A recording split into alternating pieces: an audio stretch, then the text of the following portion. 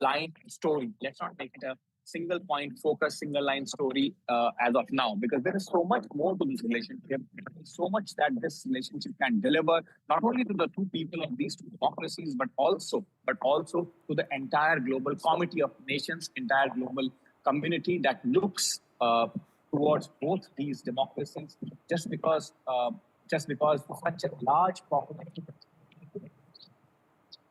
increasingly becoming a rarity in the world.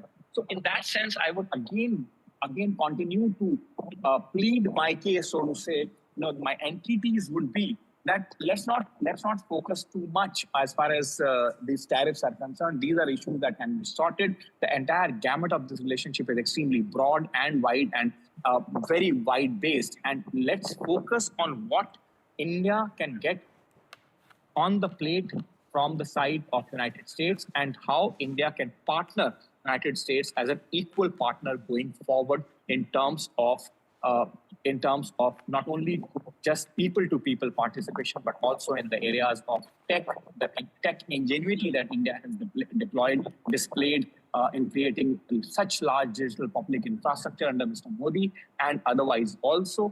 And other than that, overall betterment of human populations that need that kind of cooperation, collaboration, and civilizational change of a set of circumstances. All right, Nikunj, we'll keep coming back to you. I am being joined by Dr. Mukesh Aghi. He is the President and CEO of US-India Strategic Partnership Forum. Dr. Aghi, really appreciate your time. Minutes before this crucial meeting, there has been an announcement that has come from President Trump. But as Nikunj was pointing out, are we overemphasizing on the tariff issue? I agree with Nikunj. I think we're just latching on to one issue, which is tariff. This relationship is much, much broader and deeper. We have a partnership from a geopolitical perspective, especially in the Quad arena. We have partnership on technology, which is the ISET. They're going to rename that. Economic, $200 billion trade between the two countries. You have people-to-people, 5+ million Indian Americans. And so I think the relationship is much broader. Tariff is not just only against India, it's against the world. US is having almost $1 trillion trade deficit. They need to fix it. And they believe that nations are taking advantage of this liberal import policy. So I think it's a fair approach by Trump administration on reciprocity. Keep on exploring. If nations are going to put 5% tariff, US will put 5% tariff. So I think we should not basically get anchored down on tariff issues itself.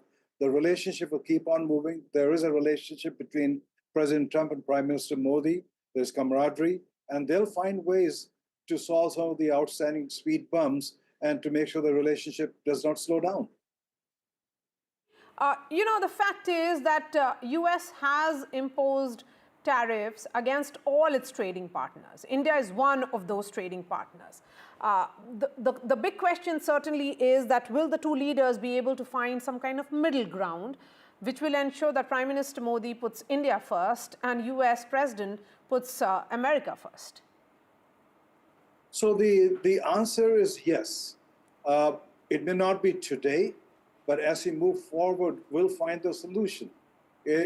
While India has the policy of Atmanirbhar Bharat and America first, and we have consistently said that you can merge the two and they can be complementary to each other, both from a manufacturing perspective, from a job creation perspective.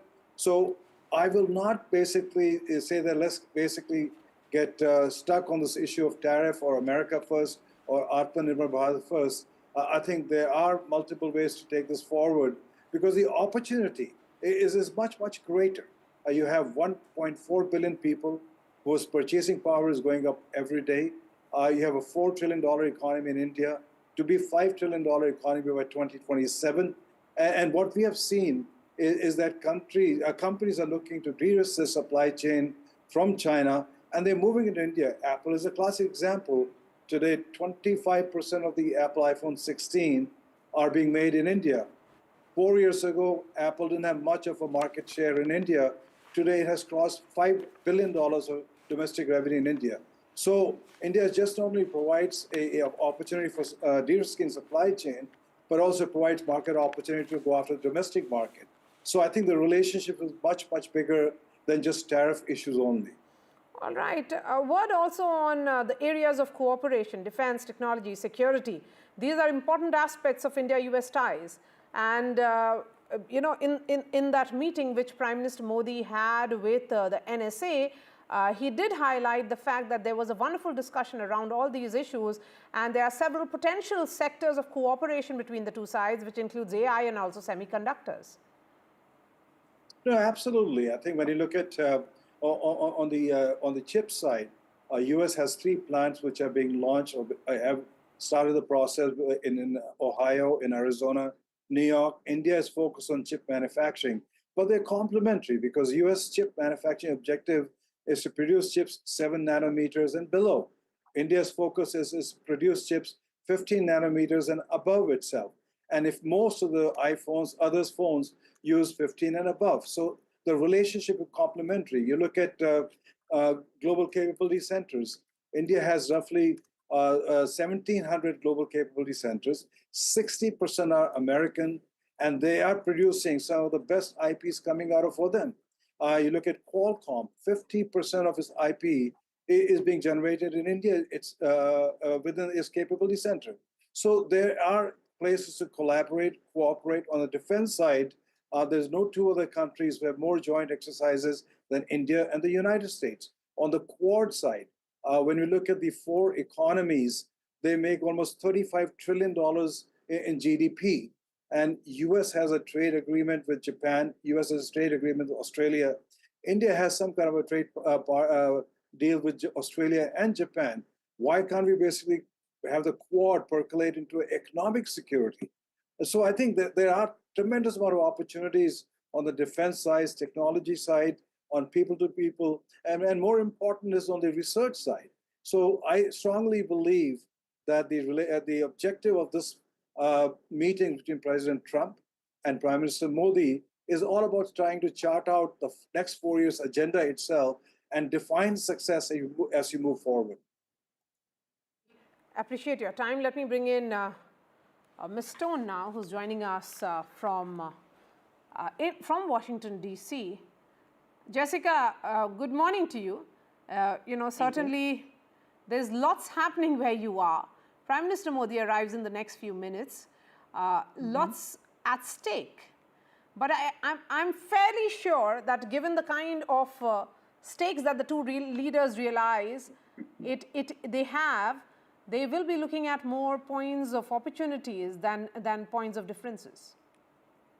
So I just want to bring you up to speed to what Trump actually signed in the Oval Office. It was, in fact, not an executive order. It was a memorandum ordering the federal government and his trade officials to launch a 6-month study of all U.S. trade relationships and make recommendations to the White House about what level of reciprocity in the tariff relationship there should be. So despite the fact that President Trump has been telegraphing and talking about reciprocal tariffs, he did not, in fact, today implement reciprocal tariffs. What he is doing is asking for a negotiation. He is essentially saying, I have launched a study and you should come to me to start negotiating away from the possibility of reciprocal tariffs as soon as possible. I suspect that will be more the nature of the conversation between President Trump and Prime Minister Modi when it comes here. So this is the on-ground reporting. We have just finally gotten the executive order, what we thought was the executive order, and the memorandum of understanding that has been sent out. I shouldn't even call it a memorandum of understanding. It is, in fact, let me go to the document,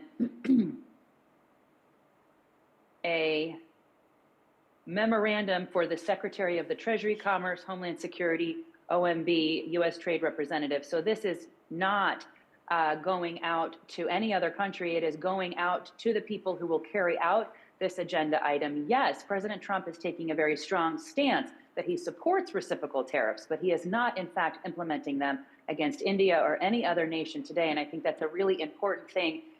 Yes, he is playing a game of negotiation. He is, as he has traditionally said, he is using tariffs as a tool, but he is not, in fact, levying those tariffs yet. He is giving people 6 months to come up with plans on how to implement reciprocal tariffs. And I suspect that that same 6 months will be used to negotiate away from reciprocal tariffs with the US and all of its trading partners. So some really big breaking news here on the ground ahead of Prime Minister Modi's visit. He is, as you said, expected to be here any minute. The honor guard behind me is all lined up to receive him. He will get a welcome just to the left of me, or I should say screen right for those of you watching.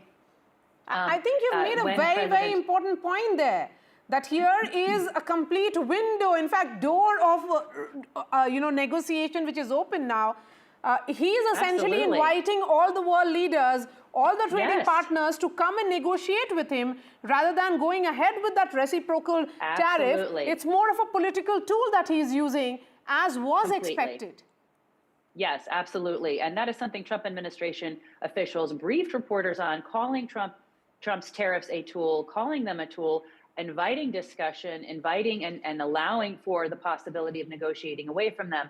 But it wasn't clear until we saw the document that what President Trump actually signed in the Oval Office today was not an executive order. It was, in fact, this memo to his trade and commerce and treasury officials and even Homeland Security officials to carry this out, to take a look, I suppose, at customs data, because that's under Homeland Security, and look at what they feel in the U.S. government is unequal and try to level the playing field through their series of proposals. So we have a much longer ramp for that negotiation than one might have thought. Prime Minister Modi essentially can start the negotiation today. Clearly, the New Delhi government has already started the negotiation well before the Trump administration took over, and they can continue that negotiation over the next several months in order to come to an agreement.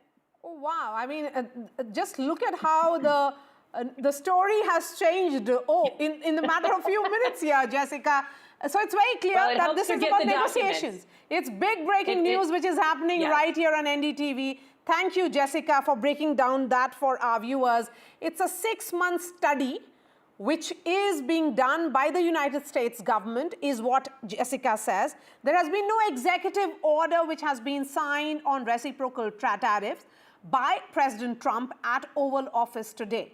This is essentially a tool which is being used by President Trump. So that is certainly a big news coming in. So in the next few days, we can see a long queue of all world leaders making a beeline to White House to ensure that they get a fair deal from Donald Trump.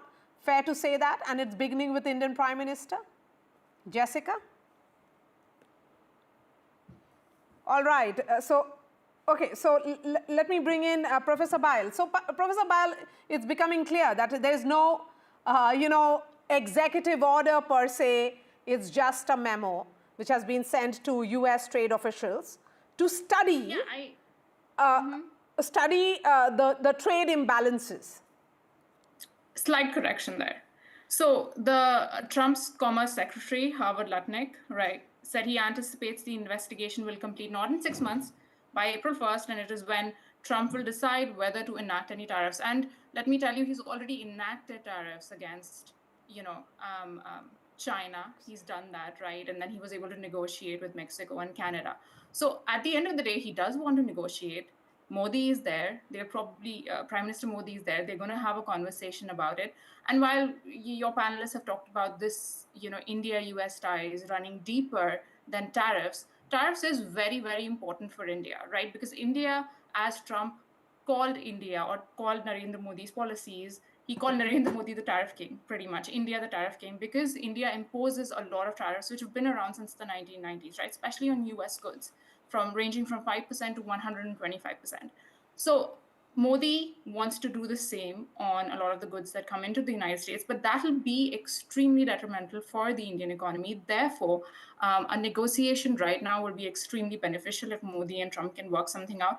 And, them working this out is big even for China, because at the end of the day, as I talked about earlier, US wants to counter China's growing presence, of course, in South Pacific region, their manufacturing capability, their industrial capability, and the transformation that has happened in China in the electric vehicles market, semiconductor industry, and also, talk about DeepSeek and artificial intelligence.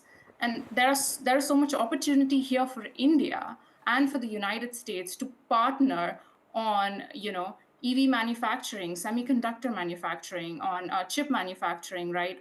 Apple products are being imported from India, right, into India. There is so much opportunity for industries, for big tech, for large language models, machine learning, all of that. We have to look at it very broadly when it comes to the India-US relationship, because we can't just talk about tariffs, goods. We have to talk about the things that it impacts, right? Technology sector, the manufacturing sector. And together, India and US can counter China's power. And that's eventually what US wants to do. That's one of Trump's campaign promises as well. Okay. So, as I said, wanted to correct there. By April 1st, Trump can determine whether or not he'll import, whether or not he will impose those tariffs. And as you said, and as your reporter Professor said, Payal, that's not exactly what has happened right now. At the Oval Office, President Trump has essentially sanctioned a study. And that study is in the form of a memorandum which has been sent to the trade officials and the officials of the Homeland Security to study trade imbalances. And thereafter, reciprocal tariff, as and when the form of that will be decided. Jonah Blank, come in now. Yes, well, this is exactly what I was saying in the first segment. I thought it would take longer than 10 minutes, but apparently not. Trump's tariffs on Canada and Mexico lasted 2 days. These have lasted 10 minutes. This is exactly what we can expect. Trump does not understand tariffs. He doesn't understand economics. He doesn't understand any issue, and he doesn't care. The negotiations are not going to be about how to get the tariffs exactly right. The United States and India and every country have trade negotiators who work on exactly these issues every day. All that's going to be happening is that Prime Minister Modi is going to try to figure out what meaningless concessions he can give to Trump that will allow Trump to trumpet this as some sort of great victory. That's exactly what the leaders of Canada and Mexico and Colombia and Panama did, and I expect that's what Prime Minister Modi will do too. If I'm wrong, have me on, I'll gladly eat my words. All right, so it's a memorandum ordering the development of a comprehensive plan for restoring fairness. That's what it means. So, a word now also from Rana before we take a short break. Here I have to depart from Dr. Blank because I don't think this is going to be a meaningless discussion or that the study is meaningless. I think it's legitimate to review and study economic policy, and I actually much prefer that to the sort of pronouncements that shake the markets and cause instability. I think this particular path has been shows a capacity to evolve from the previous approaches to the one-day tariffs with Canada and Mexico.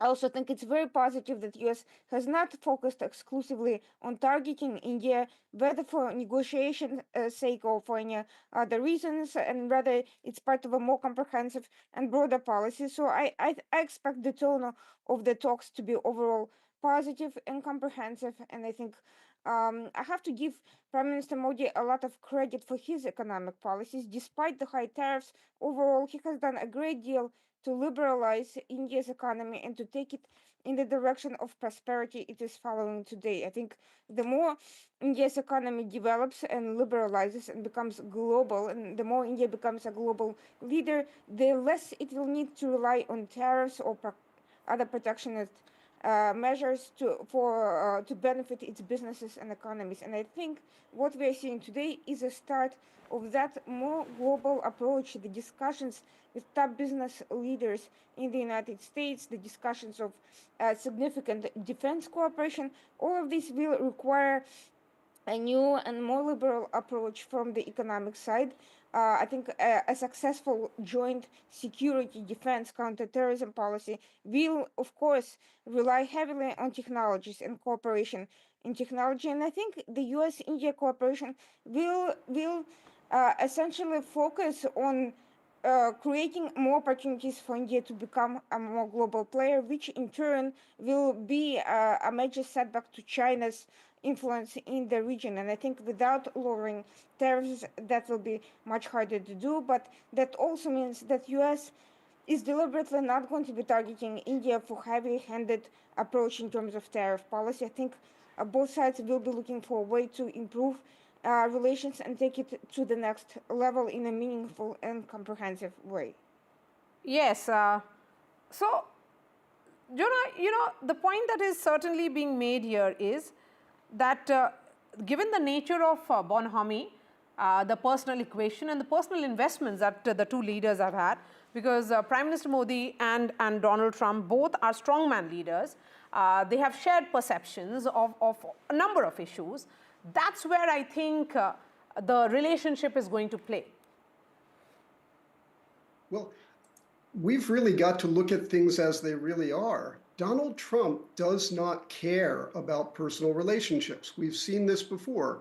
In his first term, he caused several scandals by making fun of Prime Minister Modi's accent. He caused a real problem by saying Mr. on Blank, camera, just hold on to your thoughts. Let me go straight to White House again. That's where Nikunj Garg is joining us live. Nikunj, let's talk about the two leaders here. Donald Trump, Prime Minister Modi, both strongman leaders with shared perceptions on a number of issues, from China to radical Islam, to mutual animosity, many would say, of liberal media. Well, Maria, I'll just interrupt you there for a minute. The Prime Minister his vehicle has just rolled in. So any moment now you would have those shots on your screen. The small contingent just backed by one service vehicle has rolled in, and they're on your screens. And now you can see the official entourage of the American president also walking out to receive Prime Minister Modi on the screen. That's to my left, some 100 steps, and that's where you see Prime Minister walking inside the White House. He steps in just with one aide now, vehicle drawing back.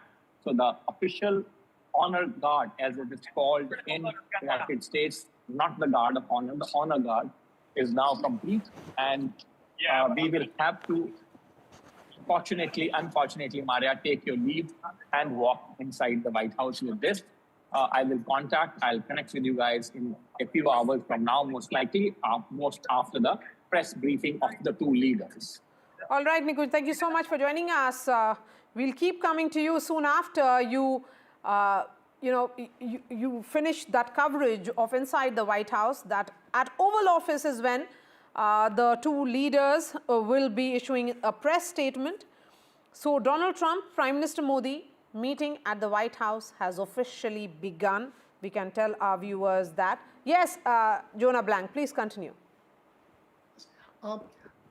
We seem to be forgetting about how in the first Trump term, after meeting with Imran Khan, Trump appeared before cameras to claim falsely that Prime Minister Modi had asked him to mediate the Kashmir dispute. As every Indian knows, that's not something that any Indian prime minister would do, and Trump had to get smacked down by that because personal relationships don't matter for him. Yes, they will have some bonhomie, but it won't matter. What will matter for Trump is solely Trump. Now, on the good side, I agree with Dr. Zuckerman that I would much rather have a kind of silly and fraudulent tariff war than a real tariff war, because a real tariff war doesn't help anybody.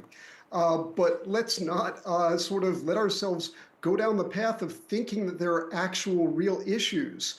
The venue for solving problems is already in place and has been used by every previous US and Indian administration. Instead, what's happening here is just Trump essentially being both the arsonist and the fireman. Yes, so Jonah Blank, let's talk about the points of convergences here and how, despite those short-term irritants, be it immigration issue or tariffs, the two leaders, who have the entire world watching, the world's oldest democracy, the world's largest democracy, they are the heads of these two, democracies. That's why we are calling this entire coverage as dialogue of democracies. They have much to talk. Yes.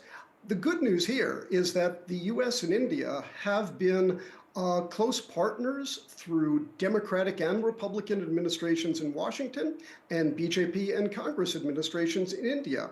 There's a firm bipartisan consensus in both countries for the relationship. So the good news is that the trend lines are there and will continue. And I've been saying the same thing actually since the early 1990s. When I was in government, I was part of implementing this across both Republican and Democratic administrations. That's the good news. The bad news is that Trump doesn't care about any of this. So we may well see some turbulence in the months and years to come. No, but a word on Donald Trump. Are we, reading too less into his personality by saying that he is purely transactional? There's more to him. Not much. I mean, he's one of the most transparent individuals on the planet. Anyone who claims they don't understand Trump has just not been paying attention. He's enormously transactional and he's enormously ego-driven. That's who he is. That if you want to understand what Trump will do in any circumstance, just think transaction and ego, and you've basically got it. All right, Jonah Blank, thank you so much. A quick break and then we return. This remains our top focus here on NDTV. A continuous coverage as Prime Minister Modi and Donald Trump's crucial bilateral meeting has begun inside the White House.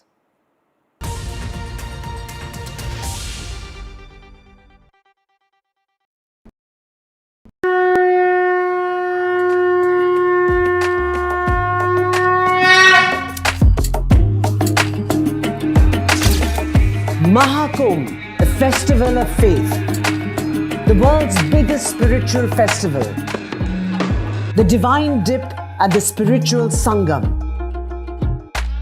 a sacred confluence of faith, culture and heritage. NDTV's mega coverage of the Mega Fest.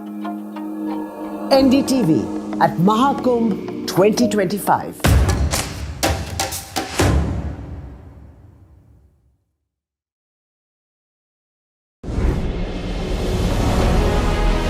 As India accelerates its growth towards self-reliance, India Inc. is leading the charge. From market dominance to manufacturing, from AI breakthroughs to disruptive innovations, India is setting the roadmap for a Viksit Bharat. Join us as business leaders, policymakers and ministers come together at the NDTV Profit Conclave 2025, the blueprint for Viksit Bharat, February 18th, 10 a.m. onwards. Tune in only on the NDTV network.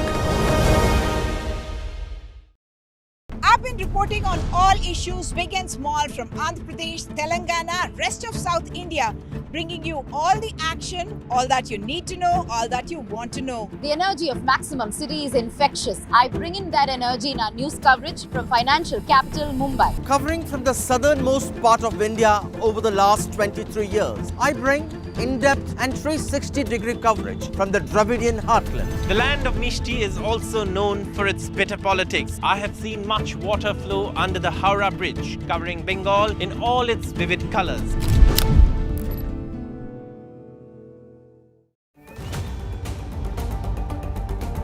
This week on India Ascends, we decode the ins and outs of the historic PM Modi President Trump meet.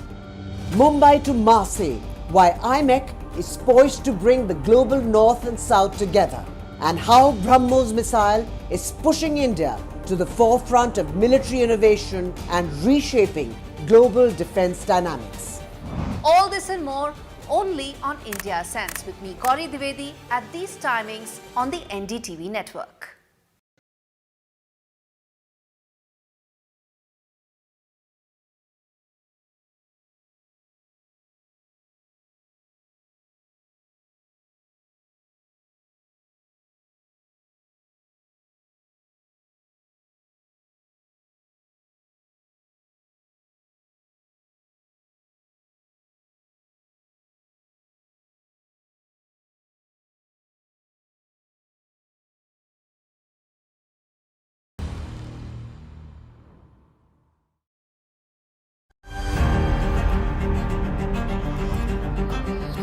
there is a growing realization across the global capitals that this is a relationship which is fast moving beyond the pale of bilateralism into truly a force for global good.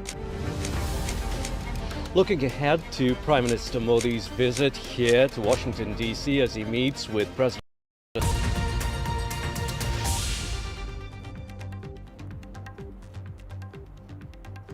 Prime Minister Modi arrives at the White House for the crucial bilateral meeting with Donald Trump after Donald Trump's tough tariff talks. From Tesla chief to NSA Roles, it has been a day of power-packed meetings of Prime Minister Modi. He makes his presence felt.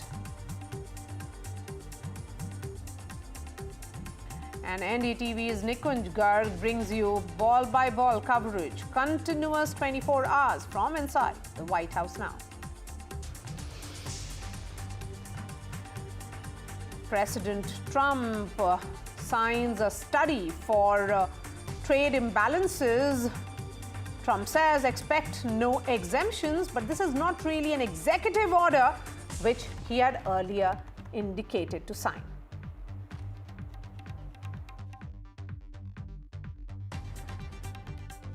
I have decided, for purposes of fairness, that I will charge a reciprocal tariff, meaning whatever countries charge the United States of America, we will charge them, no more, no less.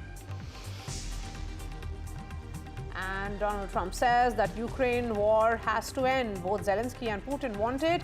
He, in fact, proposes that he would love to have Russia back in the G7.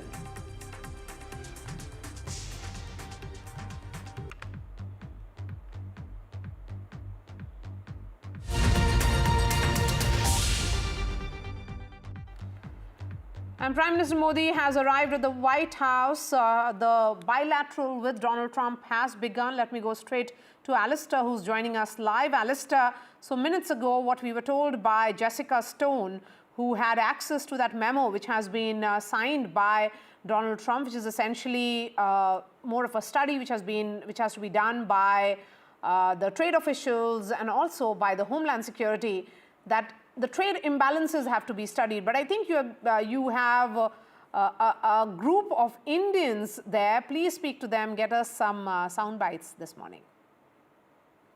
Maria, I'm going to answer that question in just a minute. There's one people that have come from all over the US. It's hard to reach the box.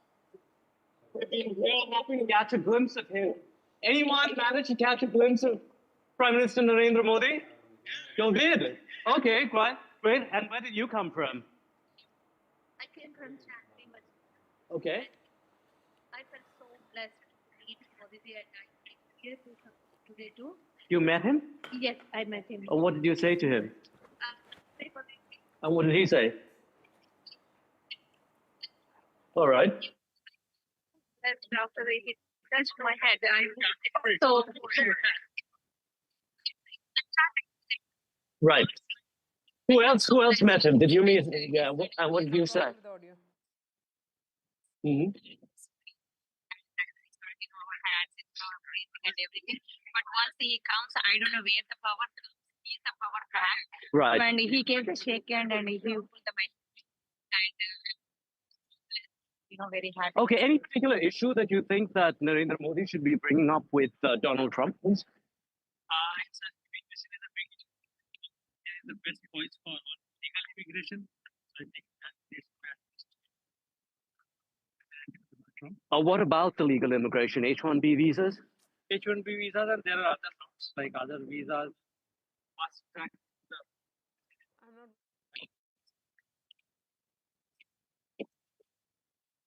I'm going to come back to you in just a bit. Till you get a better connection, we'll try and fix that line. Drumil is joining us. He is an AI, tech and data science expert. Drumil, as someone who is into AI, which meeting was of most interest to you? I can see Seema Sirohi as well, author and columnist for Economic Times, and Jake Novak, who is the political analyst with Political Analyst. Drumil, coming to you. Yep, the recent meeting between the PM Modi and Donald Trump primarily focused on trade, tariffs, and defense cooperation. So while AI is in a central topic of the discussions, the strengthening of economic and strategic ties between India and the US is kind of a future collaborations in emerging technologies, including AI. So, like both nations have shown a key interest in advancing AI, as evidenced by initiatives like US-India Initiative on Critical and Emerging Technologies, which is known as ICET, which kind of aims to enhance cooperation in areas such as quantum computing, semiconductors, and AI. And I personally believe, according to the recent AI summit, India's active participation in global AI dialogues, such as, the Paris summit hosted by PM Modi and French President Emmanuel Macron, underscores the commitment of the nations. And these efforts, combined with the deepening US-India partnership, suggest, a broader strategic alignment that would foster all advancements in AI collaboration.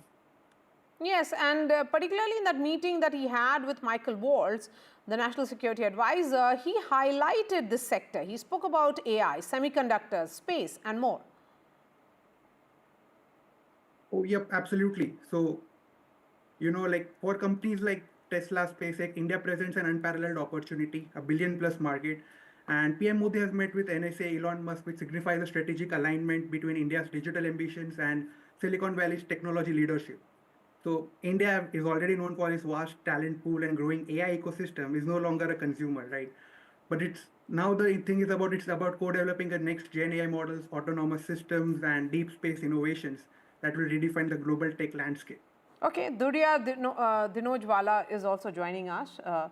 She is an immigration law expert. I'm coming to you, Ms. Sirohi. When we look at the itinerary of Prime Minister Modi, of course, this is the most important aspect of it. But before that, he had two critical players of the security apparatus of Donald Trump administration meet him. You had Tulsi Gabbard and also the National Security Advisor, followed by someone who heads the Department of Government Efficiency, and of course, Vivek Ramaswamy. It has been pretty a high-profile visit, but what do you think will be the big messaging that will come from this meeting, which is happening even as we speak? Well, it's, it has to conclude when we get the joint statement, we can say, but so far, the main focus has been on tariffs and the decision of President Trump to announce a study on reciprocal tariffs. Hours, like an hour before he was to meet the Prime Minister of India, is a kind of a signal which I'm sure the Indian side was expecting, but not in such a direct manner. So that may overshadow other things. But I think tariffs are not the only part of the relationship, and we shouldn't focus too much on that. The relationship between India and the United States is very broad-based. So the fact that he met the National Security Advisor Mike Waltz, met Tulsi Gabbard, her first meeting after being sworn in by President Trump, all those indicate that, the India-US strategic partnership, the main linchpin, of course, the main reason for convergence is China and its aggressive behavior in the Indo-Pacific and beyond. So we have to, and the cooperation in technology, in space, in whichever domain you look at, the two countries are working together. But the emphasis on tariffs has kind of, I would say, undermined the understanding for the public that how important the relationship is, and the US side emphasized that this morning in a briefing by senior administration officials. Are you of that opinion then, Ms. Sirohi, that there has been an overemphasis on this, that there are several aspects of this relationship that tends to be undermined because we are overplaying the issue of tariffs? Well, I think so, because, problematic issues can be siloed. Just like under the Biden administration, you saw the indictments and the alleged assassination plot, etc., were not allowed to undermine the larger, broader relationship. I think in the same way, progress will be made on other issues. And that's why I say it's important to wait for the joint statement. The fact that the Indian side announced that there will be a joint statement means one thing, that they've been working on it for a while. And things have been agreed to, and which will show progress in all of the main areas, mainly technology, defense cooperation, energy. So that's the way I look at it. I know I might be in a minority situation here. Seema Siroi, I tend to agree with every observation that you have made here. So not really a minority on that count. But Jake Novak, come in now about the irritants. Let's look at the areas of challenges, particularly to do with humans, in the sense that people-to-people equations, that has been impacted particularly with the deportation. The illegal migrants, the way that they were handcuffed and then deported, Indian side did register their view that there has to be a humane deportation. Go ahead with deportation, because if they are illegal immigrants, but why handcuff them? Why chain them? Well, the answer to that question immediately is people need to know internationally that the people who are being deported now, the people who are being arrested now, are not just people who are here in this country illegally. I'm talking to you from the United States right now. They are the worst of the worst. These are people who have criminal records both in their home countries and here for violent crimes. That is the priority right now. They're not the only people being deported, but they are the overwhelming majority of them. And so this is a very serious situation. The people who are now standing up and trying to stop these deportations now are being very unwise, because these are very unpopular people in this country by far. And I can't think of more than, I don't think that any of them, for example, are Indian or Pakistani or people like that, maybe one or two. But in general, that isn't the group that's being going after. These are Central American, South American gang members, drug traffickers, child sex traffickers, and the like. So, look, that doesn't mean you can brutalize a prisoner. You're never allowed to do that. But to put them in handcuffs, to put them in serious security prisons, that is justified. So that's one thing. But look, I think Prime Minister Modi and Donald Trump see eye to eye on that. And I think the most important part of everything we should not ignore the elephant in the room, which is this is very early in President Trump's second term, and he's making sure to invite Prime Minister Modi to be basically the first massively large country world ruler to come visit him. There have been other foreign leaders who have seen President Trump, but they've been mostly Israel and Middle East, smaller countries. This is a very, very big shot in the arm for the Indian-American partnership that's so early in this term. President Trump has made sure that he has this visit with Prime Minister Modi. And that should, by the way, send a very strong message to China mostly, but also to Russia, that the United States is exploring all of its options. And the friendship we should have had with India, this level of friendship, we should have had this friendship with India a long time ago. I blame Democrat presidents Obama and Biden for not making us that not accentuating that friendship as much as they should. So that's really the headline today, I think, for everyone around the world. Okay, so and the fact is that Prime Minister Modi is the only fourth leader who has been accorded that welcome in many ways by Washington, D.C. He is following the Israeli and Japanese premiers, and also, Jordan's King Abdullah. So the emphasis on strong bipartisan equations cannot be missed. But delve a little more on Mr. Novak, because you're saying that this is a shot in the arm on the Indian side if they have managed a meeting of this nature within less than a month of Donald Trump's second presidency. Do you think China in particular will be watching this? Oh, I think they're watching it very closely, and they should be nervous, because the United States understands that the leadership that India has had now for quite some time. I mean, Prime Minister Modi is not a fly-by-night leader. He's been there for more than a decade. That's very important. And by the way, it is my strong belief that the world's turn to a more populist, common sense leadership throughout the world probably began with the election of Prime Minister Modi, not with Donald Trump. I think Donald Trump was the beginning of that here in the United States. But I think that there is a move towards more common sense. I wouldn't call it conservative. I would call it common sense leadership. I think that began with Modi's election. And it eventually got here to the United States, only 2 years later, which is pretty impressive turnaround. But yes, this is definitely a message to China. I think there are a lot of nations around the world, the United States, Israel, a few other countries that are really looking to India and have been for some time as an alternative to having to rely on China, as an alternative to being afraid of China. And we must get that partnership more solidified. And I think we took a turn away from it under President Biden. I don't know what President Biden was cultivating in this world at all, frankly. I don't think he was really doing much for America's presence overseas and friendships overseas with our important allies. But now that President Trump is back in office, you don't have to like President Trump. You don't have to be a conservative. But you do have to be a decent and common sense person to understand that we must enhance our relationship with India. It's our only option in that general region of the world. We have no other option. We're already friendly with Japan, but Japan is a shrinking country, and it's an important ally. But imagine the combination of the United States, India, Japan, and a few of our other allies there to really stand strong against what China's doing. This is essential, and it's a shame we took 4 years off from this relationship, but we're getting it back on now. Okay.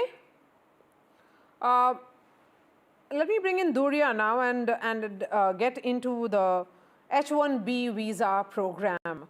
MAGA camps certainly have talked about curtailing it. Donald Trump has to address his domestic constituency as well. But clampdown of this nature, do you think really they can talk much about it? Or in fact, let's play those visuals full frame now, because those visuals have started coming in from inside the Oval Office, where the first set of visuals are coming in of Prime Minister Modi and US President Donald Trump. They are there. There is a huge media contingent which is there from all across the world, given the nature of curiosity which is there between the two sides. But yes, Durya, go ahead. Let's talk about H-1B visa quota that India has. India, of course, is the key beneficiary of this program. But both Donald Trump and DOGE chief Elon Musk have emphasized on the fact that it is about merit, and Indians do have that merit and the advantage of merit. So good evening to your viewers. Yes, Durya, go ahead. Yes, so I'm located in Ohio, and as far as I can see, I do H-1B visas. I do not see any changes in the H-1B visa program. It is very much a legal program, and in fact, the H-1B lottery registration will begin next month in March of 2025. And the rules and regulations pretty much remain the same. So I'm kind of glad that there have been no changes to the H-1B visa program.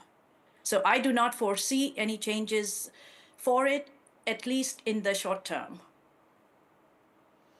Okay, and do you think that's one of the issues that could come up today?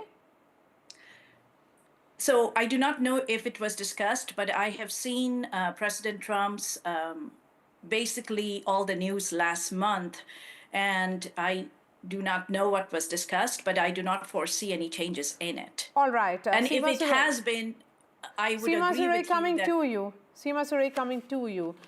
We are looking at those visuals from inside the Oval Office, where President Trump and Prime Minister Modi are sitting next to each other. This is an important meeting. The two leaders have much in common, much views in common. There has been a great degree of bonhomie on display. Prime Minister Modi's diplomacy, Seema Suray, has been very personality driven, which has been driven by his personal equations with the world leaders. And we have seen how negotiations happen best when it is driven by that personal bonhomie.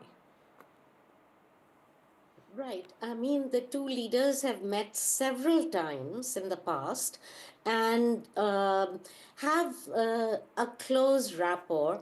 and they have kind of a personal relationship. President Trump has never criticized the Prime Minister, even though he has criticized India's tariff regime. So that's very interesting. You know, sometimes he criticizes people, calls them names and things. He did that, especially with European leaders the last time around.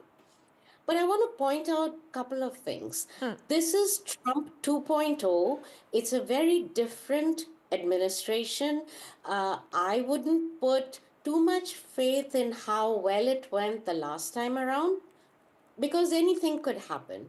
This time, President Trump needs certain goals to be met that he has promised his base, and he's going about it in a very determined manner. His cabinet is all on the same page, unlike the last time.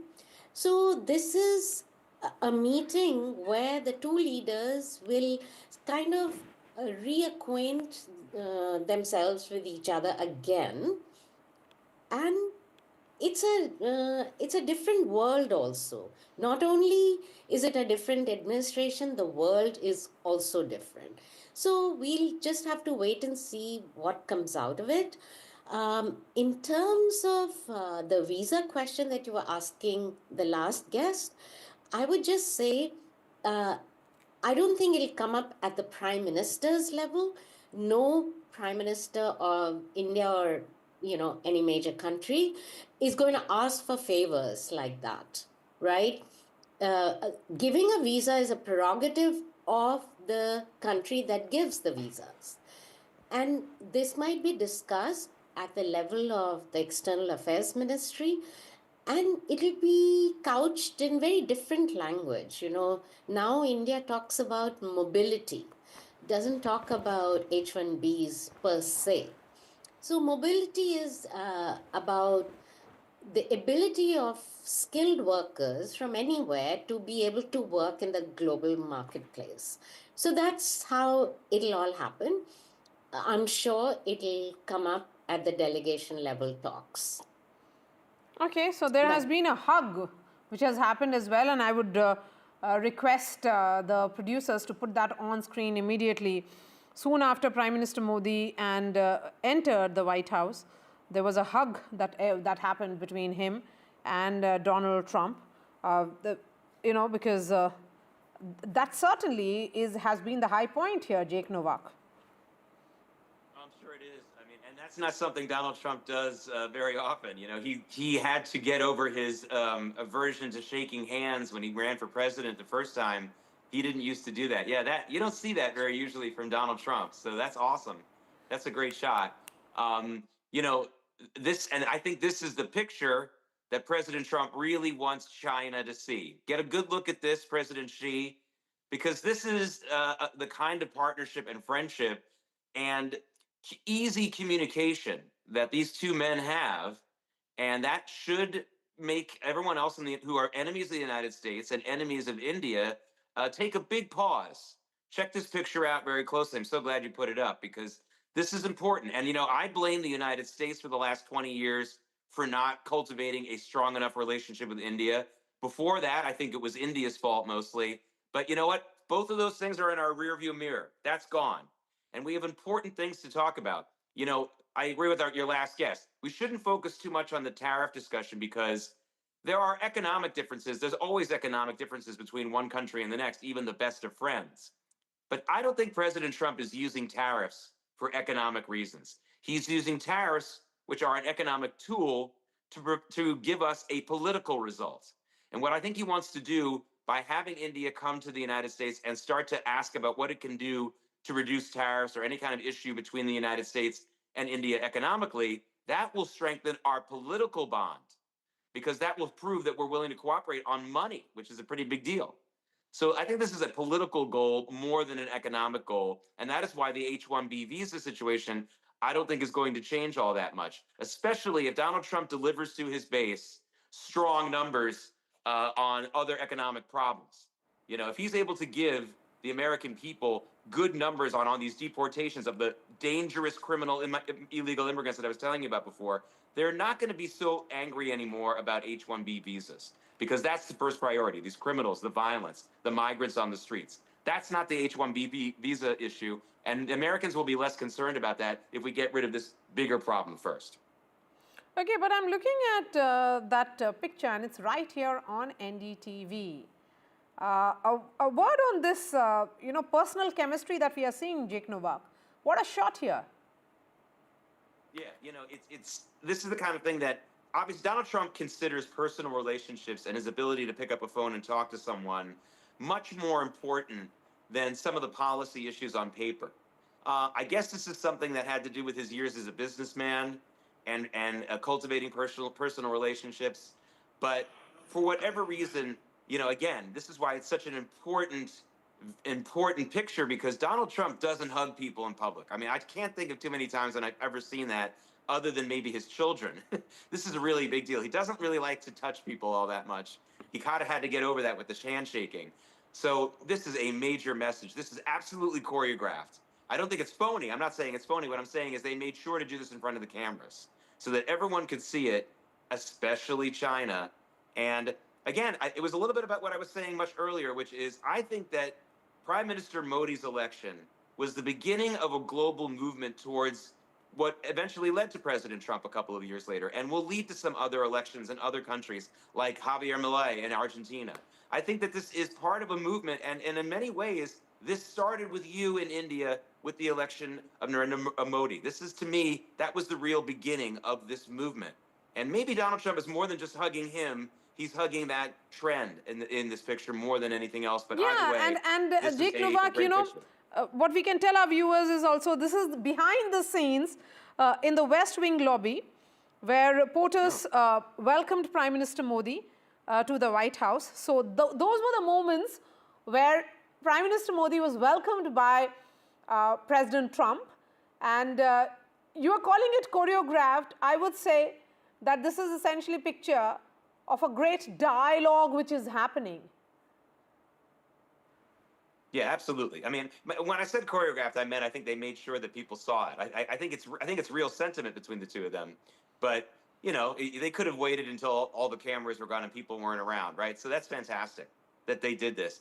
But look, you have a situation now where we are facing a completely different world than even just 3 years ago or 4 years ago. This is like, it's not just that Trump is different from what he was in 2016. The world is different. We've changed on many different levels. The masks are off. We've had major terrorist attacks in this country in the United States. We didn't have that in this country. After 2001, we didn't have a rash of terrorist attacks in this country for a long time. We're having that again. We're dealing with major inflation in this country, which is the very, very dangerous trend. People are spending $8 in US to buy a carton of eggs when we're used to paying sometimes less than $2 just not that long ago.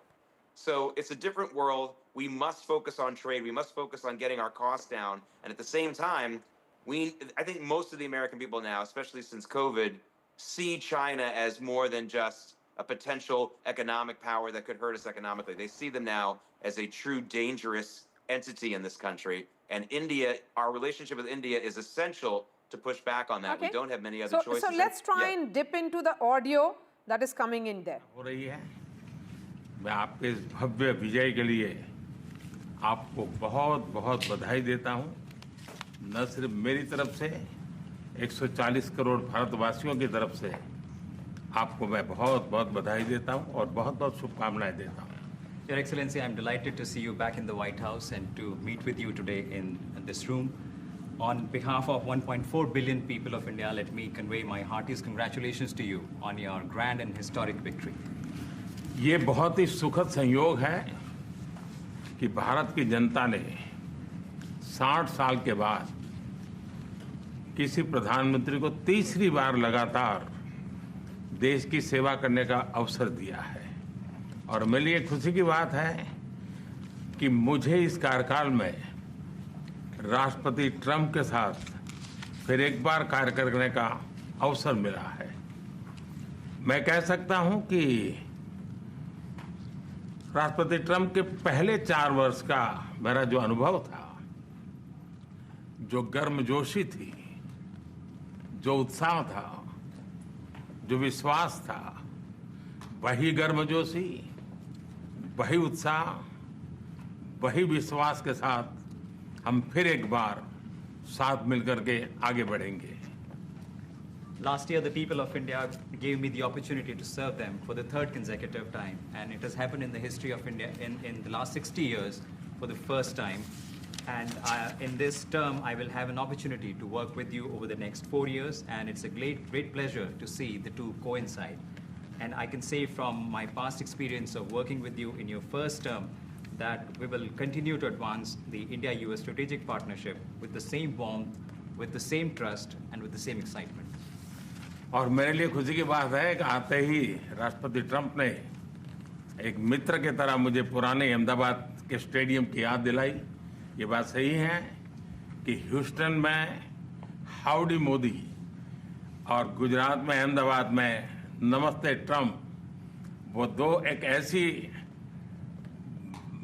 बहुत बड़े विशाल कार्यक्रम रहे जिसकी गूंज आज भी भारत के हर कोने में सुनाई दे रही है। I'm happy that as soon as I entered this room, my friend reminded me of Ahmedabad and the cricket stadium where we held the big rally, and the events that we did, the mega events that we did in Ahmedabad, Namaste Trump, or the Howdy Modi in Houston. We had conveyed a very strong message of our friendship through those events, and the resounding echo of those events can be heard even today in India and the world. Bharat America संबंधों को प्रगाढ़ बनाने में, उसको एक नई ऊंचाई देने में और व्यापकता देने में राष्ट्रपति ट्रंप की पहली टर्म की बहुत बड़ी भूमिका रही है, और मुझे विश्वास है कि दूसरे टर्म में भी हम उसी गति से आगे बढ़ेंगे। Excellency, you made immense personal contribution towards strengthening of our relations, towards making them more comprehensive, and in attaining unprecedented heights in our relationship. And I firmly believe that in your second term, we will work with even more speed. और मैं जैसे भारत के नागरिकों को वादा किया है कि मैं तीसरे टर्म में 3 गुना गति से काम करूंगा, और मुझे विश्वास है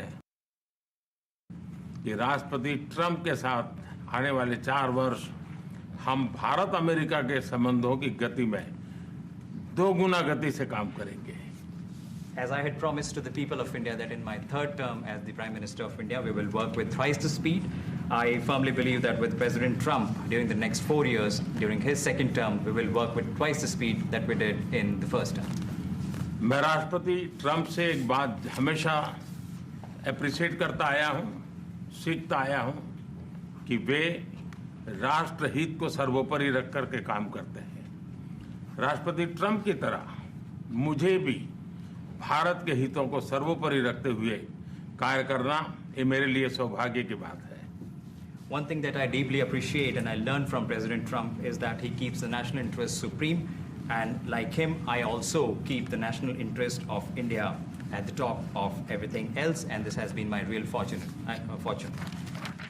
राष्ट्रपति ट्रंप की जब भी बात आती है तब मेक अमेरिका ग्रेट अगेन हर किसी को याद आता है, हर किसी को उससे प्रेरणा मिलती है। वैसे ही भारत में विकसित भारत 2047, जब भारत की आज़ादी के 100 साल होंगे, तब तक भारत को विकसित बनाने के उसको आज नई गति मिल रही है, नई ऊर्जा मिल रही है। President Donald Trump and Make America Great Again are inseparable. Whenever we talk about President Trump, one has to talk about Make America Great Again. Similarly, that vision inspires everybody. Similarly, in India, we have the resolve of 1.4 billion people of India that by the time India reaches the 100th anniversary of its independence, we will make our country a developed country by 2047. And this is getting new speed and new resolve. America विश्व का सबसे पुराना लोकतंत्र, भारत विशाल लोकतंत्र, और इसलिए हम दोनों का मिलने का मतलब 1+1 2 नहीं, 1 और 1 11 होता है, और ये 11 की तख्ती, वो ताकत विश्व के कल्याण के भी काम आएगी। US is the world's oldest democracy, and India is the world's largest democracy. So when India and the US come together, they make 1+1 11 and not 2. And this is the power of 11 that is going to work for the welfare of the humanity. मैं राष्ट्रपति Trump का, मेरे एक अच्छे मित्र का हृदय से आभार व्यक्त करता हूं कि हम फिर से एक बार प्रगति की राह पर नई ऊंचाइयों को छूने के लिए चल पड़ेंगे। I once again thank my friend President Trump, and we together resolve that we will together march towards progress and towards prosperity for our nations. Thank you. Thank you. Thank you very much. And he's doing a great job in India. Everybody talks about it. He's doing a really fantastic job. A great leader. Great leader. Modi ji बहुत अच्छा काम कर रहे हैं भारत में, और हर कोई इसकी बात कर रहे हैं कि वे बहुत बड़े नेता हैं, बहुत महान नेता हैं। मैं आपका बहुत आभारी हूं आपके इन शब्दों के लिए, और मुझे विश्वास है कि भारत का हर नागरिक आपकी इस भावना का आदर करता है। I thank you for your warm words, Mr. President, and I firmly believe that every person in India respects your sentiments. Thank you. Thank you very Thank much. you. Thanks a lot. Any questions, please? Yes, President. You are both very popular leaders in your respective countries. You've spoken about a common sense diplomatic doctrine. So what's a Trump-Modi doctrine that we should expect from the meetings आप दोनों ही बहुत popular leaders make हैं। our words better and safer? Well, I think more than anything else will be the unity. We have great unity. We have great friendship, he and I and our countries. And I think it's only going to get closer. But it's very important that we remain united as countries. We're friends, and we're going to stay that way.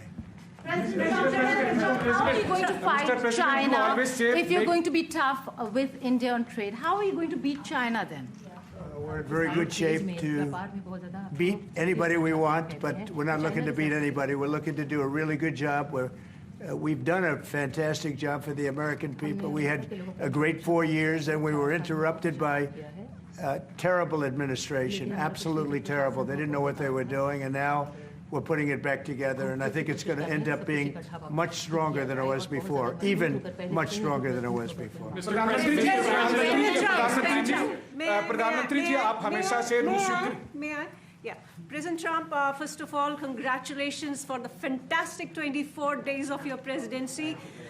Historic and unprecedented decisions that you made, transformational reforms. I'm particularly impressed by the expose on USAID.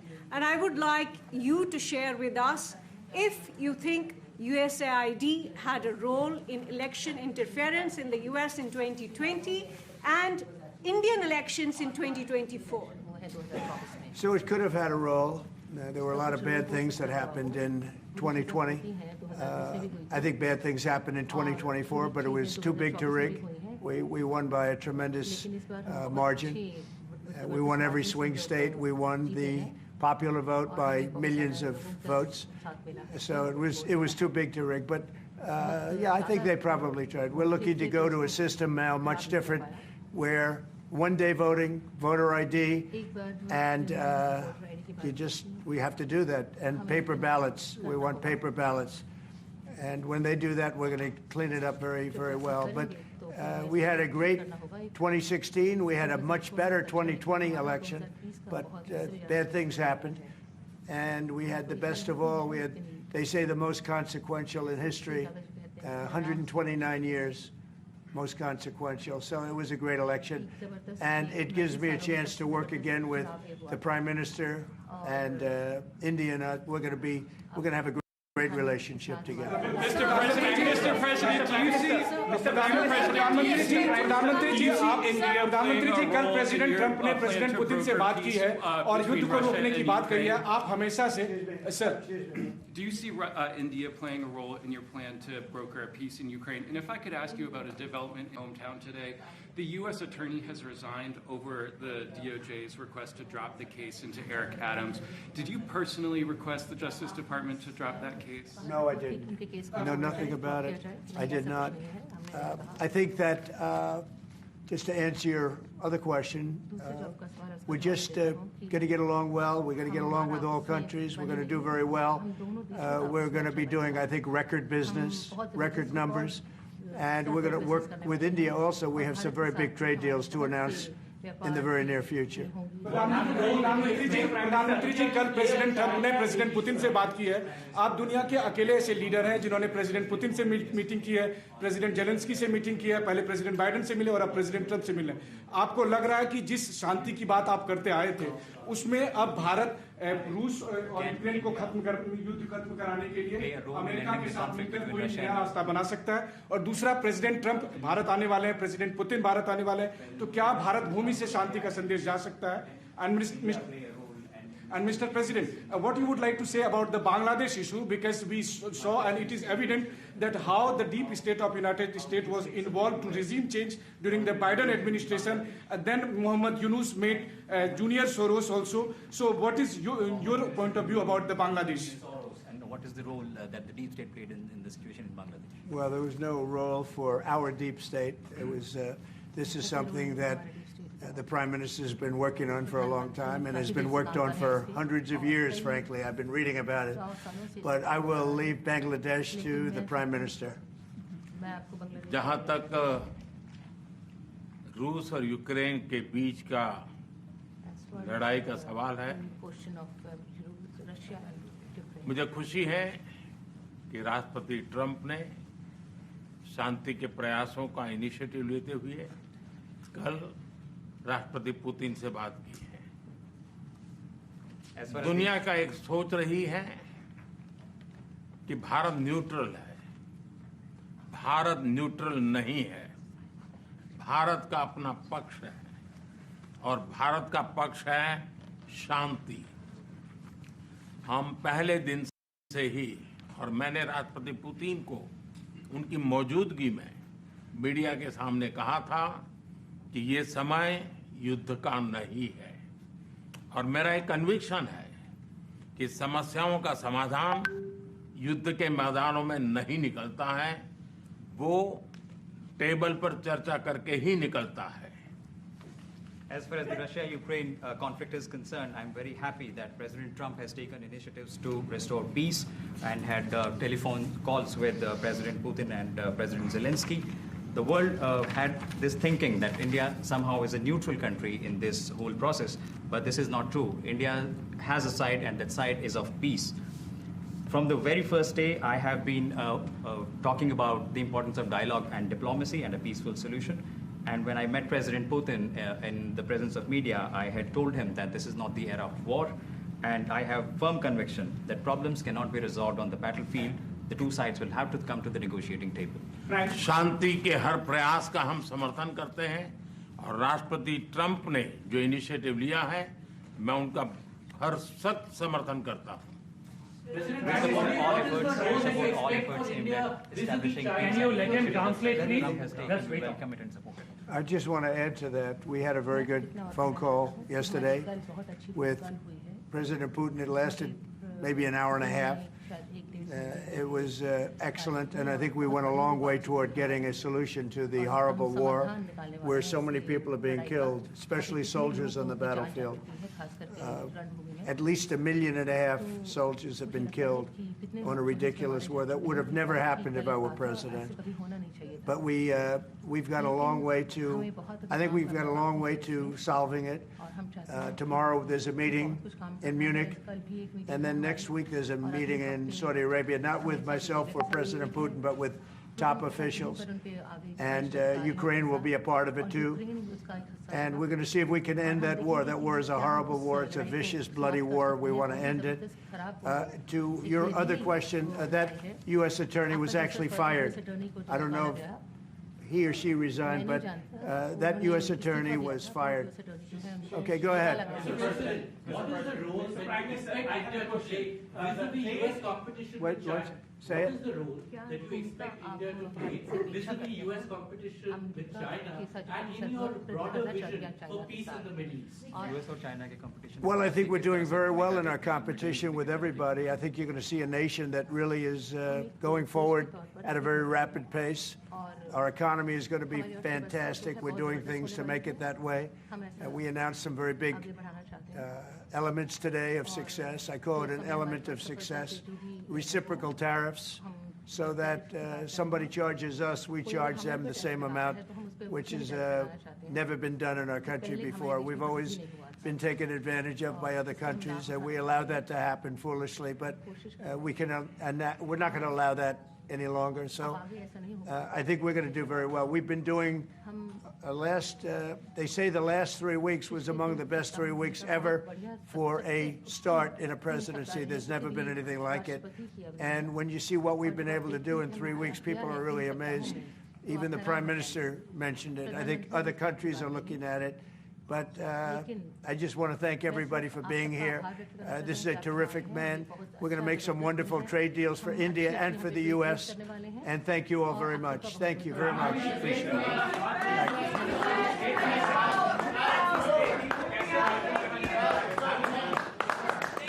Thank you, everybody.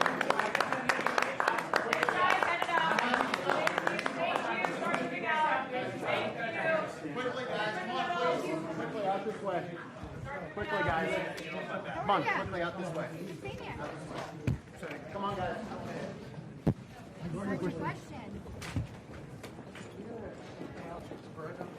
Mr. Modi, they're reiterating that this is not an era of war message. Mr. Modi said that we are not neutral in the war which is happening between Russia and Ukraine. We are on the side of the peace. He went on to say that he's happy that President Trump has initiated peace efforts, and Donald Trump said, we'll do record business deals with India. I think that certainly is one of the key takeaways of this briefing which happened at the White House just a few minutes ago.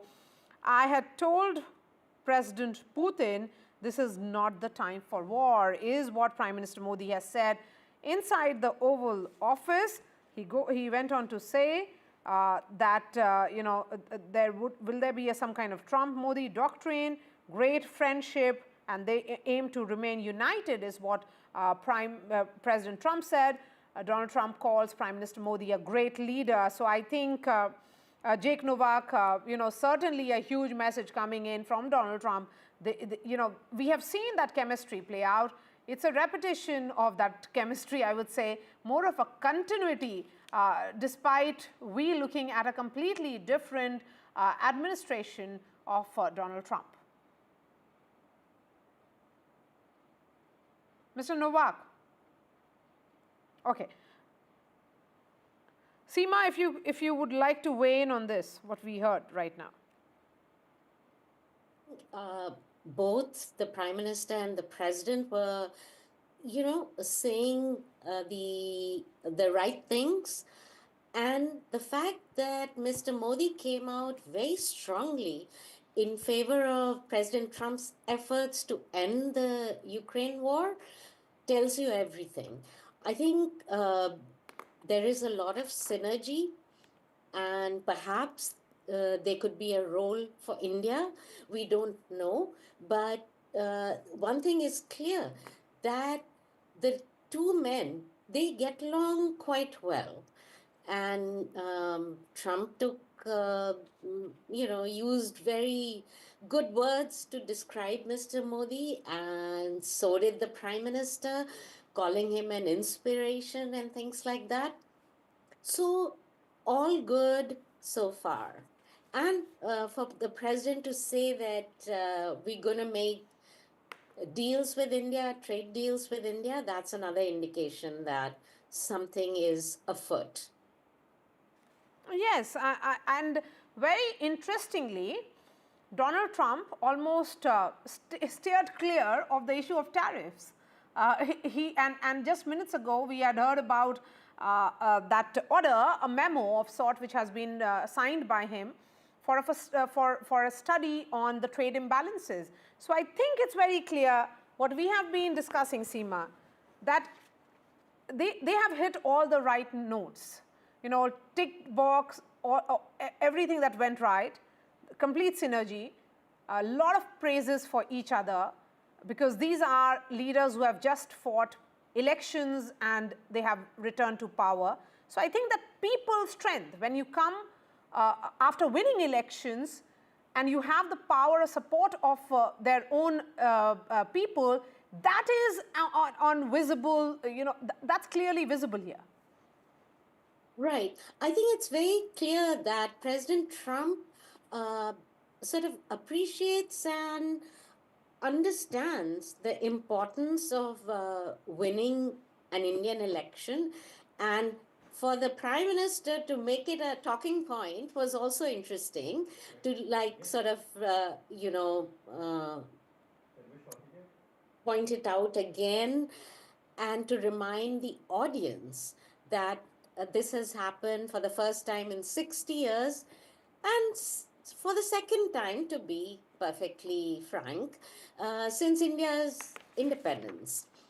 But he very cleverly used the number of years as 60. But there's one thing I want to point out about tariffs and trades and things like that. On January 20th, when Trump assumed office, there was a America First memo, executive order that was issued, which directed the Secretary of Commerce, Secretary of State, and I think also the Treasury Secretary to study trade issues and to find out who is doing what, which country is doing what. They are to submit a report by April 1. Now, today's order or memo also gives a little bit of time. I think this is all very significant. This is a negotiating tactic. I'm now pretty sure of that. So to make it a point, the day the Prime Minister is here, and to emphasize it, to make that point again 1 hour before he is to meet the Prime Minister, is all a tactic. And sure enough, the Indian side and other countries have responded to this tactic. The Mexican president agreed, in order to delay tariffs on her country, she agreed to put 10,000 troops on the southern border to stop illegal migration and to stop the flows of fentanyl. So this is all so far working quite well for Mr. Trump. This is not to say that India shouldn't lower its tariffs, because in some cases they are quite high. They need to be rationalized, and but somehow, you know, India has taken a very long time to even accept the idea. Yes, and Seema, you know, I tend to agree with your analysis completely. The emphasis which both the leaders have paid, particularly on ending the war.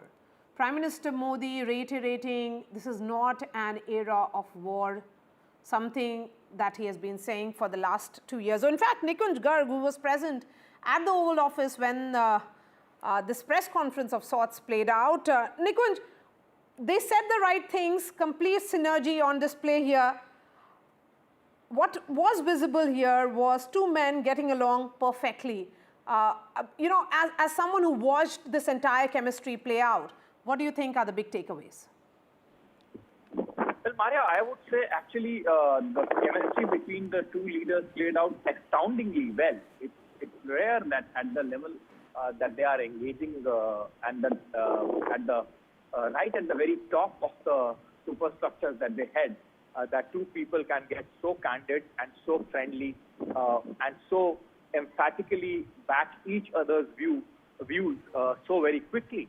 Remember, this is just the beginning of the Trump 2.0, and he himself said that, you know, in the last 4 years that I was out of office, I learned how not to do a lot of things in my life.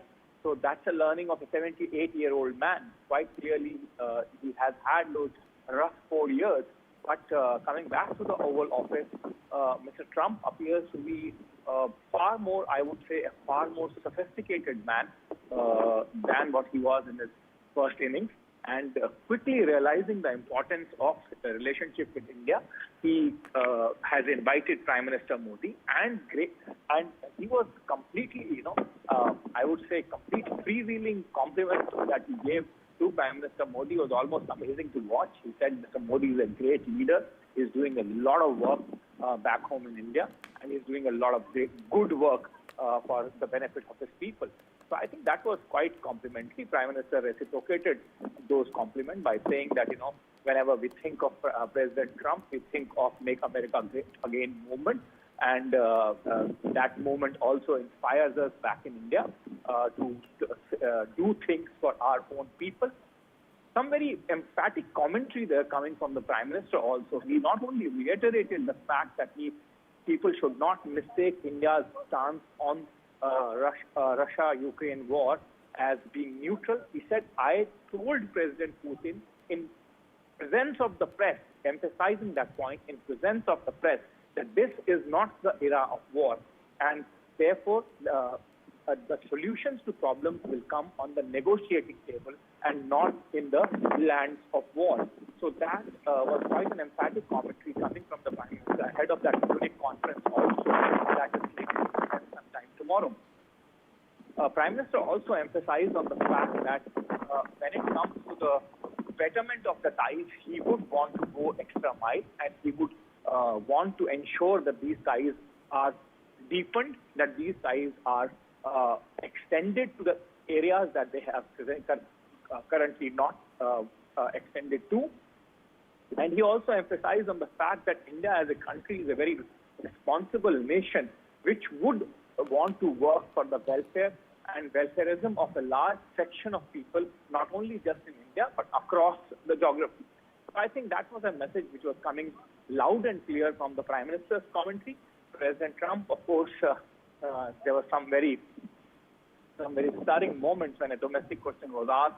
Again, going back to his familiar ways, said that attorney was fired and he didn't resign. I don't know who gave you the information that he or she resigned. So apart from that moments of domestic unease, or so to say, he was quite characteristically emphatic, I must say, in the comments that he made, and made it very clear. On interesting two questions on Bangladesh and China also taken Maya there. On China, he said that we are not working against any country.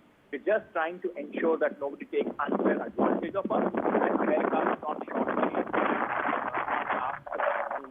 We have done some great work as far as ensuring a fair treatment to the American interest is concerned.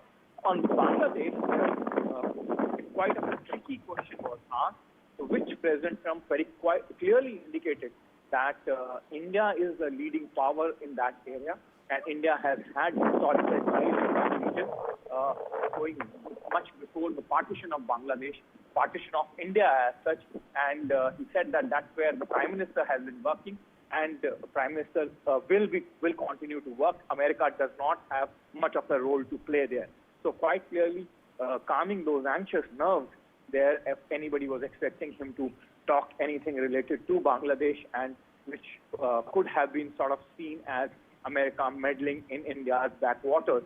So I think, quite very emphatic, very categorical, very friendly and very warm comments coming from both the leaders. If you watch it closely, to see two leaders, as I said, of two great powers working so closely. Prime Minister did mention about the strength of the democracies, about the oldest democracy in United States of America and the largest or the biggest democracy, India. And he did say that in relations of these countries lie the larger good of the world. So I would say that overall, a very positive sentiment emerging out of that press conference, and overall a very positive commentary coming out from both the leaders as far as not only bilateral relations, but multilateral facets of this relationship is concerned. And Nikunj, very interestingly, both leaders highlighted their electoral successes. The victories that they have had just a few months ago. Prime Minister Modi talking about he returning to power. I mean, third term, never before it has happened in Indian history in 60 years. And Donald Trump also talking about his success, the popular vote that he has polled. And that's what the democracies are all about, Maria, aren't they? I mean, the fact remains that democratically elected leaders get their biggest adrenaline rush from the votes that they are able to secure, particularly when it is about multiple terms. It's not just about the first term. In case of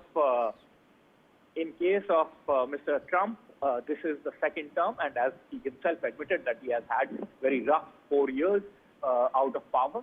In case of Mr. Modi, it's quite historic in any case, and Prime Minister emphasized on that fact that, in the last 60 years, no Prime Minister has been devoted to power third term, and that too with a convincing and absolutely safe and secure mandate. So democratically elected leaders do take a great amount of pride in that fact, and therefore there's nothing surprising, I would say, there. But nonetheless, they did mention that part, and you've made a very quite an observation about the democracies being at play or being at work there, as far as in their own minds and in their own construct of public perception goes. Because remember, they know that the remarks are being broadcast across the globe, and whatever each word that they utter here, each word that they mention here would be dissected very, very closely, and meanings drawn out of those words. So quite clearly, conscious of that fact, both of them did not let the opportunity go to emphasize the fact that they have huge, massive, popular mandates behind them, despite this not being their first term and each having multiple terms in office by now. Nikunj, a word now, what happens next? So this played out in full public view in the presence of the entire media, which had lots to ask to both the leaders, and we have a rather interesting visual coming in. President Donald Trump standing behind Prime Minister Modi and helping him move his chair a bit. So in terms of chemistry, also the chemistry, the ambience, everything seems to be working just perfectly. Yeah. Well, Maria, if my audio is clear to you, the fact that the entire delegation on both sides were present there during the entire press interaction also is indication of the fact that they are carrying on from their business as usual, in the sense that as what is required to be done ahead now from here on at the delegation level will be done. And obviously the press corps was there right at the beginning of the interaction. Both leaders made out their statement. Prime Minister made quite an elaborate statement about his interactions in the past with President Trump. And then they took a whole host of questions from the press corps. Both the Prime Minister and the President answered those questions. Now, of course, the important part, the trying to ensure that the real business talk will go on as is required and as the dimensions of this relationship, the depth of this relationship demand. So that part has begun, and I think there's an allotted hour, but as is the case with most of the situations and things, may not get closed by the appointed hour for this delegation level talk. After that, they address the press once more in a larger pool this time. Other than the Oval Office, their address would also now be in the White House public press conference area, where both the leaders will emerge and try to answer the questions on talks that have happened thus far. Maria? So much for joining us. Let's play that conversation out for our viewers again. Prime Minister Modi and Donald Trump, what did they say? They complimented each other. They, hailed India-US ties and spoke about great things about each other. Let's listen in. Excellency, मैं सबसे पहले तो फिर एक बार आपको यहाँ पर देख करके और आपको यहाँ पर मिल करके बहुत प्रसन्नता हो रही है। मैं आपके इस भव्य विजय के लिए आपको बहुत बहुत बधाई देता हूँ। न सिर्फ मेरी तरफ से 140 करोड़ भारतवासियों की तरफ से आपको मैं बहुत बहुत बधाई देता हूं और बहुत बहुत शुभकामनाएं देता हूं। ये बहुत ही सुखद संयोग है कि भारत की जनता ने 60 साल के बाद किसी प्रधानमंत्री को तीसरी बार लगातार देश की सेवा करने का अवसर दिया है और मेरे लिए खुशी की बात है कि मुझे इस कार्यकाल में राष्ट्रपति ट्रंप के साथ फिर एक बार कार्य करने का अवसर मिला है। मैं कह सकता हूं कि राष्ट्रपति ट्रंप के पहले 4 वर्ष का मेरा जो अनुभव था, जो गर्मजोशी थी, जो उत्साह था, जो विश्वास था, वही गर्मजोशी, वही उत्साह, वही विश्वास के साथ हम फिर एक बार साथ मिलकर के आगे बढ़ेंगे। और मेरे लिए खुशी की बात है कि आते ही राष्ट्रपति ट्रंप ने एक मित्र की तरह मुझे पुराने अहमदाबाद के स्टेडियम की याद दिलाई। ये बात सही है कि ह्यूस्टन में हाउडी मोदी और गुजरात में अहमदाबाद में नमस्ते ट्रंप, वो दो एक ऐसी बहुत बड़े विशाल कार्यक्रम रहे जिसकी गूंज आज भी भारत के हर कोने में सुनाई दे रही है। भारत अमेरिका संबंधों को प्रगाढ़ बनाने में, उसको एक नई ऊंचाई देने में और व्यापकता देने में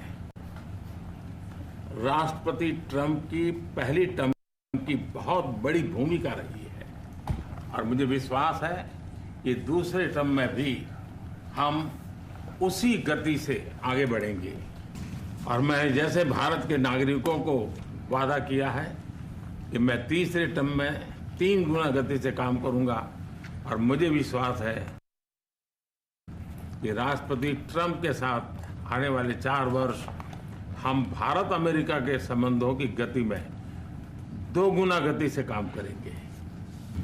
मैं राष्ट्रपति ट्रंप से एक बात हमेशा अप्रिशिएट करता आया हूं, सीखता आया हूं कि वे राष्ट्रहित को सर्वोपरि रख करके काम करते हैं। राष्ट्रपति ट्रंप की तरह मुझे भी भारत के हितों को सर्वोपरि रखते हुए कार्य करना ये मेरे लिए सौभाग्य की बात है। राष्ट्रपति ट्रंप की जब भी बात आती है तब मेक अमेरिका ग्रेट अगेन हर किसी को याद आता है, हर किसी को उससे प्रेरणा मिलती है।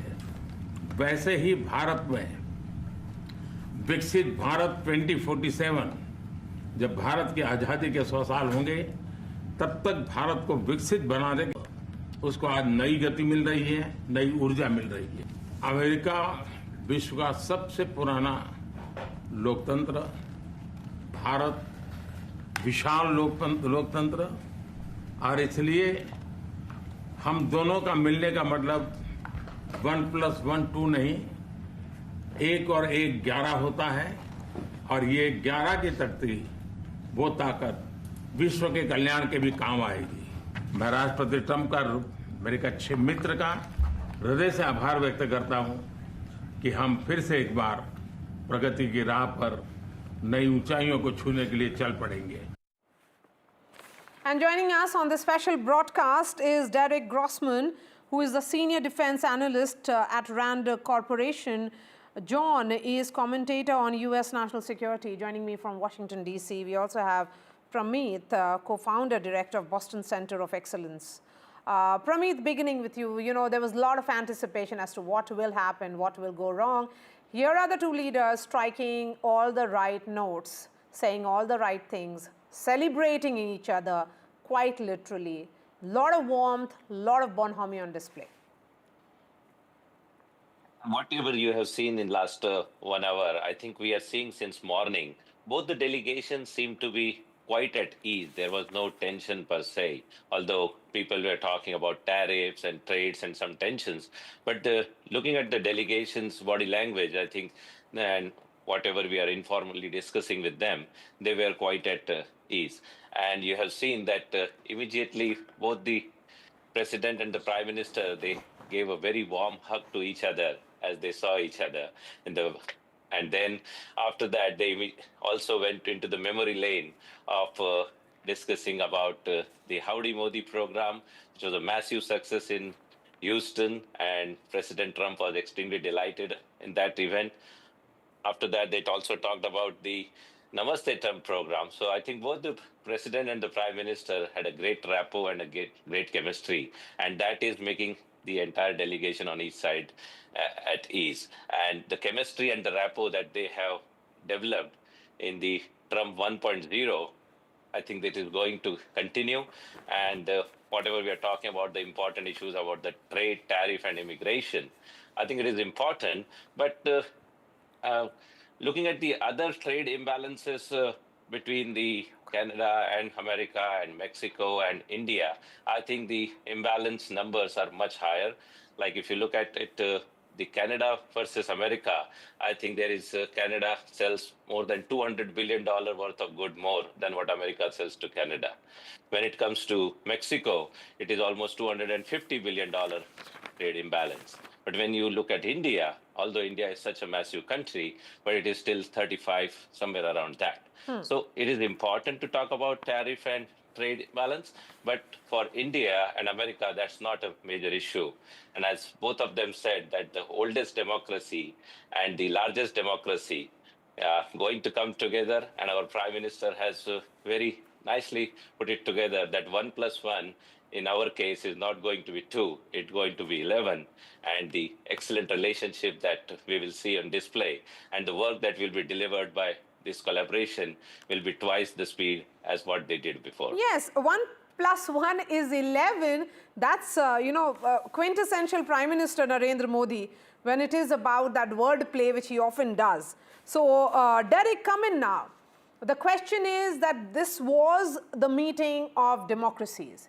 The two leaders who have returned to power after massive successes electorally.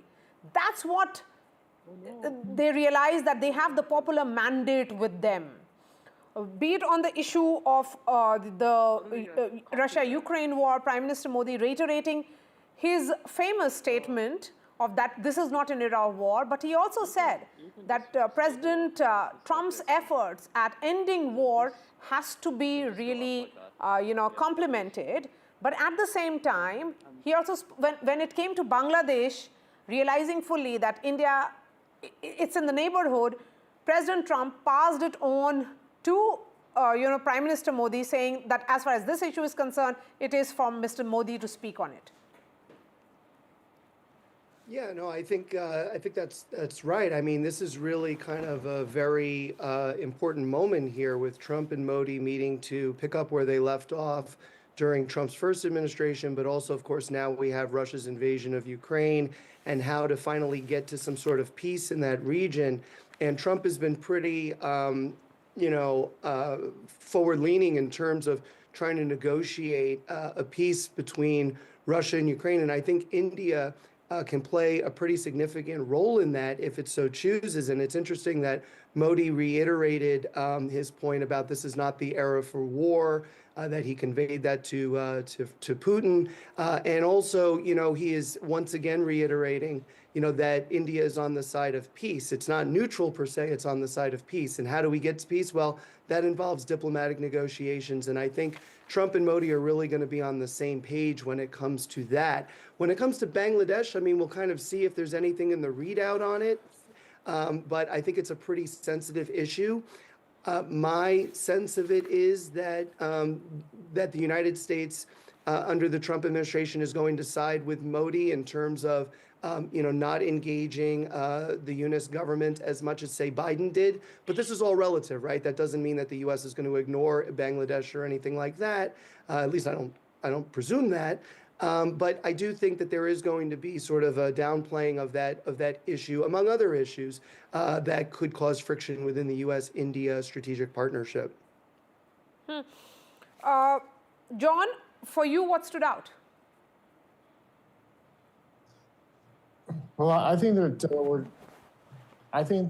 when it comes to Trump, he's looking to achieve peace in Ukraine, and India being a longtime partner of Russia, has a degree of leverage over Russia when it comes to achieving his desired goal of peace in Ukraine. So I think that this is the beginning of a fruitful partnership.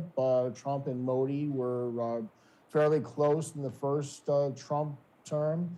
And the United States and India have a lot in common when it comes to deterring China. And of course, President Trump wants to work with Modi to reduce India's tariffs so that he doesn't move forward with a reciprocal tariff so that we can improve our trading relationship. But I think that in contrast with the prior administration that was very anti-India, we will see a stronger relationship in this new term between the U.S. and India. Okay, so let's listen in now to what Donald Trump said in that brief interaction that he and Prime Minister Modi had in Oval Office in the presence of the entire media contingent. Well, I think more than anything else will be the unity. We have great unity. We have great friendship, he and I and our countries. And I think it's only going to get closer. But it's very important that we remain united as countries. We're friends, and we're going to stay that way. President Trump, how are you going to fight China if you're going to be tough with India on trade? How are you going to beat China then? We're in very good shape to beat anybody we want, but we're not looking to beat anybody. We're looking to do a really good job. We've done a fantastic job for the American people. We had a great 4 years, and we were interrupted by terrible administration, absolutely terrible. They didn't know what they were doing, and now we're putting it back together, and I think it's going to end up being much stronger than it was before, even much stronger than it was before. May I? Yeah. President Trump, first of all, congratulations for the fantastic 24 days of your presidency. Historic and unprecedented decisions that you made, transformational reforms. I'm particularly impressed by the expose on USAID. And I would like you to share with us if you think USAID had a role in election interference in the US in 2020 and Indian elections in 2024. So it could have had a role. There were a lot of bad things that happened in 2020. I think bad things happened in 2024, but it was too big to rig. We won by a tremendous margin. We won every swing state. We won the popular vote by millions of votes. So it was too big to rig. But yeah, I think they probably tried. We're looking to go to a system now much different, where one-day voting, voter ID, and we have to do that. And paper ballots. We want paper ballots. And when they do that, we're going to clean it up very, very well. But we had a great 2016. We had a much better 2020 election. But bad things happened. And we had the best of all. We had, they say, the most consequential in history, 129 years. Most consequential. So it was a great election, and it gives me a chance to work again with the Prime Minister and India. And we're going to have a great relationship together. Mr. Prime Minister, प्रधानमंत्री जी कल president Trump ने president Putin से बात की है और युद्ध को रोकने की बात करी है. आप हमेशा से Do you see India playing a role in your plan to broker a peace in Ukraine? And if I could ask you about a development in my hometown today, the U.S. attorney has resigned over the DOJ's request to drop the case into Eric Adams. Did you personally request the Justice Department to drop that case? No, I didn't. I know nothing about it. I did not. I think that, just to answer your other question, we're just going to get along well. We're going to get along with all countries. We're going to do very well. We're going to be doing, I think, record business, record numbers. And we're going to work with India also. We have some very big trade deals to announce in the very near future. Mr. Prime Minister, कल president Trump ने president Putin से बात की है. आप दुनिया के अकेले ऐसे लीडर हैं जिन्होंने प्रेसिडेंट पुतिन से मीटिंग की है. प्रेसिडेंट जेलेंस्की से मीटिंग की है, पहले प्रेसिडेंट बाइडेन से मिले और अब प्रेसिडेंट ट्रंप से मिले। आपको लग रहा है कि जिस शांति की बात आप करते आए थे उसमें अब भारत रूस और यूक्रेन को युद्ध खत्म कराने के लिए अमेरिका के साथ मिलकर कोई नया रास्ता बना सकता है? और दूसरा, प्रेसिडेंट ट्रंप भारत आने वाले हैं, प्रेसिडेंट पुतिन भारत आने वाले हैं, तो क्या भारत भूमि से शांति का संदेश जा सकता है? And Mr. President, what you would like to say about the Bangladesh issue, because we saw and it is evident that how the deep state of United States was involved in regime change during the Biden administration. Then Mohammed Yunus made Junior Soros also. So what is your point of view about the Bangladesh? Soros, and what is the role that the deep state played in the situation in Bangladesh? Well, there was no role for our deep state. It was. This is something that the Prime Minister has been working on for a long time and has been worked on for hundreds of years, frankly. I've been reading about it. But I will leave Bangladesh to the Prime Minister. जहाँ तक रूस और Ukraine के बीच का लड़ाई का सवाल है, मुझे खुशी है कि राष्ट्रपति ट्रंप ने शांति के प्रयासों का इनिशिएटिव लेते हुए कल राष्ट्रपति पुतिन से बात की है। दुनिया का एक सोच रही है कि भारत न्यूट्रल है। भारत न्यूट्रल नहीं है। भारत का अपना पक्ष है और भारत का पक्ष है शांति। हम पहले दिन से ही, और मैंने राष्ट्रपति पुतिन को उनकी मौजूदगी में मीडिया के सामने कहा था कि ये समय युद्ध का नहीं है, और मेरा एक कन्विक्शन है कि समस्याओं का समाधान युद्ध के मैदानों में नहीं निकलता है, वो टेबल पर चर्चा करके ही निकलता है। As far as the Russia-Ukraine conflict is concerned, I'm very happy that President Trump has taken initiatives to restore peace and had telephone calls with President Putin and President Zelensky. The world had this thinking that India somehow is a neutral country in this whole process, but this is not true. India has a side, and that side is of peace. From the very first day, I have been talking about the importance of dialogue and diplomacy and a peaceful solution. And when I met President Putin in the presence of media, I had told him that this is not the era of war, and I have firm conviction that problems cannot be resolved on the battlefield. The two sides will have to come to the negotiating table.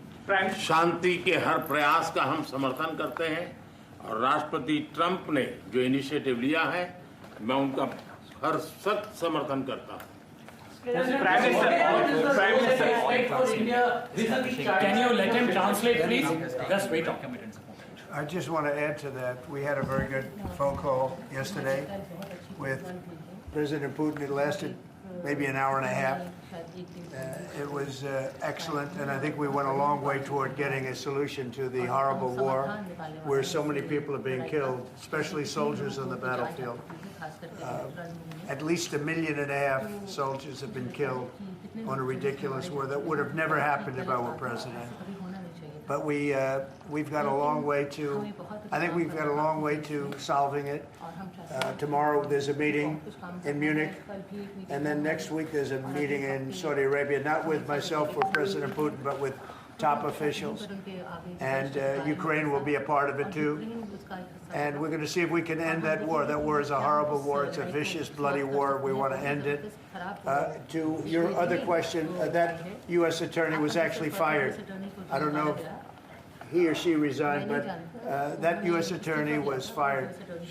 Okay, go ahead. Mr. President, what is the role? Mr. Prime Minister, I have a question. The trade competition with China. What is the role that you expect India to play vis-a-vis U.S. competition with China, and in your broader vision for peace in the Middle East? Well, I think we're doing very well in our competition with everybody. I think you're going to see a nation that really is going forward at a very rapid pace. Our economy is going to be fantastic. We're doing things to make it that way. And we announced some very big elements today of success. I call it an element of success. Reciprocal tariffs, so that somebody charges us, we charge them the same amount.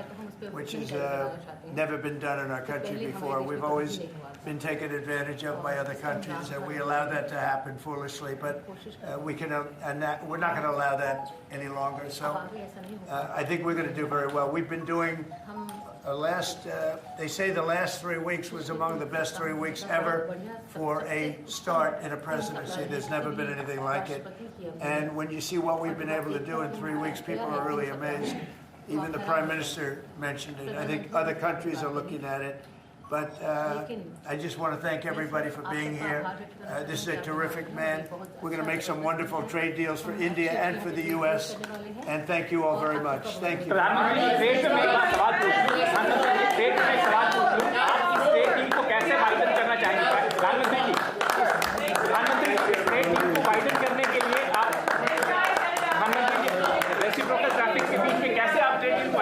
Gotta stand up. You're on my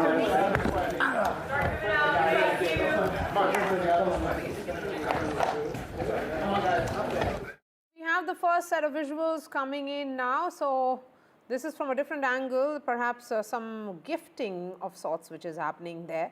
Interesting visuals. We will make great trade deals. That's what Donald Trump has said, and he has hailed Prime Minister Modi as a great leader.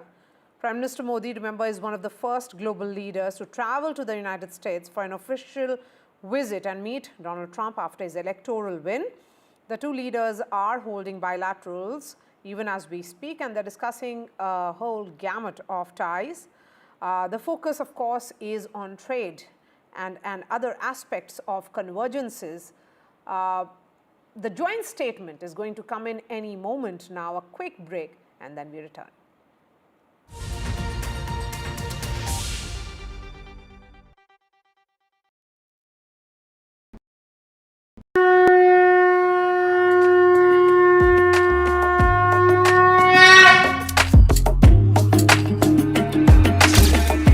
Mahakumbh, the festival of faith, the world's biggest spiritual festival, the divine dip at the spiritual Sangam, a sacred confluence of faith, culture and heritage.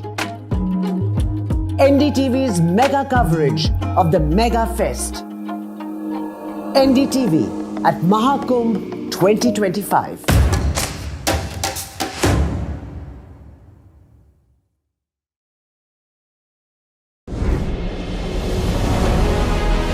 As India accelerates its growth towards self-reliance, India Inc.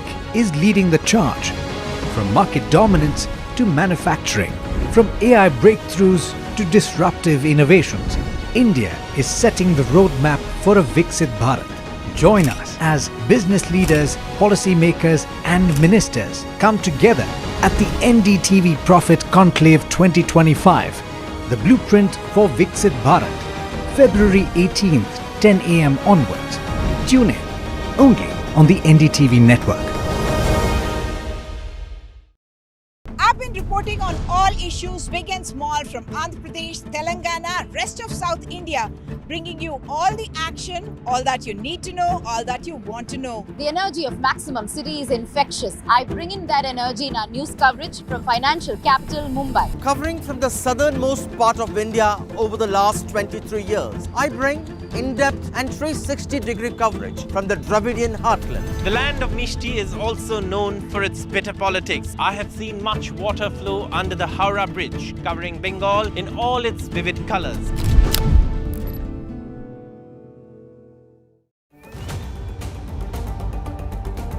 This week on India Ascends, we decode the ins and outs of the historic PM Modi-President Trump meet. Mumbai to Marseille, why IMEC is poised to bring the global north and south together, and how BrahMos missile is pushing India to the forefront of military innovation and reshaping global defense dynamics. all this and more only on India Ascends with me, Gauri Dwivedi, at these timings on the NDTV network.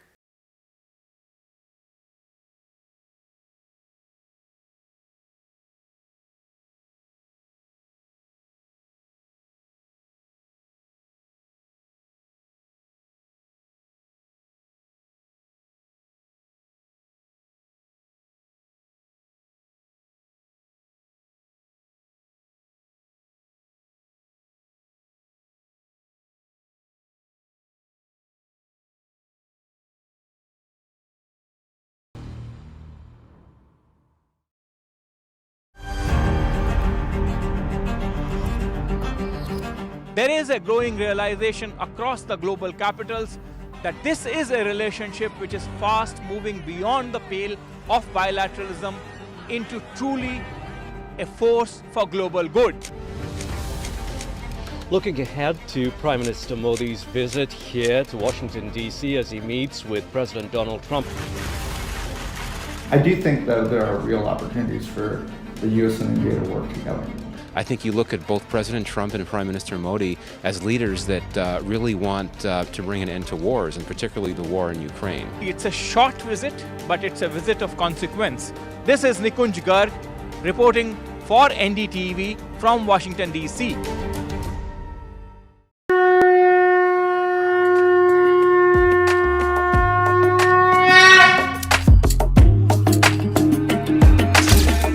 Mahakumbh, the festival of faith, the world's biggest spiritual festival, the divine dip at the spiritual Sangam,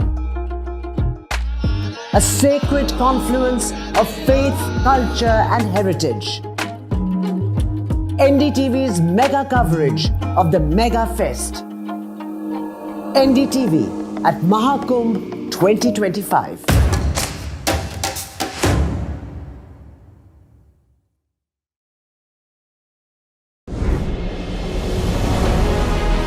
As India accelerates its growth towards self-reliance, India Inc. is leading the charge. From market dominance to manufacturing, from AI breakthroughs to disruptive innovations, India is setting the roadmap for a Viksit Bharat. Join us. And let's go straight to Washington, D.C. In fact, inside the White House. That's where Prime Minister Narendra Modi and President Trump will be standing by in just a few minutes, where they will be sharing the joint statement. The two leaders did shake hands. They hugged each other before they sat together and addressed the international press at the White House immediately before holding bilateral talks. They are at present holding bilateral talks. A lot of bonhomie on display. A lot of compliments that the two leaders exchanged as well. So, right thing said, complete synergy, which was what we saw, Prime Minister Modi telling Donald Trump that he appreciates President Trump and all his efforts in ensuring that there would be some peace between Russia and Ukraine. President Donald Trump calling Prime Minister Modi a great leader. So certainly when it comes to using the right phrases, the right words, everything was on display. Great friendship between two nations, two democracies, one largest democracy, the oldest democracy, was something that we saw. One question certainly that comes to my mind here, if I may bring in Pramit now. Pramit, one thought certainly that came to my mind was that a few minutes ago there was this entire memorandum which was signed by Donald Trump. There was a lot of surround sound around it. Okay, in fact, Jessica is joining us. Jessica, how is this bilateral being read by journalists like you? Certainly came with some surprise after all of the signaling that this would in fact be an imposition of tariffs today. I'm just reading through and seeing some press outlets still haven't caught up to what we've been reporting, which is that this was a memorandum directing a 6-month study of reciprocal tariffs, and certainly an endorsement of their use, but not an imposition of their use, which is a far cry from what we thought we were getting when we saw that Truth Social post early this morning. But upon reflection, I think it's a recognition again of sort of the art of Donald Trump and the way that we have to cover him very skeptically. That words really matter. That he tends to be loose sometimes with his definitions of words. For example, today he called something a press conference that was not a press conference. It was certainly a press availability, but a press conference has a more formal a definition and certainly has more pageantry, which is what we're seeing being organized behind me in the East Wing of the White House now. So I just think it reminded me of the first Trump term and all of the careful ways in which we need to interpret what we're getting and continue to ask questions for interpretation. And that's something we'll have to continue to do as we cover this administration, because there is always, there is a lot of intent and a lot of ideas at this White House, and certainly a lot of speed with which they want to act, but the implementation guidance is not always there. And we'll have to see what kind of implementation suggestions and proposals come out of this 6-month review. I'll be very curious to see where those recommendations want the reciprocal tariffs to start, what goods are impacted, what trade flows could be impacted. I mean, this approach opens up a lot more reporting possibilities and a lot more questions, really, than it answers. Okay, Jessica, on the question about tariffs and possible trade deals, Donald Trump said, Prime Minister Modi is a great leader, adding we are going to make some wonderful trade deals for India and the United States. Yeah, I mean, it's classic Trump, right? It's how he talks about... Okay, so let's go straight to White House. Jessica, please, I'm sorry, I'll have to stop you there because the visuals are now coming in for the joint statement. I'm thrilled to welcome the Prime Minister of India, my friend, Narendra Modi, back to the White House. We spent a lot of time here and a lot of time in India, and he's a very special man. Prime Minister, it is a pleasure to extend to you the same hospitality that you showed Melania and myself when we traveled to your beautiful country 5 years ago. It's hard to believe, so long ago, and it seemed like yesterday. It was beautiful. We opened the cricket stadium, 129,000 seats, I think the largest stadium in the world. And it was an incredible period of time. There is truly a special bond between the United States and India, and the world's oldest democracy and the world's largest democracy. And I believe the world's largest country in terms of the numbers of people. And today the Prime Minister and I are announcing a framework to strengthen those ties even further economically. And the U.S.-India Compact for the 21st century is a historic initiative. Starting this year, we'll be increasing military sales to India by many billions of dollars. We're also paving the way to ultimately provide India with the F-35 stealth fighters. In 2017, my administration revived and reinvigorated the Quad security partnership. In our meeting today, the Prime Minister and I reaffirmed that strong cooperation among the United States, India, Australia, and Japan, and it's crucial really to maintaining peace and prosperity, tranquility, even in the Indo-Pacific. In addition, the United States and India will be working together like never before to confront the threat of radical Islamic terrorism, a threat all over the world, actually.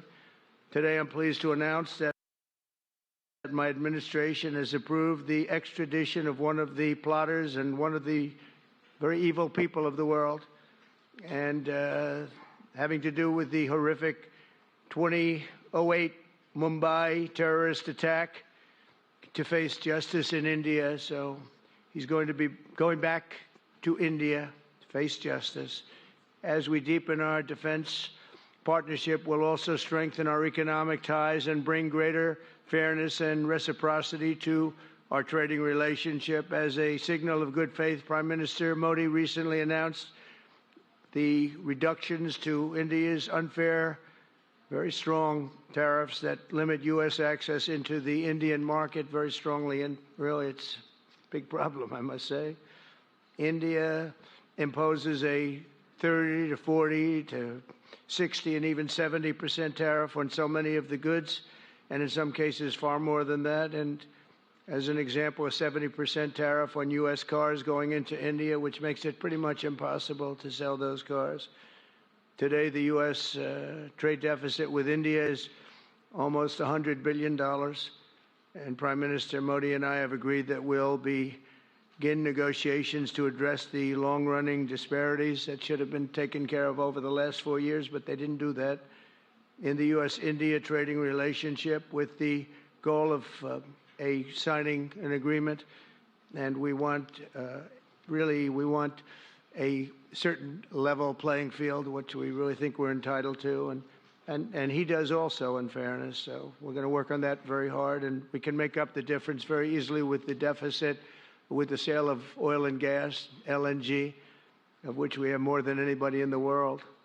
The Prime Minister and I also reached an important agreement on energy that will restore the United States as a leading supplier of oil and gas to India. It will be hopefully their #1 supplier, and the groundbreaking development for U.S. nuclear industry. India is also reforming its laws to welcome U.S. nuclear technology, which is at the highest level, into the Indian market. This will bring safe, clean, and affordable electricity to millions of Indians and tens of billions of India. And under the framework we are announcing today, the United States and India are also joining forces to ensure that artificial intelligence and other advanced technologies are developed by the two of the most advanced nations, intellectually and otherwise, technologically, anywhere in the world. There's nobody very much closer. We have an incredible relationship there, and this is where it seems to be heading. And artificial intelligence, a very complex subject, but it seems to be where people want to be and they want to go, and we're leading right now by a lot, but other people will try to catch us. I don't know if they're going to be able to. We're going to make it available. We're going to make tremendous amounts of electricity available. We're going to let the people that are buying the electricity make their own electric plants, electric generation plants. And we've never done this in our country, but we're going to get it done very quickly. Lee Zeldin and his group are going to get the approvals in very rapid form.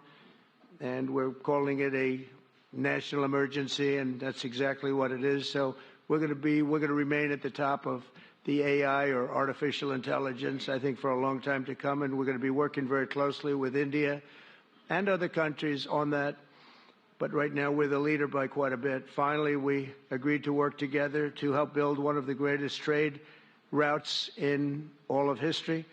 It will run from India to Israel to Italy and onward to the United States, connecting our partners by ports, railways, and undersea cables, many, many undersea cables. It's a big development. It's a lot of money going to be spent, and we've already spent some, but we're going to be spending a lot more in order to stay advanced and stay the leader. I'm pleased to report that with today's announcements, the friendship between the United States and India is the strongest I believe it's ever been. I think our relationship is the best it's ever been between two leaders of the two countries, and it's an honor to say that. I'd like to now invite the Prime Minister to say a few words, and then we'll take some questions, and we appreciate you all being here. Thank you very much.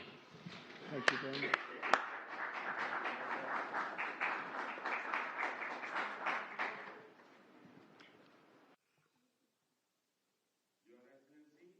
Your Excellency, President Trump,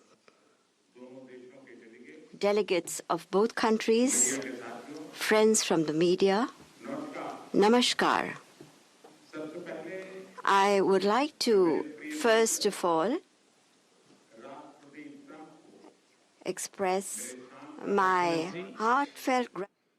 राष्ट्रपति Trump, दोनों देशों के delegates, media के साथियों, नमस्कार। सबसे पहले मैं मेरे प्रिय मित्र राष्ट्रपति ट्रंप को मेरे शानदार स्वागत और आतिथ्य सत्कार के लिए हार्दिक आभार व्यक्त करता हूं। राष्ट्रपति ट्रंप ने भारत और अमेरिका संबंधों को अपने नेतृत्व से संजोया है, जीवंत बनाया है। जिस उत्साह से उनकी पहली टर्म में हमने मिलकर काम किया, वही उमंग, वही ऊर्जा और वही प्रतिबद्धता मैंने आज भी महसूस की है। आज की चर्चाओं में उनके पहले टर्म में हमारी उपलब्धियों का संतोष और गहरे आपसी विश्वास का सेतु था। साथ ही नए लक्ष्यों को प्राप्त करने का संकल्प भी था। हम मानते हैं कि भारत और अमेरिका का साथ और सहयोग एक बेहतर विश्व को शेप कर सकता है। फ्रेंड्स, अमेरिका के लोग राष्ट्रपति ट्रंप के मोटो मेक अमेरिका ग्रेट अगेन यानी मागा से परिचित है।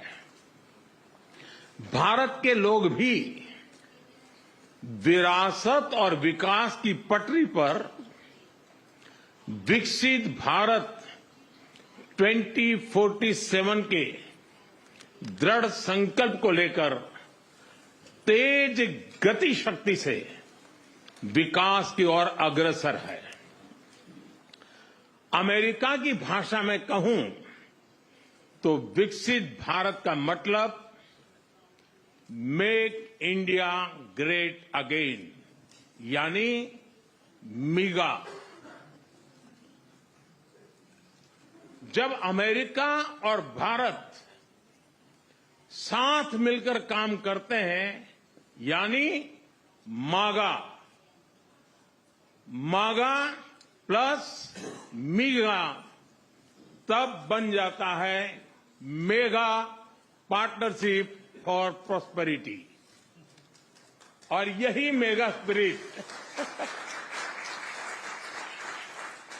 हमारे लक्ष्यों को नया स्केल और स्कोप देती है। फ्रेंड्स, आज हमने द्विपक्षीय व्यापार को 2030 तक 2 गुना से भी अधिक बढ़ाकर $500 बिलियन तक पहुंचाने का लक्ष्य निर्धारित किया है। हमारी टीमें एक पारस्परिक लाभकारी ट्रेड एग्रीमेंट को शीघ्र संपन्न करने पर काम करेगी। भारत की ऊर्जा सुरक्षा सुनिश्चित करने में हम ऑयल तथा गैस ट्रेड को बल देंगे। ऊर्जा इंफ्रास्ट्रक्चर में निवेश भी बढ़ेगा। न्यूक्लियर एनर्जी क्षेत्र में हमने स्मॉल मॉड्यूलर रिएक्टर्स की दिशा में सहयोग बढ़ाने पर भी बात की। फ्रेंड्स, भारत की डिफेंस प्रिपेयर्डनेस में अमेरिका की महत्वपूर्ण भूमिका है। स्ट्रैटेजिक और ट्रस्टेड पार्टनर के नाते हम जॉइंट डेवलपमेंट, जॉइंट प्रोडक्शन और ट्रांसफर ऑफ टेक्नोलॉजी की दिशा में सक्रिय रूप से आगे बढ़ रहे हैं। आने वाले समय में भी नई टेक्नोलॉजी और इक्विपमेंट हमारी क्षमता बढ़ाएंगे। हमने autonomous systems industry alliance launch करने का निर्णय लिया है। अगले दशक के लिए डिफेंस कोऑपरेशन फ्रेमवर्क बनाया जाएगा। डिफेंस इंटरऑपरेबिलिटी, लॉजिस्टिक्स, रिपेयर और मेंटेनेंस भी इसके मुख्य भाग होंगे। फ्रेंड्स, 21वीं सदी टेक्नोलॉजी ड्रिवन सेंचुरी है। लोकतांत्रिक मूल्यों में विश्वास रखने वाले देशों के बीच टेक्नोलॉजी क्षेत्र में करीबी सहयोग पूरी मानवता को नई दिशा, शक्ति और अवसर दे सकता है। भारत और America artificial intelligence, semiconductors, quantum, biotechnology तथा टेक्नोलॉजीज में मिलकर काम करेंगे। आज हमने ट्रस्ट यानी transforming relationship utilizing strategic technology, उस पर सहमति बनाई है। इसके अंतर्गत क्रिटिकल मिनरल, एडवांस मटेरियल और फार्मास्यूटिकल की मजबूत सप्लाई चेन्स बनाने पर बल दिया जाएगा। लिथियम और रेयर अर्थ जैसे स्ट्रेटेजिक मिनरल के लिए रिकवरी और प्रोसेसिंग इनिशिएटिव्स लॉन्च करने का भी निर्णय लिया है।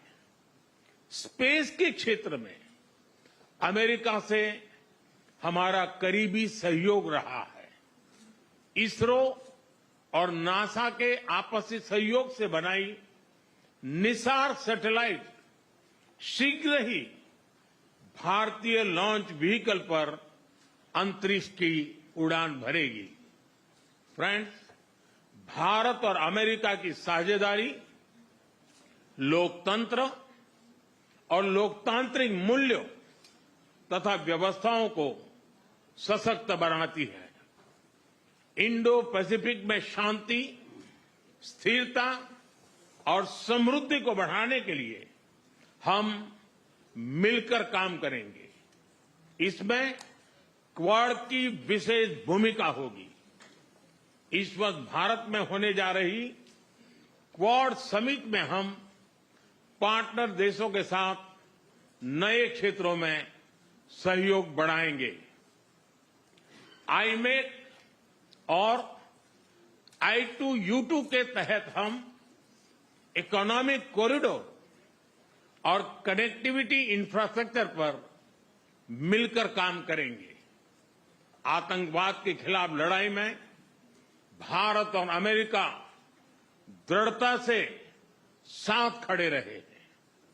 हम सहमत हैं कि सीमा पार आतंकवाद के उन्मूलन के लिए ठोस कार्रवाई आवश्यक है। और मैं राष्ट्रपति जी का आभारी हूं, उन्होंने 2008 के जिसने भारत में नरसंहार किया था, उस मुजरिम को अब भारत के हवाले करने का निर्णय किया है।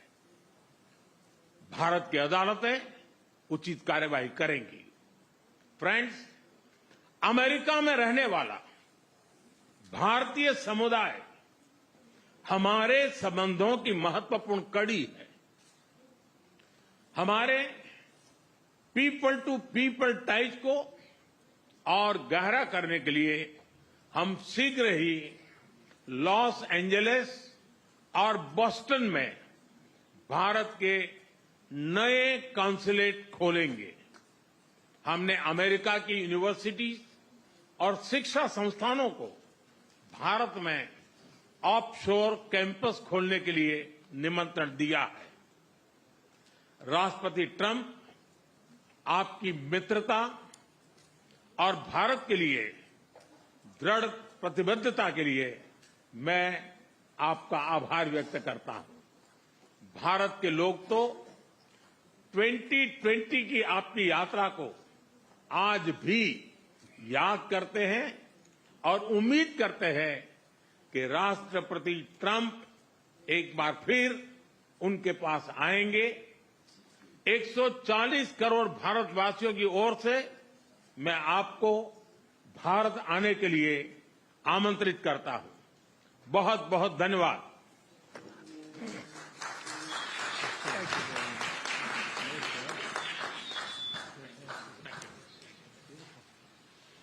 Okay, thank you very much. That was excellent. We'll do a few questions, please. Please, go ahead. Please, go ahead. Yeah. Yeah, blue shirt. Thank you, Mr. President. People in India will naturally welcome your decision to extradite Abu Rana to India back home. In that context, I would like to ask you a question about, in the last few years, we have seen several groups in the U.S. raising anti-India voice, calling about separation, terrorism activities in India. Do you think that should continue here in the U.S. as well? You're going to have to go louder. Mr. President, people in India would be welcoming your decision to extradite Abu Rana to... I can't understand a word he's saying. It's not it's the accent. It's a little bit tough for me to hear that. Can I try again? How about you, please? Go ahead back there. Mr. President, thank you. First, I want to ask Thank you very much. question. You and the President, you both spoke about combating ISIS. You both sounded very excited about this partnership upcoming. And I was curious, how much more confident are you with President Trump leading this country that there will be peace through strength and you will have a successful partnership with the United States versus with Biden's incompetence and weakness over the last 4 years?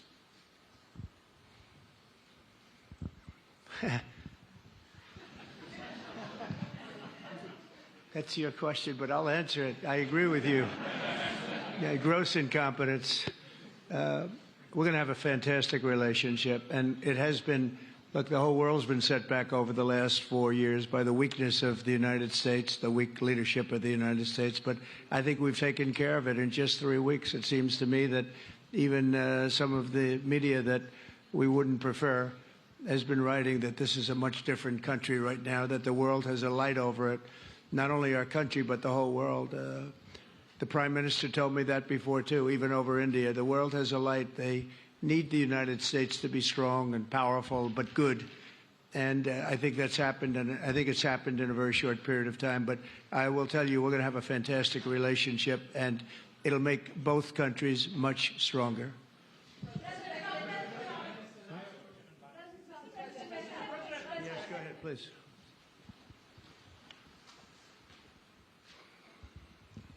Okay, Geeta Mohan from India Today, sir. I'll just take my colleague Lalit Jha's question forward because you couldn't understand. Okay, fine. The question is about the fact that you've decided to extradite Tariff Rana. Thank you so much.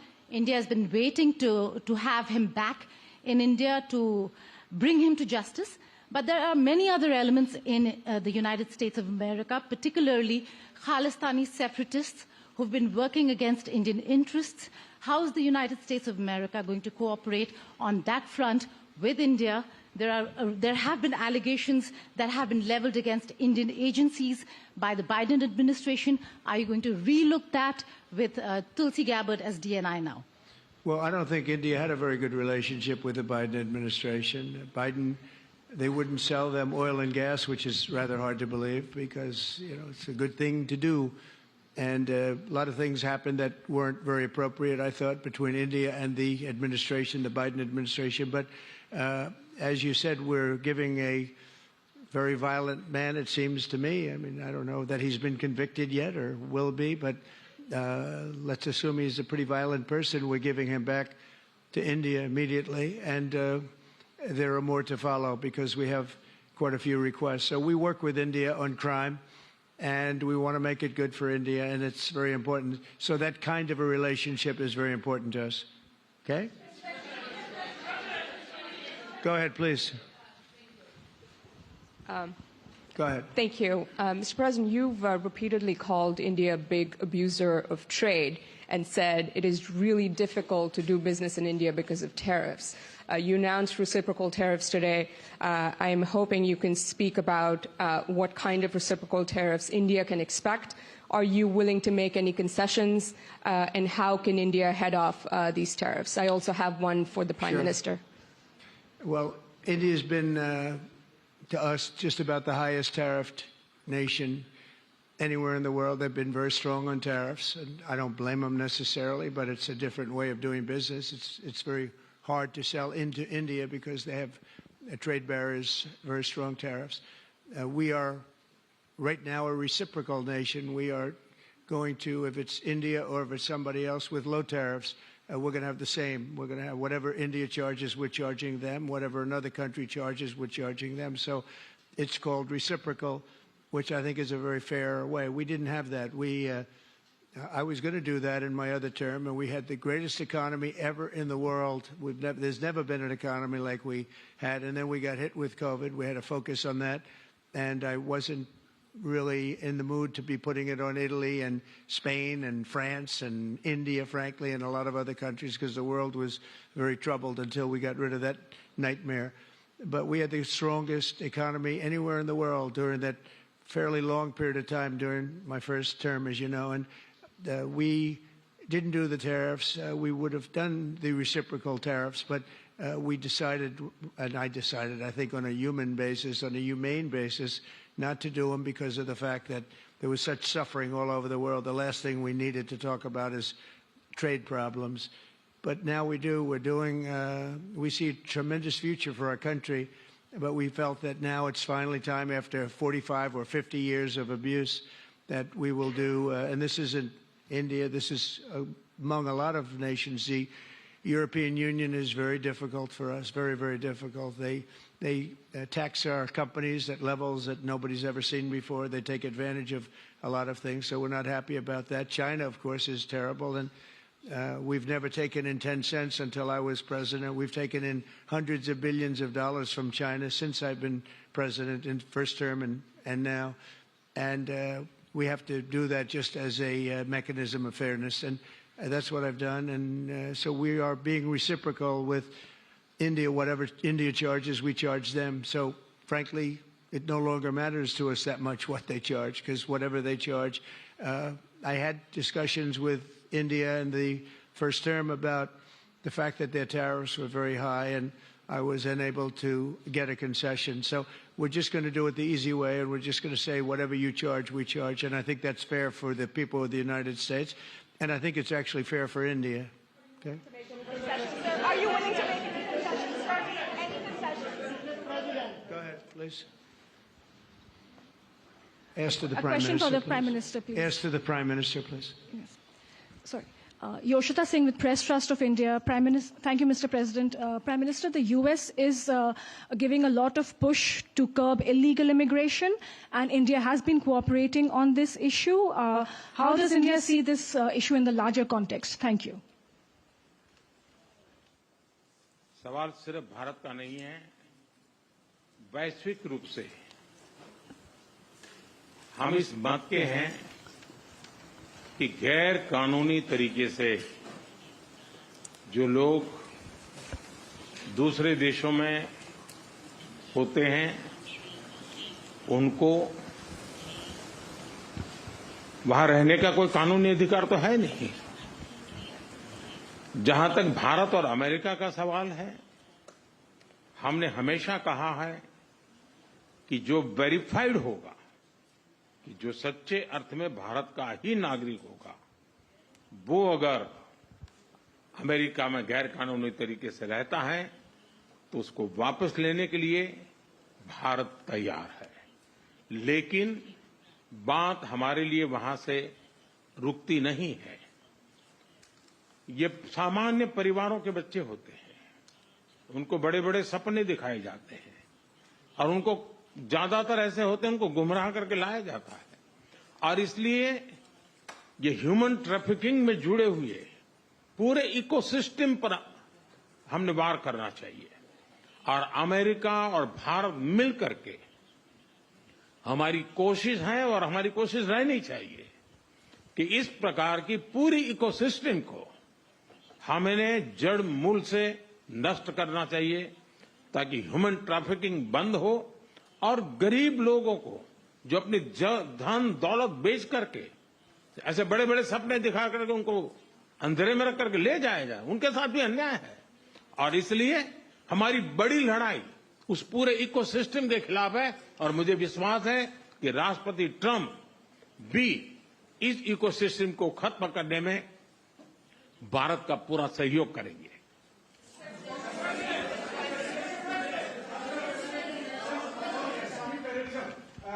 Thank you, Mr. President. A question for the Prime Minister Modi first, if I may. I wanted to ask you, did you discuss any possible business deals with Elon Musk during your meeting today, Mr. Prime Minister? And Mr. President, I wanted to ask you, today you spoke about hoping to have three-way talks with President Xi and President Putin. What would you say to European leaders and other allies who may be concerned that you're apparently more keen to speak to America's adversaries than to its allies? Thank you. Well, maybe I'll just go in first on this one.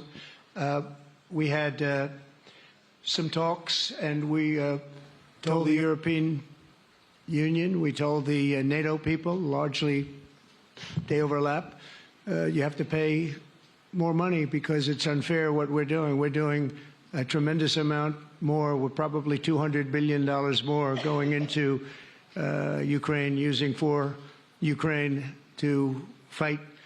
And Europe has not really carried its weight in terms of the money. It's not equitable. And we want to see a counterbalance. We want to have them put up more money. They have to do that. At the same time, we had a very good conversation with President Putin yesterday, and we also had a very good conversation. I did in both cases with President Zelensky. And I think we're going to be able to do something. I think we're going to be able to make a deal. And I hope so, because it's a horrible war. It's a very terrible, bloody war with 1.5 million soldiers at least already dead on the battlefield, lying all over the fields like nobody's ever seen anything like it, certainly since the Second World War. And so I think we're going to be able to do something. We're working with President Zelensky and with President Putin. And my impression is that I know that President Zelensky wants to make a deal. And I also feel that I know that President Putin wants to make a deal. I wanted to know that before I began any detailed discussions. But the meeting and the conversation, also the meeting with Steve Witkoff in Moscow, was a very successful one. And my phone call with him was a very successful one. Please. ऐसा है कि आपने Elon Musk के लिए पूछा है। देखिए, मेरा उनका बहुत पुराना परिचय रहा है। मैं प्रधानमंत्री भी नहीं था जब मैं मुख्यमंत्री था, तब से मेरा उनका परिचय है। और आज वो एक पूरे परिवार के साथ, बच्चों के साथ मिलने के लिए आए थे। और स्वाभाविक है कि एक पारिवारिक वातावरण में उनके साथ मेरी गपगोष्ठी हुई है। जहां तक डील का सवाल है, आपने जो प्रश्न पूछा है, मैं समझता हूं पूरी दुनिया में डील शब्द का कॉपीराइट एक ही व्यक्ति का है, और उस व्यक्ति का नाम है Trump.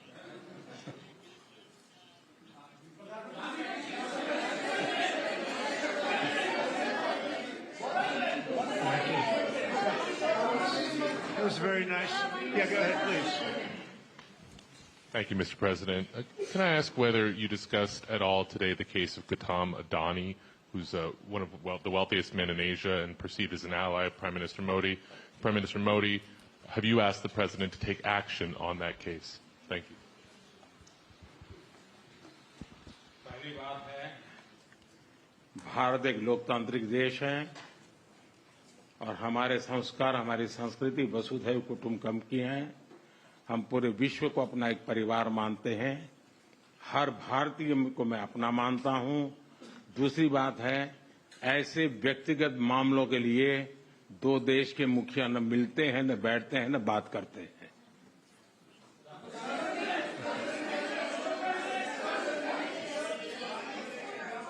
Go ahead, please.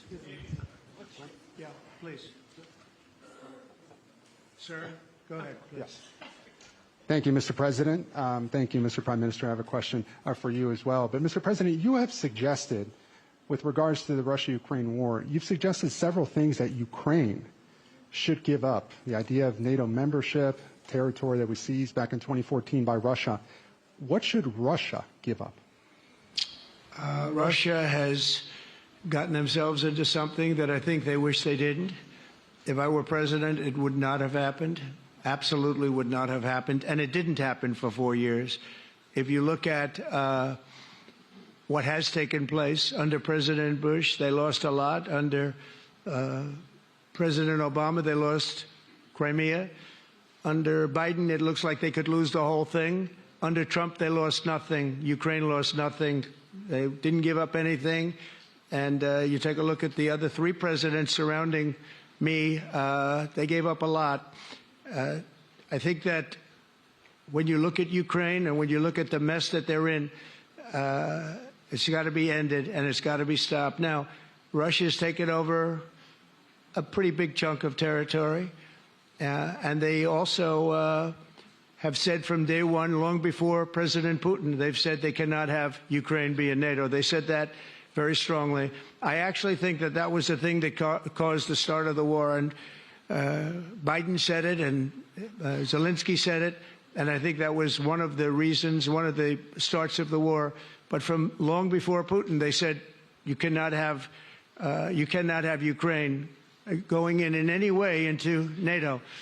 And I start from that standpoint. I think everybody knew that. Now, if a better deal can be negotiated, if they're able to make a deal where they can do that, that's fine with me. I really don't care. I want that bloodshed to stop. I don't want to see, we have an ocean between us and the site we're talking about, the site of death. We're calling it the fields of death. We have a big ocean in between us. This is more important for Europe. We shouldn't be in. They have to equalize, and they're going to have to do it fast, but they have to equalize. But as far as the negotiation, it's too early to say what's going to happen. Maybe Russia will give up a lot. Maybe they won't, and it's all dependent on what is going to happen. The negotiation really hasn't started. But I will say, as far as NATO is concerned, from many years before President Putin, I will tell you that I've heard that Russia would never accept that. And I think Ukraine knew that, because Ukraine wasn't in and never requested to be in until more recently. So that's the way it is, and I think that's the way it's going to have to be. Go ahead, please. All right, go ahead, please, with the tie. With the tie, yeah. Mr. President.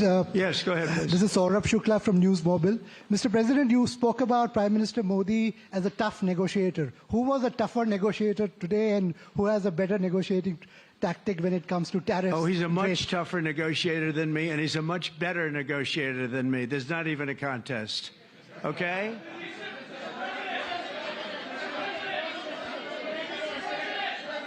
Yeah, go ahead, please. Go ahead. Go ahead. Rana from ANI. How do you see this relationship between India and the United States to counter China?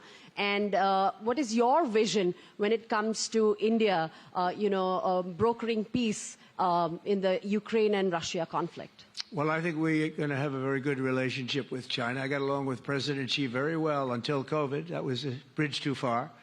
But until then, I got along with President Xi very, very well. We were very close as leaders go. I don't want to be naive, but as leaders go, I think we were very close. And I think that China is a very important player in the world. I think they can help us get this war over with Ukraine and Russia. And I look at India, I do see the skirmishes on the border, which are quite vicious, and I guess they continue to go on. If I could be of help, I'd love to help, because that should be stopped. That's been going on for a long time. And it's quite violent. It's quite violent. But I would hope that China and India and Russia and U.S. and all of us can get along. It's very important.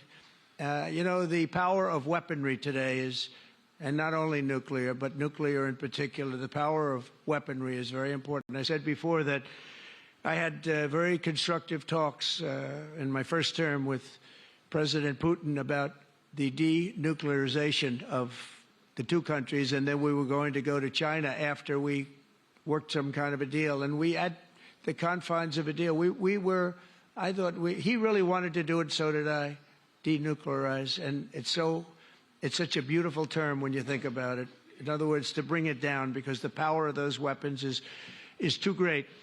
And I did speak to President Xi about that, and I was getting also a very good response. He's building a very strong nuclear power. He's not very close to Russia or the United States right now, but he will be soon. I mean, he'll catch up over the period of 4 or 5 years, they say. But it would be a great thing if we could, on a military basis. We're going to spend this year $915 billion on military. Russia, without the war, was spending close to 100, but with the war, I can't tell you what they're spending, but they're spending a lot, and China is spending $400 and $450 billion. We're over $900 billion. And I said, it doesn't really make sense, does it? We're spending the money against each other, and we could spend that money for better purpose if we got along. And I'll tell you, I think that something like that will happen. First, when I left, as you know, 4 years ago, we didn't have Israel and the Middle East. We didn't have October 7th, a disaster, the disaster. Nothing was happening. Iran was not going to do anything, because Iran did not have much money at that point. They were broke. They were totally broke. They didn't have money for Hamas or for Hezbollah. and you didn't have Russia with Ukraine, and that would never have happened. But now I come back and I have the whole world is on fire, so I have to put out the fires. But after I put out the fires, I'm going to meet with China and I'm going to meet with Russia, and we're going to see if we can de-escalate it. We can bring it down military, especially as it pertains to nuclear. Please.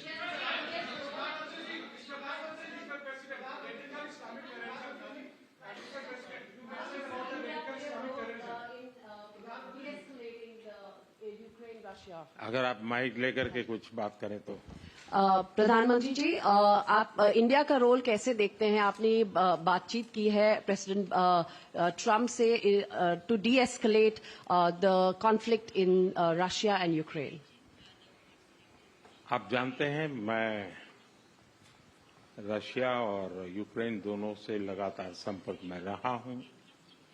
मैं स्वयं भी दोनों देश की मुलाकात कर चुका हूं.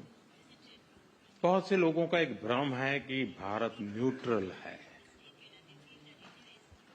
मैं साफ करना चाहता हूं, भारत न्यूट्रल नहीं है. हमारा अपना एक पक्ष है और हमारा पक्ष है शांति, पीस. और मैंने इसी एक हमारे सिद्धांत को लेकर के राष्ट्रपति पुतिन की हाजिरी में मीडिया के सामने स्पष्ट रूप से कहा था कि युद्ध का समय नहीं है.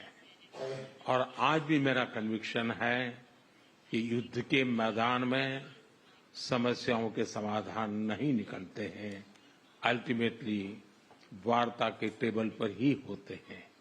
और भारत का लगातार प्रयास रहा है कि दोनों लोग जिसमें मौजूद हो वैसे फोरम में बातचीत होगी, तब कोई रास्ता निकलेगा.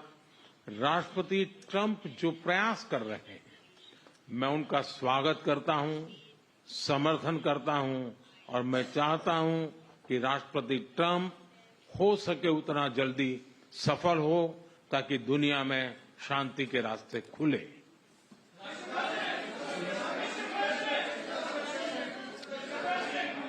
Everybody, thank you very much. Thank you very much. And I very much appreciate the Prime Minister visiting our great country, and I do really appreciate it. We have so much in common, and all we want to do is have peace, and we want to have strength, and we want to have lots of different things together. But the relationship with India and with the Prime Minister has never been better. Thank you very much. All right, so the picture is clear. It has been a successful bilateral between India and the United States. Lots of good words, a lot of direction to this entire relationship between the two countries. A mechanism of fairness is how Donald Trump put the reciprocal tariffs. He also spoke about economic corridor. Prime Minister Modi is speaking about defense framework. He's speaking about make India great again, essentially borrowing from MAGA, which is Make America Great Again. Matt Klink, Republican strategist, joins us. We have Raymond Vickery, former U.S. Assistant Secretary of Commerce, and Dr. Richard Benkin is a commentator who joins us this morning. Matt Klink, beginning with you, as someone who watches and observes, President Trump, he has had 3 meetings in the sense of world leaders. With Israeli, with Japanese, and also with the Jordanian king. Now with Prime Minister Narendra Modi, if you were to make a comparative assessment of how the two leaders' chemistry has been, what will you be saying? Well, I think all 4 meetings have gone well, but I think that there is a definite and strong chemistry between Prime Minister Modi and Donald Trump. I think that Donald Trump, who professes to be a man who wants peace, realizes the increasingly strategic importance that India plays in your part of the world. We have a strong relationship with India.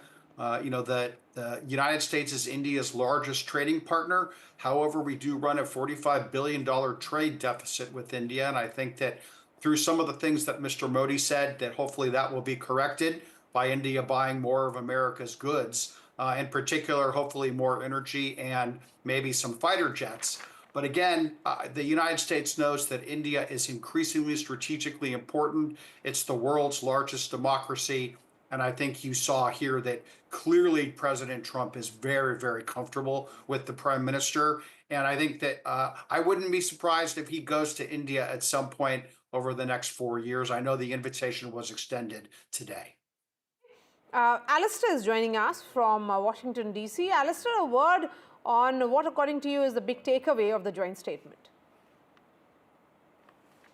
Yes, indeed, Mario. We saw the two leaders meet, as we just heard from one of the guests there, that camaraderie still going strong, the chemistry still going strong.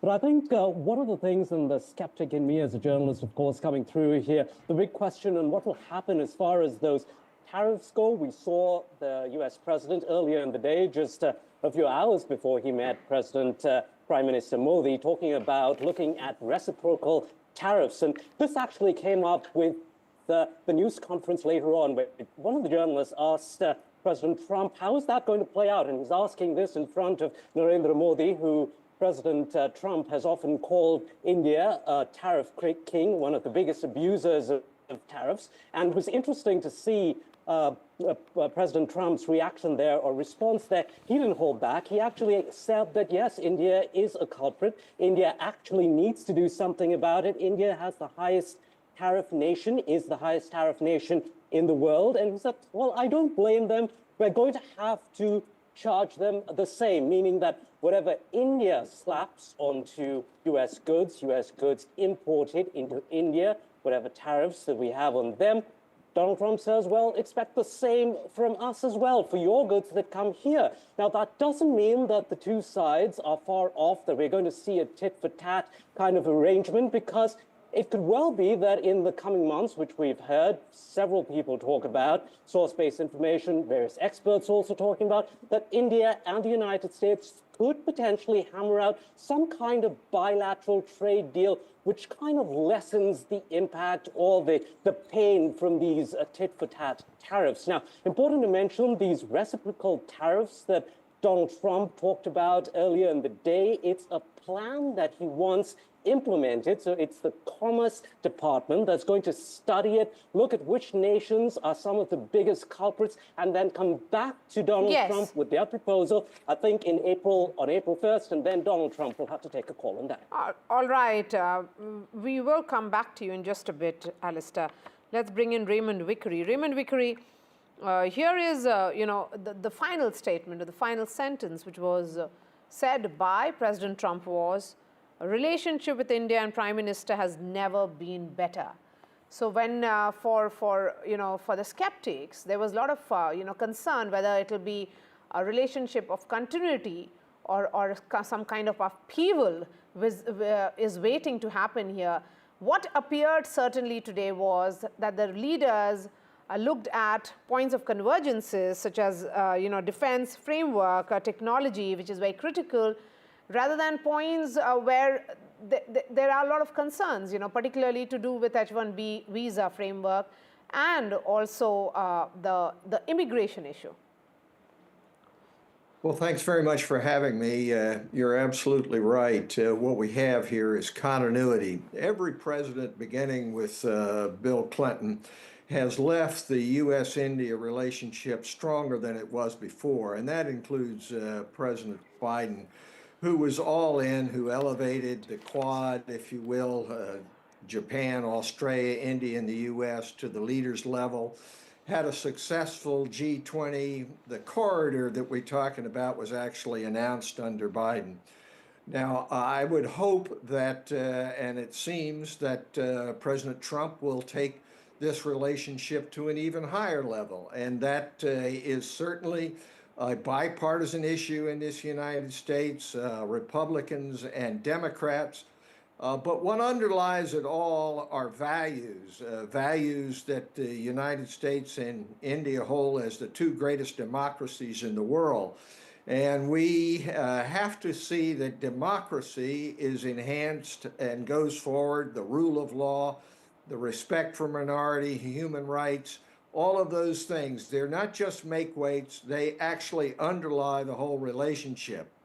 Now, when it comes to tariffs, and I was Assistant Secretary of Commerce at one time, tariffs can be used both as leverage and actually for economic purposes. In my judgment, what's going on here in regard to tariffs is basically a leverage kind of situation.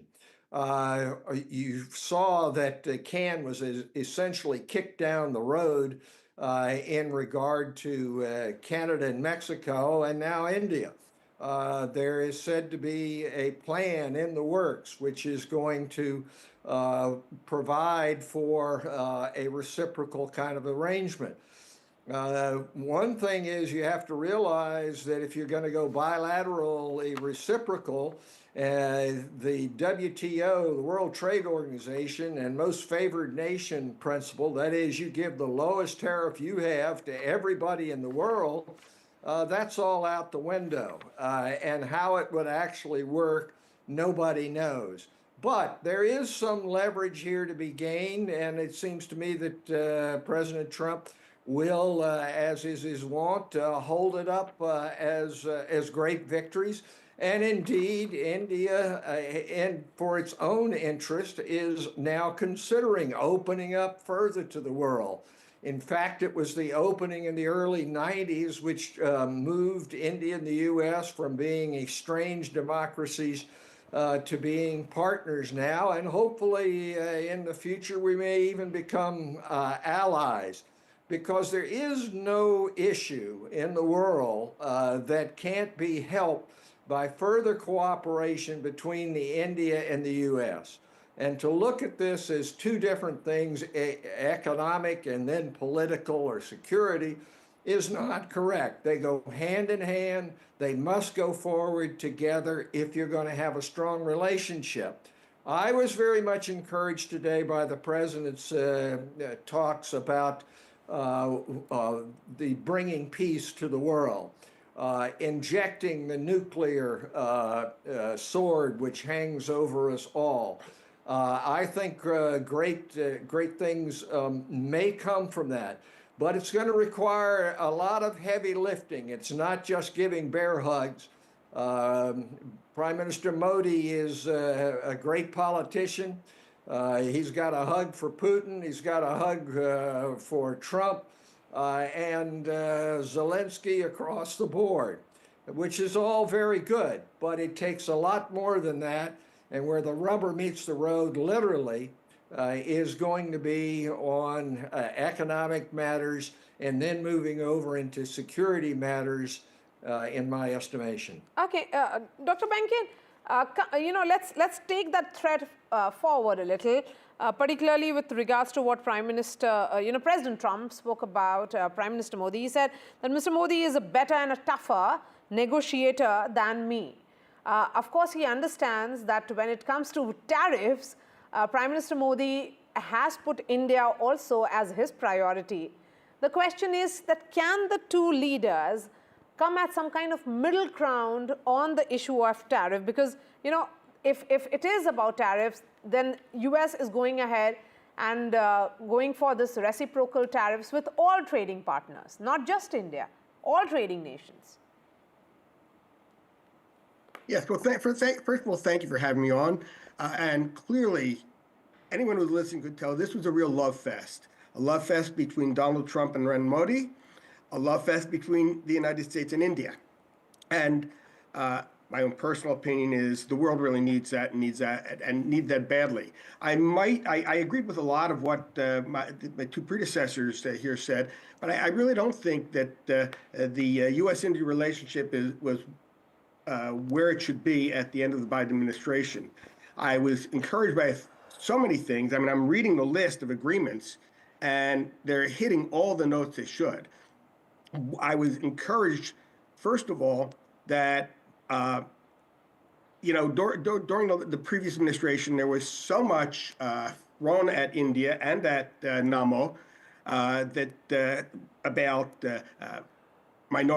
religious minorities, and that was absent in this. And I think because it's really a scurrilous charge and not applicable, I found that very encouraging, and it was an indication of the nature of that relationship. Secondly, again, we could go, I'm still trying to go through all the things he agreed on, which was incredible. And I do agree with my predecessor about the fact that they all kind of hang together. They make sense as a package.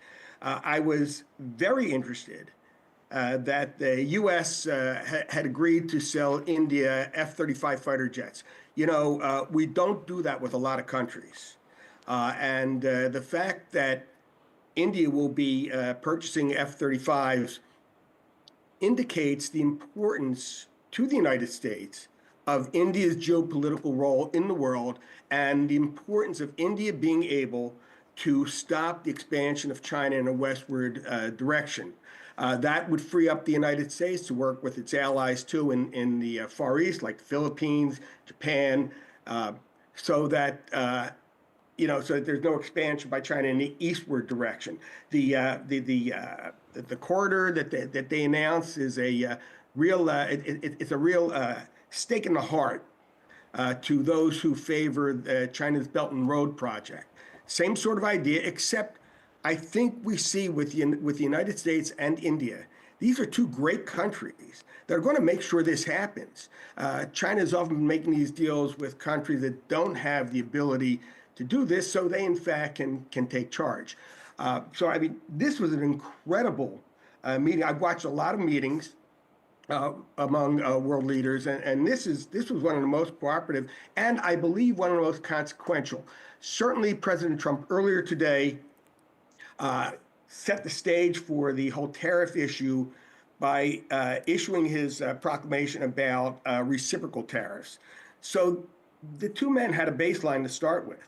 If one puts a tariff 5% on, the other put a tariff 5% on, and all the way down the line. Now, obviously, I don't want to simplify the impact, the differential economic impacts, and how the two countries will negotiate, but certainly we saw today that both countries see the importance of working with one another very closely, and being able to overcome any of those thorny issues that might derail that cooperation. It was extremely encouraging.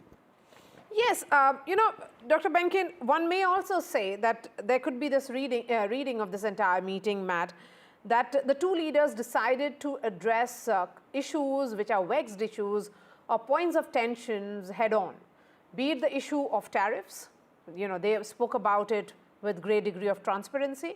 They also addressed the concerns regarding illegal immigration, and the entire deportation, which the question was asked to Prime Minister Modi, and he expressed his views rather openly. So this is how I would be seeing this, that beyond the love fest, as Dr. Benkin put it, there was this addressing of issues head on. I might also add that I spent a lot of time on the Indian borders with Bangladesh, Nepal, and Pakistan, and clearly, I mean, India has the same problem, or not the same, exactly the same, but India has a very similar problem with illegal migration as the United States does, and as with the United States, so many of those migrants crossing the border illegally aren't coming to India with positive ideas of what they're going to do, and in fact might be coming with malevolent ideas. Not all, obviously, but just same thing with the United States. And I think both leaders recognize that there's a real similarity, and they can share the lessons that they've each learned, that the two great countries have learned. Okay. I would add Matt? real quickly. I would like to add, I think real quickly, what you saw here is, I think that both leaders realized that they would get more done by not posturing and by actually agreeing to work together to make some deals, which is, I mean, Donald Trump obviously is known for it, but I think it's in both countries' best interests. And I think that Prime Minister Modi clearly realizes that India's geostrategic location is of great importance, not only for the United States, but for most of the free world. And so he has a strong hand to play, and I think that Donald Trump believes that he does too. And when both sides have good hands, you know, in this case, they want to work together to make both hands even stronger. And I think that it will be beneficial for both countries. And what you saw today is a model that Trump certainly wants to try to impose or make happen with other world leader meetings. It's going to be a very high bar to clear based on the meeting today with Prime Minister Modi. So would you say that in a way this meeting has set the bar really high? Absolutely, yes. I think that if this is the yardstick by which with other meetings with world leaders are measured, either the other world leaders are going to have to come to the table and offer Donald Trump a lot, or they're certainly going to have to try to foster a warm relationship, because this was a relationship that clearly was built before this meeting ever happened, and it will only get stronger during the next 4 years of the Trump administration. I tend to agree with you completely, Matt, that there was a lot of groundwork which had gone into this meeting, what appeared, you know, a couple of hours ago. And the two leaders did get their optics right, but they also got the big messaging right in terms of economic corridor when it came to trust, technology, and other critical areas. So Raymond Vickery, let's talk about in terms of the messaging and to both leaders addressing their domestic constituencies. They realize that you know, for Donald Trump it is make America great again. Prime Minister Modi is saying make India great again. They understand the strong nationalist sentiments that they have to cater to. Well, Prime Minister Modi is an expert politician. He knows how to handle Donald Trump. Donald Trump likes big crowds, so you take him to Gujarat and you show him hundreds of thousands of people. Donald Trump wants to know that his slogan is a great slogan. And so you say, yeah, that's our slogan too. We're going to do the same thing. So he is very expert in that. I would say that what you have to do is now put further meat on the bones. I think, let's take, for example, the corridor. The corridor wasn't announced today. It was announced at the G20. And this is picking up and taking it forward to a new and better level. That's all very great. But the idea that this great relationship between the U.S. and India is dependent upon only two people, no matter how good they are, is not right. And what we have to do is look at underlying values. We have to look at people-to-people conduct and how this really works. Let's take immigration. MAGA is split down the middle on H-1B visas. You have Steve Bannon saying that the jobs only ought to go to Americans. And then you have Elon Musk on the other side saying, no, it ought to come in. President Trump says, well, I agree with Musk, but maybe we'll have to revise what we're doing in that regard. So there's a lot of slippage between cup and lip. And that isn't to throw cold water on the relationship at all. It is the defining relationship of the 21st century in so many, many areas. And so we want to take it forward, and this is a good start for a new administration. And let's hope that it results in these two leaders, one, preserving democracy, human rights around the world, and at the same time builds peace and prosperity, which both sides are committed to. All right, Dr. Benkin, final thoughts from you. A defining relationship, relationship of commonalities is what will be defined as. So according to you, the big headlines in the papers. The big headline is that India and the United States are working together so that the bastions of democracy in this world will overcome the acts of authoritarianism that's trying to oppose it. The acts of authoritarian led by nations like China. Obviously, exactly how that happens is doing, but that's the big headline. And that's what this world needs. It needs India and the United States to stand up and unapologetically say, we're working together strategically, militarily, so that we can build democracy throughout the world. I'll mention one other thing. I'll try and be very quick. After 26/11, some people asked me, what should the United States do? And I was rather bothered when President Bush had sent Secretary Rice to ease tensions and urge restraint in South Asia. My response to people in Washington who said, well, what do you think the best course is? I said, and I could have said it to a lot of countries, is the most important thing we can do in the West is stop treating India like a pet. Well, I think we saw today that that's not happening. India certainly has arrived, and India certainly is playing a crucial role in the world order of the 21st century. All right. Thank you so much for joining us, Matt Klink, Raymond Vickery, and Dr. Benkin this morning and sharing your views. That's all from me. In fact, let's listen in again to that joint statement of Donald Trump and Prime Minister Modi. I'm thrilled to welcome the Prime Minister of India, my friend, Narendra Modi, back to the White House. We spent a lot of time here and a lot of time in India, and he's a very special man.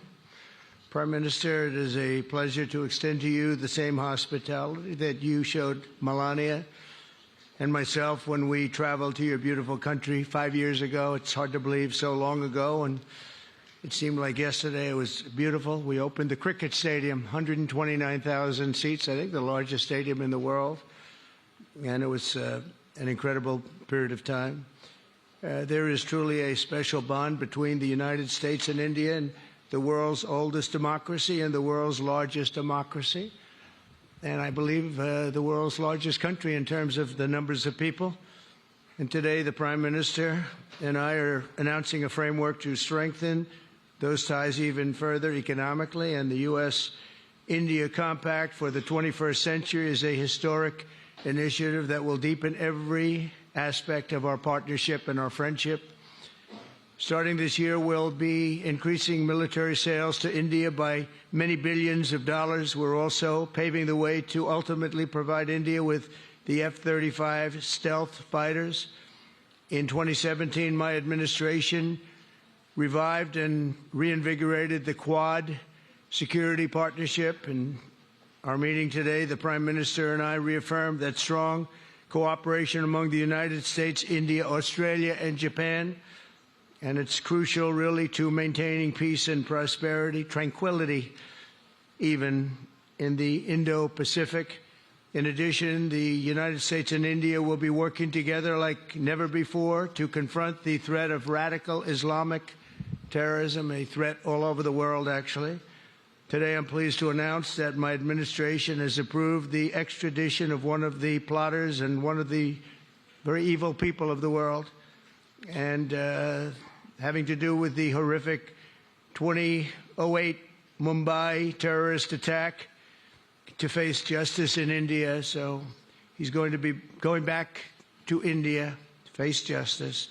As we deepen our defense partnership, we'll also strengthen our economic ties and bring greater fairness and reciprocity to our trading relationship. As a signal of good faith, Prime Minister Modi recently announced the reductions to India's unfair, very strong tariffs that limit U.S. access into the Indian market very strongly, and really it's a big problem, I must say. India imposes a 30 to 40 to 60 and even 70% tariff on so many of the goods, and in some cases far more than that. And as an example, a 70% tariff on U.S. cars going into India, which makes it pretty much impossible to sell those cars. Today, the U.S. Trade deficit with India is almost $100 billion, and Prime Minister Modi and I have agreed that we'll be begin negotiations to address the long-running disparities that should have been taken care of over the last 4 years, but they didn't do that, in the U.S.-India trading relationship with the goal of signing an agreement. And we want, we want a certain level playing field, which we really think we're entitled to. And he does also, in fairness. So we're going to work on that very hard, and we can make up the difference very easily with the deficit, with the sale of oil and gas, LNG, of which we have more than anybody in the world. The Prime Minister and I also reached an important agreement on energy that will restore the United States as a leading supplier of oil and gas to India. It will be hopefully their #1 supplier, and the groundbreaking development for U.S. nuclear industry. India is also reforming its laws to welcome U.S. nuclear technology, which is at the highest level, into the Indian market. This will bring safe, clean, and affordable electricity to millions of Indians and tens of billions of dollars to the U.S. civilian nuclear industry in India. And under the framework we are announcing today, the United States and India are also joining forces to ensure that artificial intelligence and other advanced technologies are developed by two of the most advanced nations, intellectually and otherwise technologically. Anywhere in the world, there's nobody very much closer. We have an incredible relationship there, and this is where it seems to be heading. And artificial intelligence, a very complex subject, but it seems to be where people want to be and they want to go, and we're leading right now by a lot, but other people will try to catch us. I don't know if they're going to be able to. We're going to make it available. We're going to make tremendous amounts of electricity available. We're going to let the people that are buying the electricity make their own electric plants, electric generation plants. And we've never done this in our country, but we're going to get it done very quickly. Lee Zeldin and his group are going to get the approvals in very rapid form, and we're calling it a national emergency, and that's exactly what it is. So we're going to remain at the top of the AI, or artificial intelligence, I think, for a long time to come, and we're going to be working very closely with India and other countries on that. But right now we're the leader by quite a bit. Finally, we agreed to work together to help build one of the greatest trade routes in all of history. It will run from India to Israel to Italy and onward to the United States, connecting our partners by ports, railways, and undersea cables, many undersea cables. It's a big development. It's a lot of money going to be spent, and we've already spent some, but we're going to be spending a lot more in order to stay advanced and stay the leader. I'm pleased to report that with today's announcements, the friendship between the United States and India is the strongest I believe it's ever been. I think our relationship is the best it's ever been between two leaders of the two countries, and it's an honor to say that. I'd like to now invite the Prime Minister to say a few words, and then we'll take some questions, and we appreciate you all being here. Thank you very much. Your Excellency, राष्ट्रपति Trump, दोनों देशों के delegates, media के साथियों, नमस्कार। सबसे पहले मैं मेरे प्रिय मित्र राष्ट्रपति ट्रंप को मेरे शानदार स्वागत और आतिथ्य सत्कार के लिए हार्दिक आभार व्यक्त करता हूं। राष्ट्रपति ट्रंप ने भारत और अमेरिका संबंधों को अपने नेतृत्व से संजोया है, जीवंत बनाया है। जिस उत्साह से उनकी पहली टर्म में हमने मिलकर काम किया, वही उमंग, वही ऊर्जा और वही प्रतिबद्धता मैंने आज भी महसूस की है। आज की चर्चाओं में उनके पहले टर्म में हमारी उपलब्धियों का संतोष और गहरे आपसी विश्वास का सेतु था।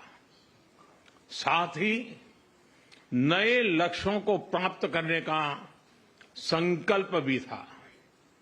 हम मानते हैं कि भारत और अमेरिका का साथ और सहयोग एक बेहतर विश्व को शेप कर सकता है। फ्रेंड्स, अमेरिका के लोग राष्ट्रपति ट्रंप के मोटो मेक अमेरिका ग्रेट अगेन यानी मागा से परिचित है। भारत के लोग भी विरासत और विकास की पटरी पर विकसित भारत 2047 के दृढ़ संकल्प को लेकर तेज गति शक्ति से विकास की ओर अग्रसर है। अमेरिका की भाषा में कहूं तो विकसित भारत का मतलब मेक इंडिया ग्रेट अगेन यानी मिगा। जब अमेरिका और भारत साथ मिलकर काम करते हैं यानी मागा, मागा प्लस मीगा, तब बन जाता है मेगा पार्टनरशिप फॉर प्रॉस्पेरिटी। और यही मेगा स्पिरिट हमारे लक्ष्यों को नया स्केल और स्कोप देती है। फ्रेंड्स, आज हमने द्विपक्षीय व्यापार को 2030 तक 2 गुना से भी अधिक बढ़ाकर $500 बिलियन तक पहुंचाने का लक्ष्य निर्धारित किया है। हमारी टीमें एक पारस्परिक लाभकारी ट्रेड एग्रीमेंट को शीघ्र संपन्न करने पर काम करेगी। भारत की ऊर्जा सुरक्षा सुनिश्चित करने में हम ऑयल तथा गैस ट्रेड को बल देंगे। ऊर्जा इंफ्रास्ट्रक्चर में निवेश भी बढ़ेगा। न्यूक्लियर एनर्जी क्षेत्र में हमने स्मॉल मॉड्यूलर रिएक्टर्स की दिशा में सहयोग बढ़ाने पर भी बात की। फ्रेंड्स, भारत की डिफेंस प्रिपेयर्डनेस में अमेरिका की महत्वपूर्ण भूमिका है। स्ट्रैटेजिक और ट्रस्टेड पार्टनर के नाते हम जॉइंट डेवलपमेंट, जॉइंट प्रोडक्शन और ट्रांसफर ऑफ टेक्नोलॉजी की दिशा में सक्रिय रूप से आगे बढ़ रहे हैं। आने वाले समय में भी नई टेक्नोलॉजी और इक्विपमेंट हमारी क्षमता बढ़ाएंगे। हमने autonomous systems industry alliance launch करने का निर्णय लिया है। अगले दशक के लिए डिफेंस कोऑपरेशन फ्रेमवर्क बनाया जाएगा। डिफेंस इंटरऑपरेबिलिटी, लॉजिस्टिक्स, रिपेयर और मेंटेनेंस भी इसके मुख्य भाग होंगे। फ्रेंड्स, 21वीं सदी टेक्नोलॉजी ड्रिवन सेंचुरी है। लोकतांत्रिक मूल्यों में विश्वास रखने वाले देशों के बीच टेक्नोलॉजी क्षेत्र में करीबी सहयोग पूरी मानवता को नई दिशा, शक्ति और अवसर दे सकता है। भारत और America artificial intelligence, semiconductors, quantum, biotechnology तथा टेक्नोलॉजीज में मिलकर काम करेंगे। आज हमने ट्रस्ट यानी transforming relationship utilizing strategic technology, उस पर सहमति बनाई है। इसके अंतर्गत क्रिटिकल मिनरल, एडवांस मटेरियल और फार्मास्यूटिकल की मजबूत सप्लाई चेन्स बनाने पर बल दिया जाएगा। लिथियम और रेयर अर्थ जैसे स्ट्रेटेजिक मिनरल के लिए रिकवरी और प्रोसेसिंग इनिशिएटिव्स लॉन्च करने का भी निर्णय लिया है। स्पेस के क्षेत्र में अमेरिका से हमारा करीबी सहयोग रहा है।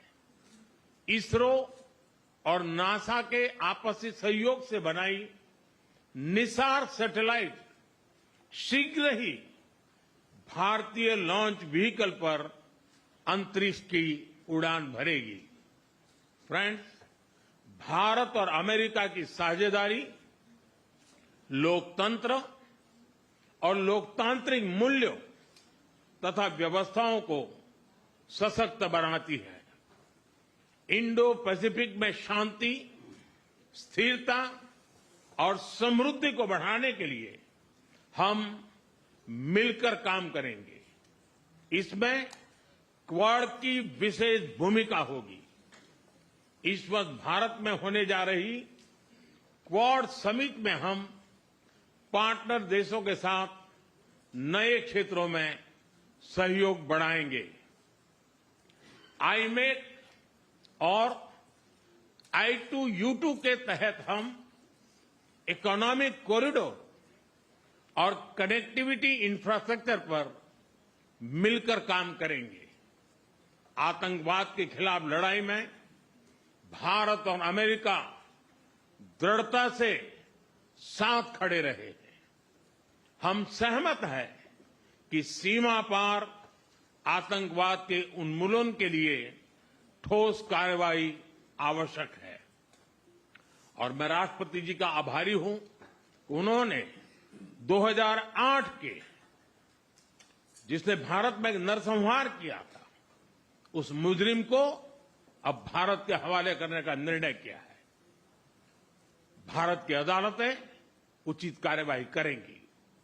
फ्रेंड्स, अमेरिका में रहने वाला भारतीय समुदाय हमारे संबंधों की महत्वपूर्ण कड़ी है। हमारे पीपल टू पीपल टाइज को और गहरा करने के लिए हम शीघ्र ही लॉस एंजलिस और बोस्टन में भारत के नए कॉन्सुलेट खोलेंगे। हमने अमेरिका की यूनिवर्सिटी और शिक्षा संस्थानों को भारत में ऑफशोर कैंपस खोलने के लिए निमंत्रण दिया है। राष्ट्रपति ट्रंप, आपकी मित्रता और भारत के लिए दृढ़ प्रतिबद्धता के लिए मैं आपका आभार व्यक्त करता हूं। भारत के लोग तो 2020 की आपकी यात्रा को आज भी याद करते हैं और उम्मीद करते हैं कि राष्ट्रपति ट्रंप एक बार फिर उनके पास आएंगे। 140 करोड़ भारतवासियों की ओर से मैं आपको भारत आने के लिए आमंत्रित करता हूं। बहुत बहुत धन्यवाद।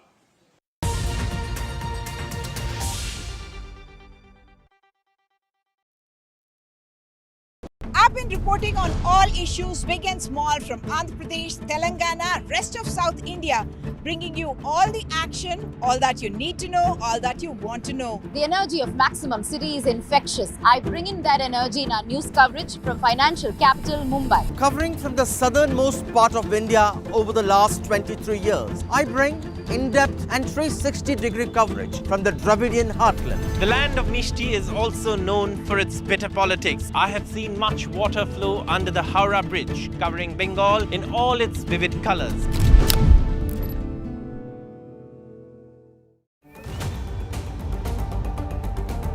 This week on India Ascends, we decode the ins and outs of the historic PM Modi-President Trump meet. Mumbai to Marseille, why IMEC is poised to bring the global north and south together, and how BrahMos missile is pushing India to the forefront of military innovation and reshaping global defense dynamics. All this and more only on India Ascends with me, Gauri Dwivedi, at these timings on the NDTV network.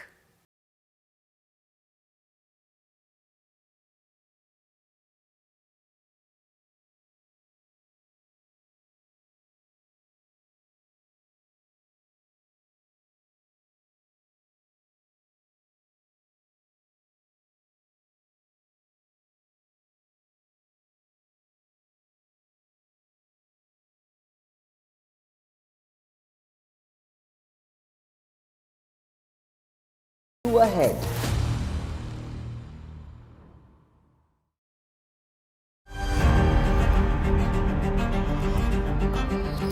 There is a growing realization across the global capitals that this is a relationship which is fast moving beyond the pale of bilateralism into truly a force for global good. Looking ahead to Prime Minister Modi's visit here to Washington, D.C. as he meets with President Donald Trump. I do think, though, there are real opportunities for the U.S. and India to work together.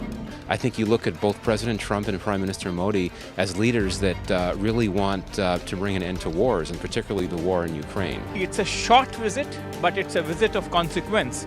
This is Nikunj Garg reporting for NDTV from Washington, D.C.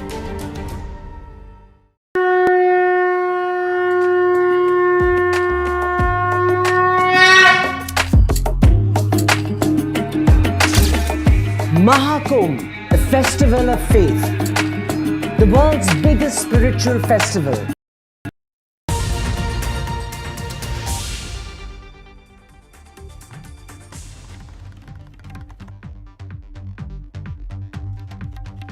Good morning, you're watching NDTV's special broadcast of Prime Minister Modi's crucial bilateral with US President Donald Trump. In fact, we just heard the joint address completing a short while back. There are lots of talking points, several key takeaways. We'll get you all those updates with our ground reporters in the United States, as well as a special panel of experts that we have lined up. But first, let's take a look at headlines at top of 6 a.m. PM Modi at White House. There's Dosti on display. Modi 3.0 and Trump 2.0 equals to India-US ties hitting the top gear. President Trump says ties with India and the Prime Minister have never been better. He also goes on to add that Prime Minister Modi is a great leader. A really fantastic job. A great leader. Great leader.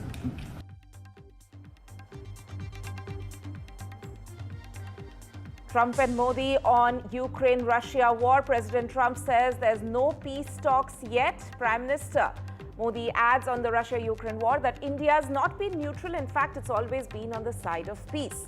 Prime Minister Modi also appreciates President Trump's peace efforts.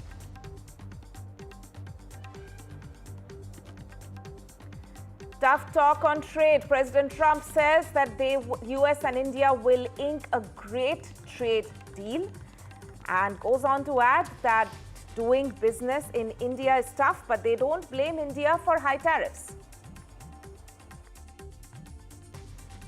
Oh, he's a much tougher negotiator than me, and he's a much better negotiator than me. There's not even a contest. Another big one, President Trump clears Tariffs Rana's extradition. Prime Minister Modi says he's grateful to Trump for extradition of the 2611 plotter.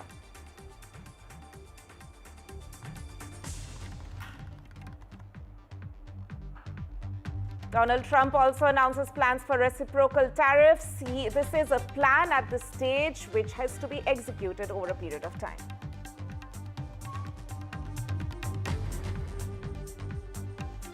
US pushes for more defense deals with India. Donald Trump offers F-35 fighter jets to India.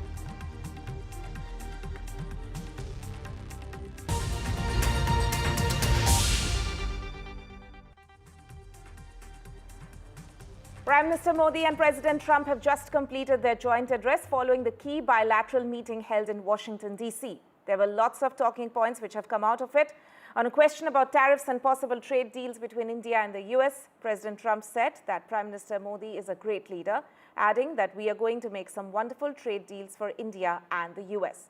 Crucially, President Trump has also hinted at potential deals with India in terms of India buying crude oil and LNG from the US. Another big one, President Trump has cleared the extradition of 2611 plotter Rana. The US president has also said that the United States will sell F-35 fighter jets to India, which would join the elite club of countries with the state-of-the-art stealth planes. Remember, this was the first bilateral meeting between India and the United States since Trump took over as the US president for the second time just 3 weeks ago. President Trump also added that relationship with India and Prime Minister Modi has never been better. In fact, let's take a look at some of the excerpts coming out from their joint address. हम मानते हैं कि भारत और America का साथ और सहयोग एक बेहतर विश्व को शेप कर सकता है। फ्रेंड्स, अमेरिका के लोग राष्ट्रपति ट्रंप के मोटो मेक अमेरिका ग्रेट अगेन यानी मागा से परिचित है। भारत के लोग भी विरासत और विकास की पटरी पर विकसित भारत 2047 के दृढ़ संकल्प को लेकर तेज गति शक्ति से विकास की ओर अग्रसर है। अमेरिका की भाषा में कहूं तो विकसित भारत का मतलब मेक इंडिया ग्रेट अगेन यानी मिगा। जब अमेरिका और भारत साथ मिलकर काम करते हैं यानी मागा, मागा प्लस मिगा, तब बन जाता है मेगा पार्टनरशिप फॉर प्रॉस्पेरिटी। और यही मेगा स्पिरिट हमारे लक्ष्यों को नया स्केल और स्कोप देती है। The United States and India will be working together like never before to confront the threat of radical Islamic terrorism, a threat all over the world, actually. Today, I'm pleased to announce that my administration has approved the extradition of one of the plotters and one of the very evil people of the world, and having to do with the horrific 2008 Mumbai terrorist attack, to face justice in India. So he's going to be going back to India to face justice.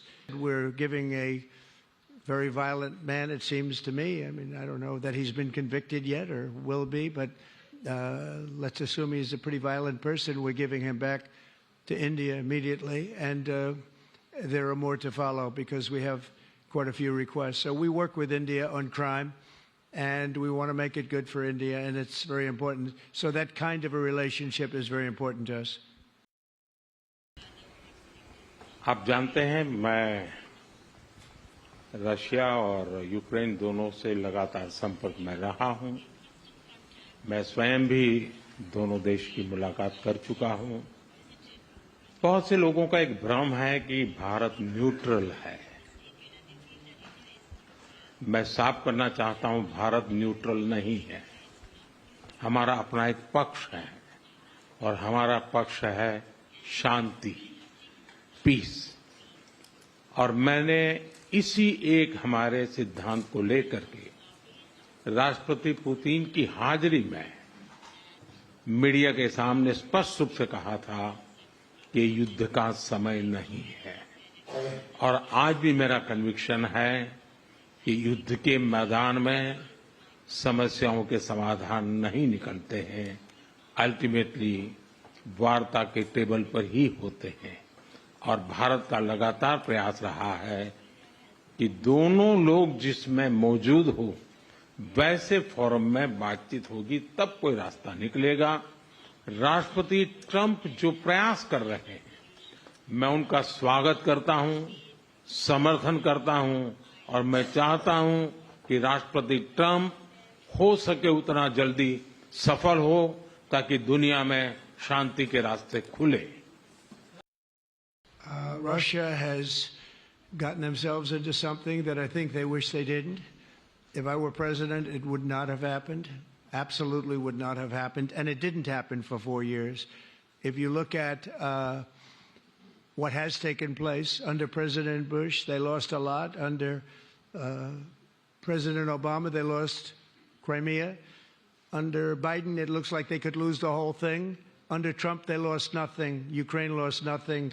They didn't give up anything. And you take a look at the other 3 presidents surrounding me, they gave up a lot.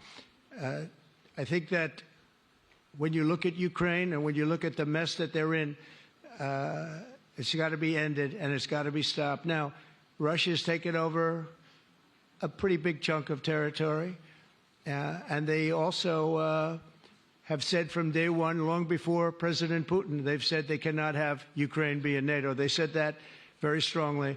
I actually think that that was the thing that caused the start of the war. And Biden said it, and Zelensky said it, and I think that was one of the reasons, one of the starts of the war. But from long before Putin, they said you cannot have Ukraine going in any way into NATO.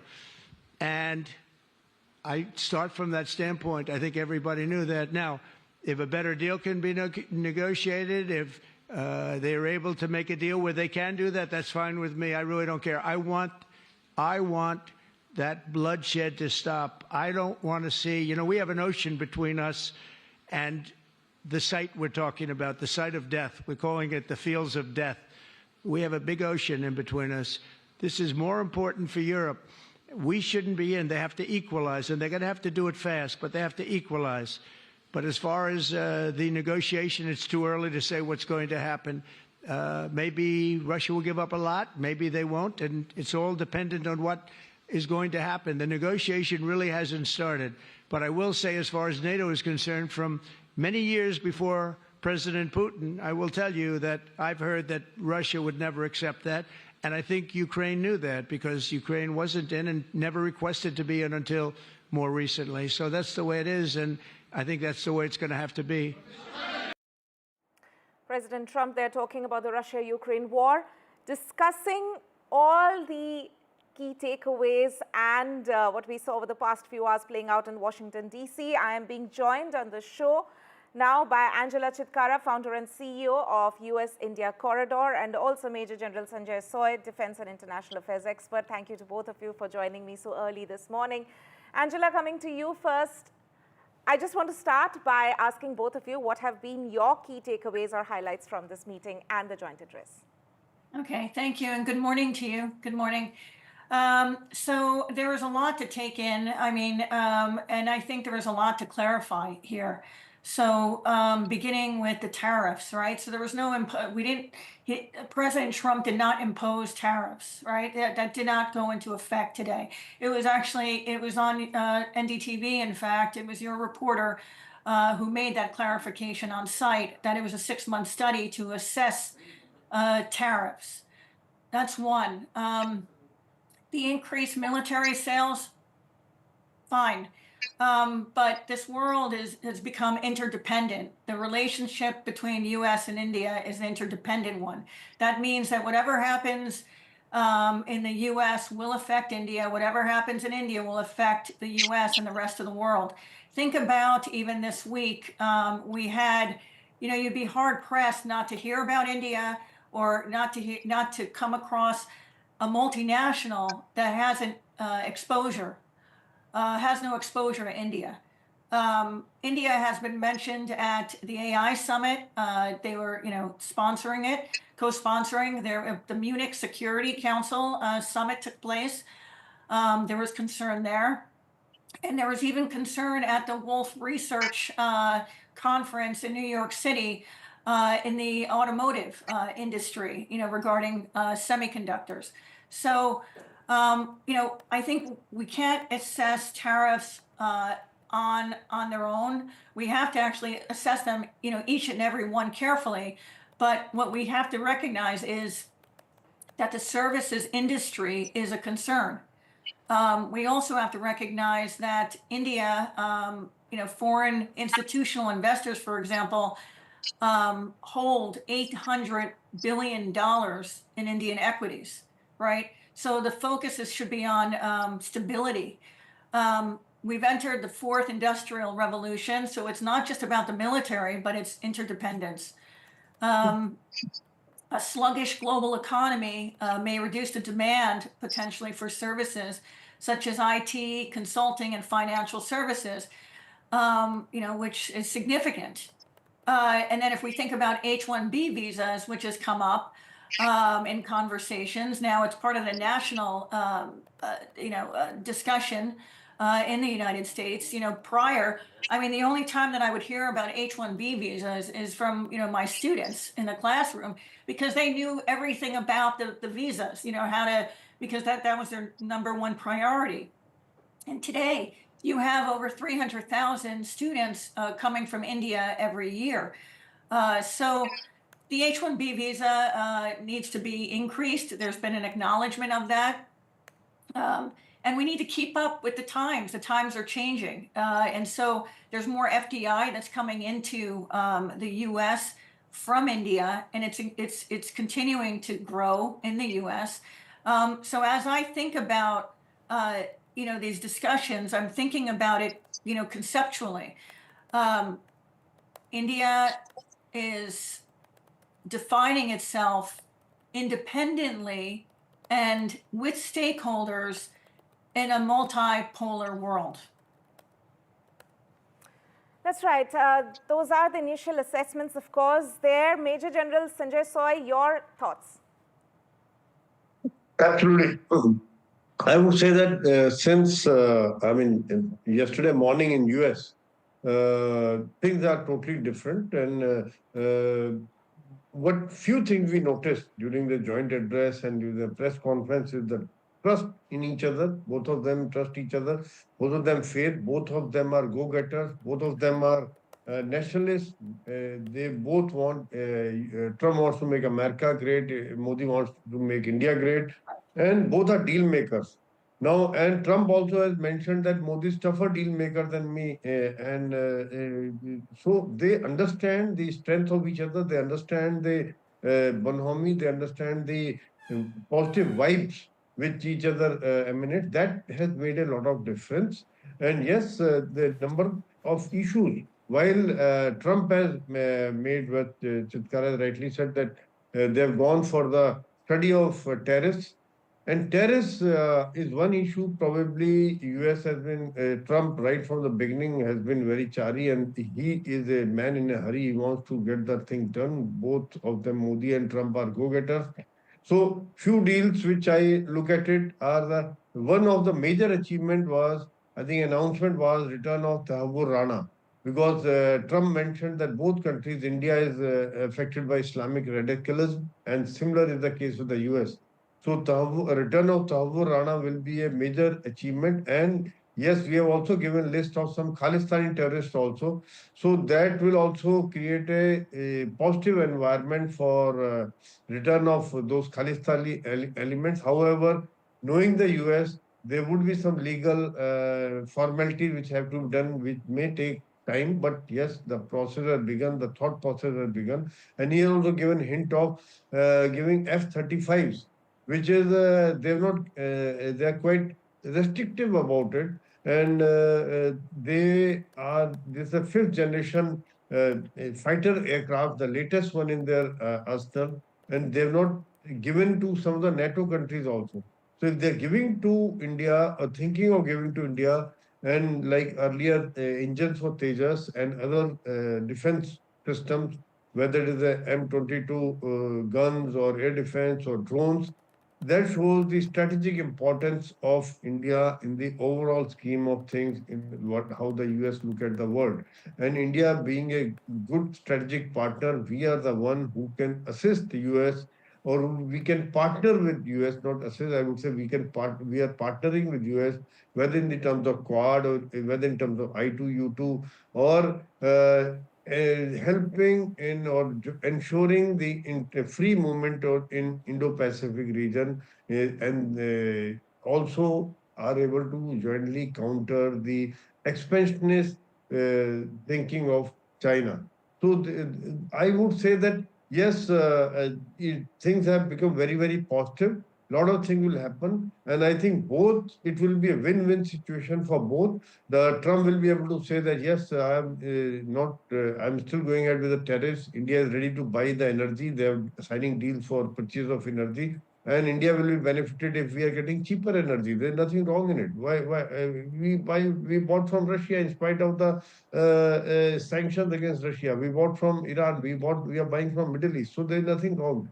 We will take our national interest first, and yes, we will buy. So it is a win-win situation. Both we will get the latest technology from India, from the US. India will get the latest technology, both in the defense sector. That will also help in making Atmanirbhar, because nobody can do everything on its own.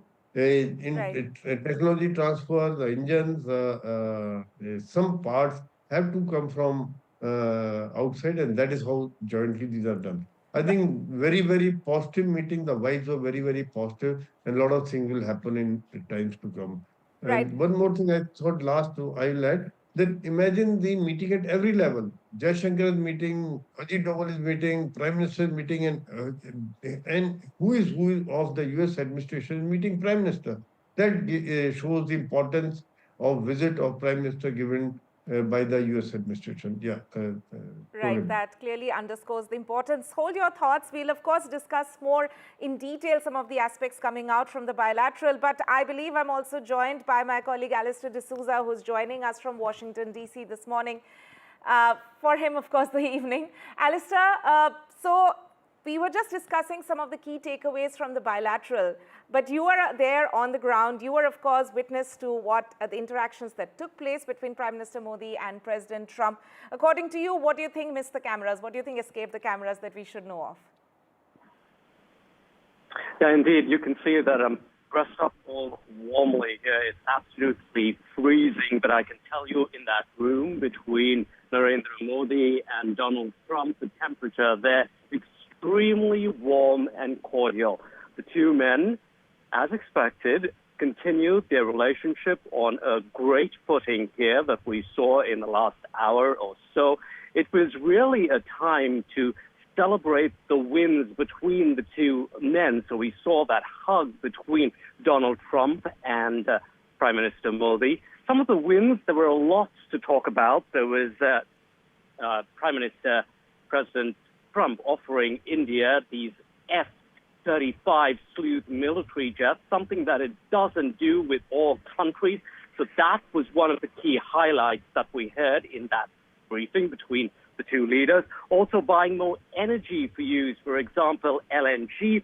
There's going to be cooperation on AI as well, and counter-terrorism as well. Now, there were some lighter moments that we looked at where one of the reporters asked President Trump who between them is the toughest negotiator, which one is tougher. And you could see a smile come onto Donald Trump's face, and he turns around and says that it's Narendra Modi who's the tougher negotiator.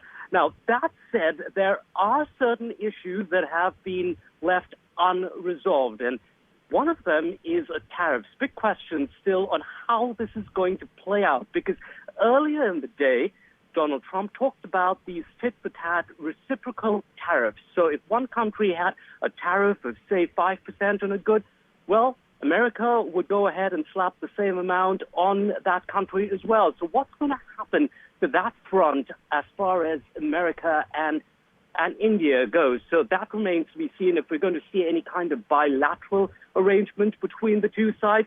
That was one of the unresolved issues that was not entirely addressed. Now, the other thing was the illegal deportees or illegal migrants who've been deported to India from the United States, those undocumented migrants. We've seen in India those pictures that came through of many of them sent on an aircraft, 104 of them shackled, their hands and their legs. Well, that was one of the questions that was put to Prime Minister Narendra Modi. That was brought up, and Narendra Modi really decided to talk about how one should be clamping down on the root cause of this problem, which is also tackling with America the problem of what he called the ecosystem of human traffickers. So clearly no mention of whether we're going to continue to see those military planes bringing more Indians shackled and tied, or shackled with chains as far as their hands and their feet are concerned. So, of course, India not disputing the fact that these individuals who've broken American law by coming here illegally should be sent back. The question, though, is the outrage over how they've been sent back. So one must wait and see how in the coming months that, or weeks, how that would potentially play out. Right. Alistair, quickly before we let you go, what are the next steps now for both nations following this bilateral? We also saw Prime Minister having some key meetings ahead of this bilateral with Elon Musk specifically. So what do you think are the next steps now which could emanate from these meetings? Right, indeed, with any of these meetings, you have the high-ranking officials coming together, as we've seen, lots of broad statements issued. We'll get to more detail in the next coming days, but then really begins the hard work, doesn't it, for officials at the lower rung to make sure that they are able to progress in order to deliver on all those things that have been talked about, whether it's LNG or AI or those defense fields. How do you go ahead and make sure all of that comes together cohesively? So that's going to be how things play out in the next couple of weeks and months. Right, Alistair D'Souza there joining us from Washington, D.C. Thank you so much for joining us on the broadcast at the moment. Going back to my guest now, Angela, as Alistair there was also referring to it, that, you know, there are some bits, of course, which still remain in the grey area. As far as reciprocal tariffs are concerned, President Trump has announced a study, a 6-month study to look into it, how to execute it, implement it. He's, of course, very bullish on that front. But at the moment, do you feel that India has dodged a bullet in a sense? I don't want to comment on that. I mean, I just for now, let's just enjoy the moment. Let's just enjoy it and do our due diligence in ensuring that you know, that whatever the outcome is, that it's a fair and equitable one. I think that you know, we are again, global cooperation is needed. There's an interdependence. There's, you know, increasing FDI by Indian, you know, companies here in the U.S. And at the end of the day, you know, it affects, you know, people, everyday people in our respective countries and around the world. And we're tackling problems like, establishing, so it's cybersecurity, and at the AI summit, for example, you know, India was laying the groundwork for AI governance. And so I think the world, can take lessons from India in terms of how, you know, public-private partnerships work. So in India, for example, with the digital, you know, public, the infrastructure, you know, that has addressed problems, you know, in terms of accessing education. And so I think, you know, the U.S. Can learn from that. And also what, you know, my fellow panelist had said about, you know, the collaboration that's taking place in different sectors. Right. Major General Sanjay Soy, returning to you now, you know, the personal rapport the personal chemistry that we have been talking about for the past few days between Prime Minister Modi and President Trump was clear once again. In fact, President Trump was very generous with his compliments, also saying, although Alistair said it was on a lighter note, but calling Prime Minister Modi a great negotiator, a better negotiator than him, also saying that ties or relations with India and the US have in fact never been better. So do you think in a way the partnership between the two countries has been elevated to the next level? There's no doubt. In fact, a few things, like imagine immediately after taking over, in spite of his hectic schedule, and when we are getting the things done, on the one side there's the Middle East, there's the Russia-Ukraine war going on, and he's meeting Prime Minister Modi, which shows the importance US is giving and to India, because India plays a very, very strategic role, and both are great strategic partners. Our business has grown, our import on defense from US has grown. We are no more only dependent on Russia. We are buying from Europe, we are buying from America, we are buying from Russia also. And so with this Trump, right from beginning, I mean, he's a man in a hurry and he's a go-getter. And one a good thing about dealing with the Trump is that if you deal with him, then it is done. I mean, otherwise, like in the earlier times, they'll keep delaying the process. Here he's made the announcement, Rana will be returned. The F-35 clearance, yes. After that, the discussions will take place. The official level meets will be there. But the fact is, the importance they are given of a visit of Prime Minister to US by that who and who of the US administration, whether it is intelligence or security or financial or Elon Musk, everybody has been meeting Prime Minister. Prime Minister had a very hectic day, and but that is what made use of each and every minute of the time spent in US. And the joint press meeting and their address both highlighted the chemistry between the two leaders. And yes, I'm looking at the win-win situation. Tariffs you had mentioned, yes, tariffs will go up, and India has also worked on during the budget. We have also announced some reduction in tariffs, and probably I look at it in a different manner, that Indian industry will become more competitive. We need to be more competitive to be able to sustain on our own without protection. So it has got both advantages and disadvantages. And Trump also looking at the promises made to his people that America will be made great, and tariffs is one part which is doing across the globe. India's effect India will be very less affected, because America is importing just about 2.4% of total imports from across the globe. We have huge potential of exporting a lot to US, and US also has a huge potential of raising the trade to the next level, which is just about $130 billion.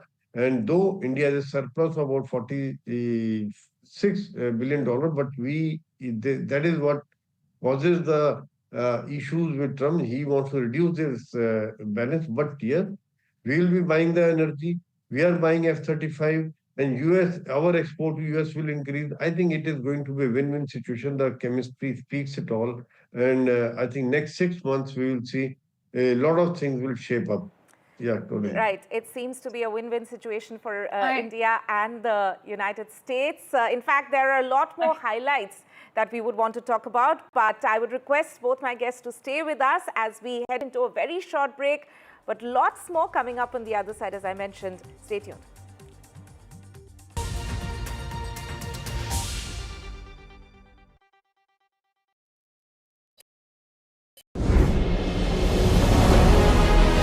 As India accelerates its growth towards self-reliance, India Inc. is leading the charge. From market dominance to manufacturing, from AI breakthroughs to disruptive innovations, India is setting the roadmap for a Viksit Bharat.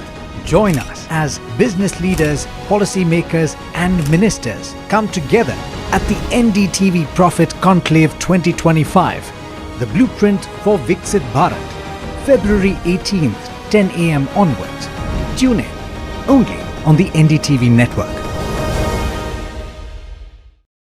I've been reporting on all issues big and small from Andhra Pradesh, Telangana, rest of South India, bringing you all the action, all that you need to know, all that you want to know. The energy of maximum city is infectious. I bring in that energy in our news coverage from financial capital Mumbai. Covering from the southernmost part of India over the last 23 years, I bring in-depth and 360-degree coverage from the Dravidian heartland. The land of Mishti is also known for its bitter politics. I have seen much water flow under the Howrah Bridge, covering Bengal in all its vivid colors.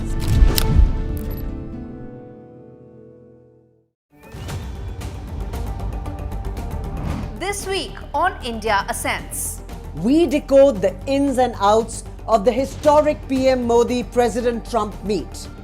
Mumbai to Marseille, why IMEC is poised to bring the global north and south together, and how BrahMos missile is pushing India to the forefront of military innovation and reshaping global defense dynamics. All this and more only on India Ascends with me, Gauri Dwivedi, at these timings on the NDTV network.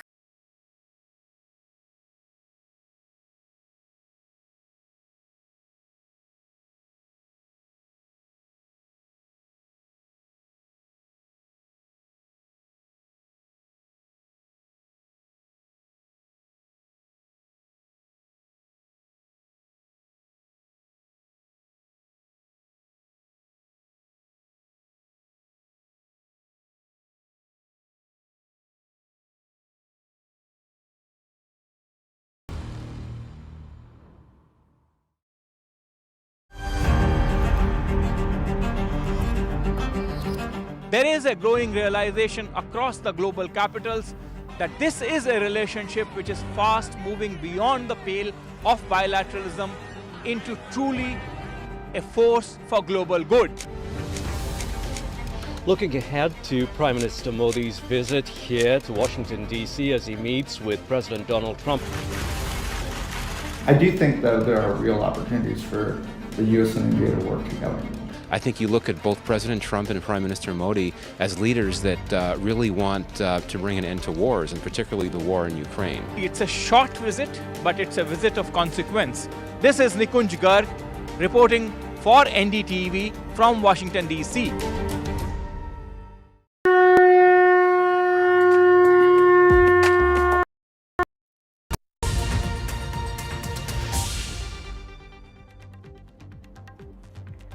Welcome back. You're watching NDTV special broadcast of Prime Minister Modi's US visit. We just heard from both the leaders, President Trump as well as Prime Minister Modi, in a joint address following that bilateral. We were in fact discussing several aspects of the bilateral meeting with our guests. But before we go back to them, let's listen into some of the other statements that came through after that key crucial meeting. There is truly a special bond between the United States and India, and the world's oldest democracy and the world's largest democracy. And I believe the world's largest country in terms of the numbers of people. And today the Prime Minister and I are announcing a framework to strengthen those ties even further economically. And the U.S.-India Compact for the 21st century is a historic initiative that will deepen every aspect of our partnership and our friendship. I think we're going to have a very good relationship with China. I got along with President Xi very well until COVID. That was a bridge too far. But until then, I got along with President Xi very, very well. We were very close as leaders go. I don't want to be naive, but as leaders go, I think we were very close. And I think that China is a very important player in the world. I think they can help us get this war over with Ukraine and Russia. And I look at India, I do see the skirmishes on the border, which are quite vicious, and I guess they continue to go on. If I could be of help, I'd love to help, because that should be stopped. That's been going on for a long time, and it's quite violent. It's quite violent, but I would hope that China and India and Russia and U.S. and all of us can get along. It's very important. आतंकवाद के खिलाफ लड़ाई में भारत और America दृढ़ता से साथ खड़े रहे हैं। हम सहमत हैं कि सीमा पार आतंकवाद के उन्मूलन के लिए ठोस कार्रवाई आवश्यक है और मैं राष्ट्रपति जी का आभारी हूं। उन्होंने 2008 के जिसने भारत में नरसंहार किया था उस मुजरिम को अब भारत के हवाले करने का निर्णय किया है। भारत की अदालतें उचित कार्यवाही करेंगी। फ्रेंड्स, आज हमने द्विपक्षीय व्यापार को 2030 तक 2 गुना से भी अधिक बढ़ाकर $500 बिलियन तक पहुंचाने का लक्ष्य निर्धारित किया है। हमारी टीमें एक पारस्परिक लाभकारी ट्रेड एग्रीमेंट को शीघ्र संपन्न करने पर काम करेगी। भारत की ऊर्जा सुरक्षा सुनिश्चित करने में हम ऑयल तथा गैस ट्रेड को बल देंगे। ऊर्जा इंफ्रास्ट्रक्चर में निवेश भी बढ़ेगा। न्यूक्लियर एनर्जी क्षेत्र में हमने स्मॉल मॉड्यूलर रिएक्टर्स की दिशा में सहयोग बढ़ाने पर भी बात की। Right, Angela Chitkara and Major General Sanjay Soy still with us. Major General Soy, coming to you first, you know, the comments about China. We heard both President Trump and Prime Minister Modi, they refer to it, of course. So in terms of the tackling China, how do you think you would assess the statements which have come out from this joint address? In fact, we just heard both of them talk about it. So how would you assess the situation in terms of US's equations or evolving equations with China, and how should India view it? In fact, yes, China is one country that I think nobody can ignore in the world, and US also. In the present scenario, countries are dependent on each other for technology, for trade, for exchange of knowledge. So nobody can grow alone, and that is what Trump has mentioned. And yes, he is rightly so. Today, if you see in India and China also trading, we are also doing business in spite of the strained relations. And China is one of the largest trade partner of US. They cannot ignore it. There are a lot of things which they get from China. Their major concern is irrational tariffs by China. The major concern is China's expansionist thought process, China's views on Taiwan, China's trying to control the South China Sea and Indo-Pacific region. So those are the concerns. But however, that is one side, and other side is trade. Probably China also knows this. Because if China is doing more than $1,200 billion with the US and EU, that is why probably China is not supporting Russia openly. They have not given any arms and ammunition to Russia openly. So, because they also cannot think of ignoring US and EU, because ultimately their economy is export-based economy. If that gets hurt, the China will suffer badly. However, the US relation with India, and they caution, and they also want to diversify towards India. They also want to diversify a lot of businesses and investment towards India. At present also, whether in the industry or in the FII manner, in the stock industry, a huge investment, US investment is one of the largest. So that is where they are looking at India as an alternative, want to develop it as an alternative. They want to stop total dependence of China, and especially after COVID, the things are not same. And they, of course, looking at China at present, not as a competitor, but what his thought process is, that probably they can jointly work together. But they definitely want to look India as an alternative. In fact, there was, of course, the offer also from President Trump of asking India to, in terms of defense procurements, to buy F-35 fighter jets. But the other concern, of course, which President Trump expressed in their joint address, Angela, coming to you now, is ending the war in Europe. In fact, ending the war in Europe and Middle East have been part of President Trump's campaign as well. And in a way, he has seen India as an ally. Prime Minister Modi also said that their stand has been clear right from the beginning, that they are not neutral, but that India has always been on the side of peace. And what emanated from the joint address today also is that US is counting on India in a way to also be an ally in terms of solving or resolving some of these big geopolitical challenges that US faces. Thank you for the question. And it's, you know, to me, it comes as no surprise. It's almost, it's like, it's just natural for the US to lean into this relationship with India because they're better together. And as the world is realigning geopolitically, and multinationals are figuring out their global supply chains and lessening their exposure to China, you know, Prime Minister Modi is, you know, is coming, you know, across as a lovely statesman, and given India's longstanding relationships with Russia, for example, and Israel, Prime Minister Modi could be very helpful in just being a sort of intermediary and diplomat, you know, in fostering better relations and even providing guidance to the United States. I think together they're better together.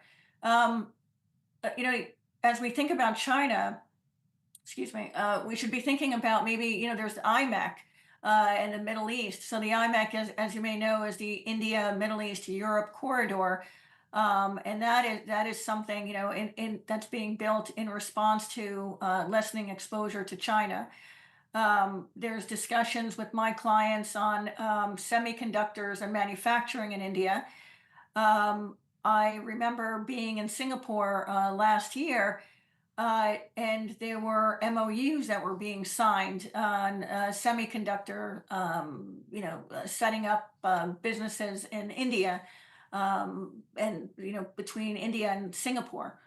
So what I've come to observe, one of the highlights this week has been how India is everywhere. And that goes back to Davos, the Davos campaign. You know, you may not remember, but I certainly do. And it was back in 2006, a long time ago, India Everywhere campaign. And India certainly, you know, through investing in these public-private engagements and partnerships within India and globally, where they're starting to see the benefits now. I recently wrote an opinion piece. I co-authored an opinion piece in Fortune magazine in the U.S.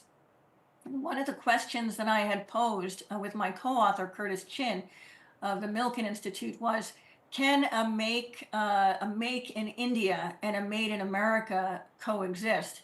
And we believe it can. We believe that together, and I agree with Major General, that together, U.S. and India are better together. And the relationship now is the best I've ever seen it. In fact, from a media coverage standpoint, I've never seen so much attention on India. I mean, you've seen the room.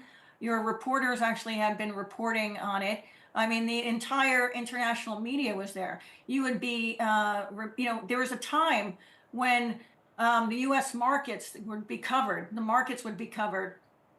And, you know, they wouldn't even mention India.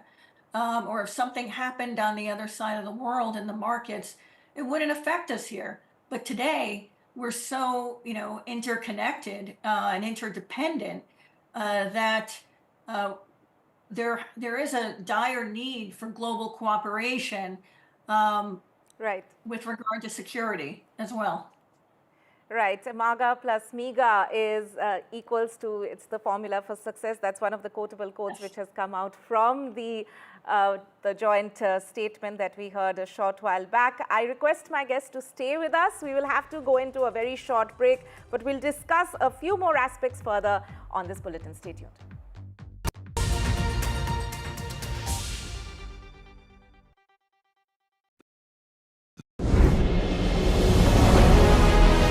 As India accelerates its growth towards self-reliance, India Inc. is leading the charge. From market dominance to manufacturing, from AI breakthroughs to disruptive innovations, India is setting the roadmap for a Viksit Bharat. Join us as business leaders, policymakers and ministers come together at the NDTV Profit Conclave 2025, the blueprint for Viksit Bharat, February 18th, 10 a.m. onwards. Tune in only on the NDTV network. I've been reporting on all issues big and small from Andhra Pradesh, Telangana, rest of South India, bringing you all the action, all that you need to know, all that you want to know. The energy of maximum city is infectious. I bring in that energy in our news coverage from financial capital Mumbai. Covering from the southernmost part of India over the last 23 years, I bring in-depth and 360-degree coverage from the Dravidian heartland. The land of Mishti is also known for its bitter politics. I have seen much water flow under the Howrah Bridge, covering Bengal in all its vivid colors.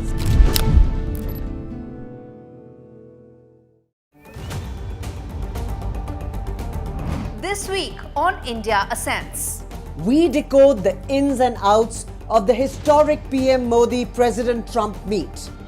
Mumbai to Marseille, why IMEC is poised to bring the global north and south together, and how BrahMos missile is pushing India to the forefront of military innovation and reshaping global defense dynamics.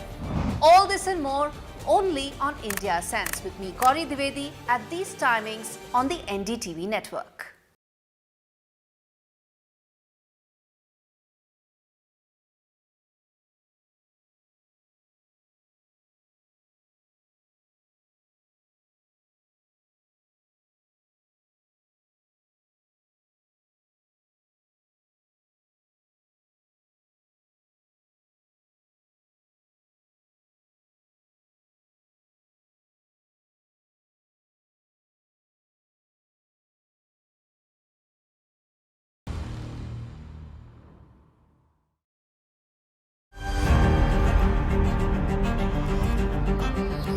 There is a growing realization across the global capitals that this is a relationship which is fast moving beyond the pale of bilateralism into truly a force for global good.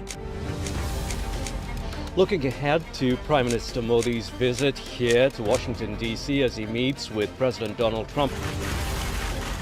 I do think, though, there are real opportunities for the U.S. and India to work together. I think you look at both President Trump and Prime Minister Modi as leaders that really want to bring an end to wars, and particularly the war in Ukraine. It's a short visit, but it's a visit of consequence. This is Nikunj Garg reporting for NDTV from Washington, D.C.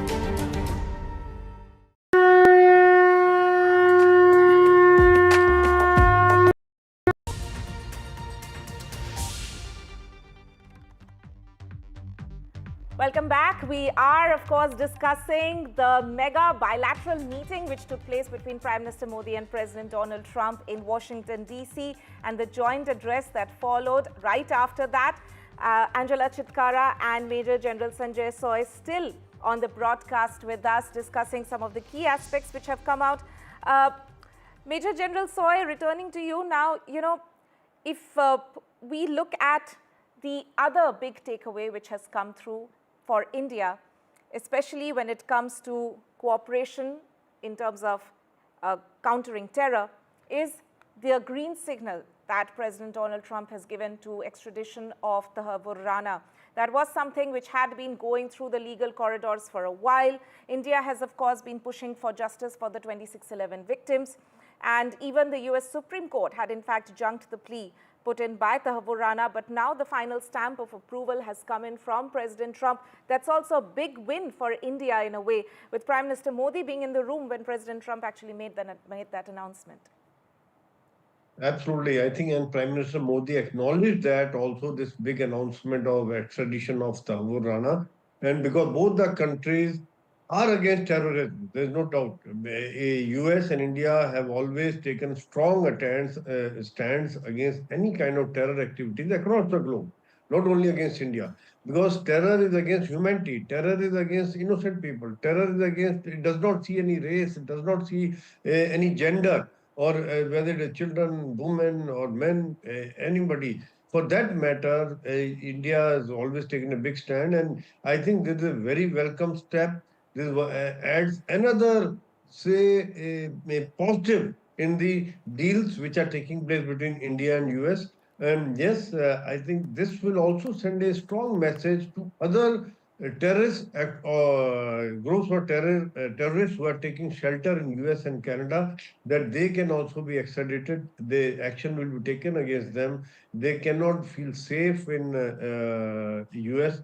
So I think it will be a good message. And I think we are grateful to US and we are grateful to Trump for that. And I would also like to say that, like I had mentioned earlier, Trump is the one person कि हो गया तो हो गया. I mean, it is done means it is done. He is very strong personality. He's a go-getter. He's a man in a hurry. I mean, imagine he's just not even a month and so many announcements, so many decisions have been taken as if Trump 2 is different from Trump 1.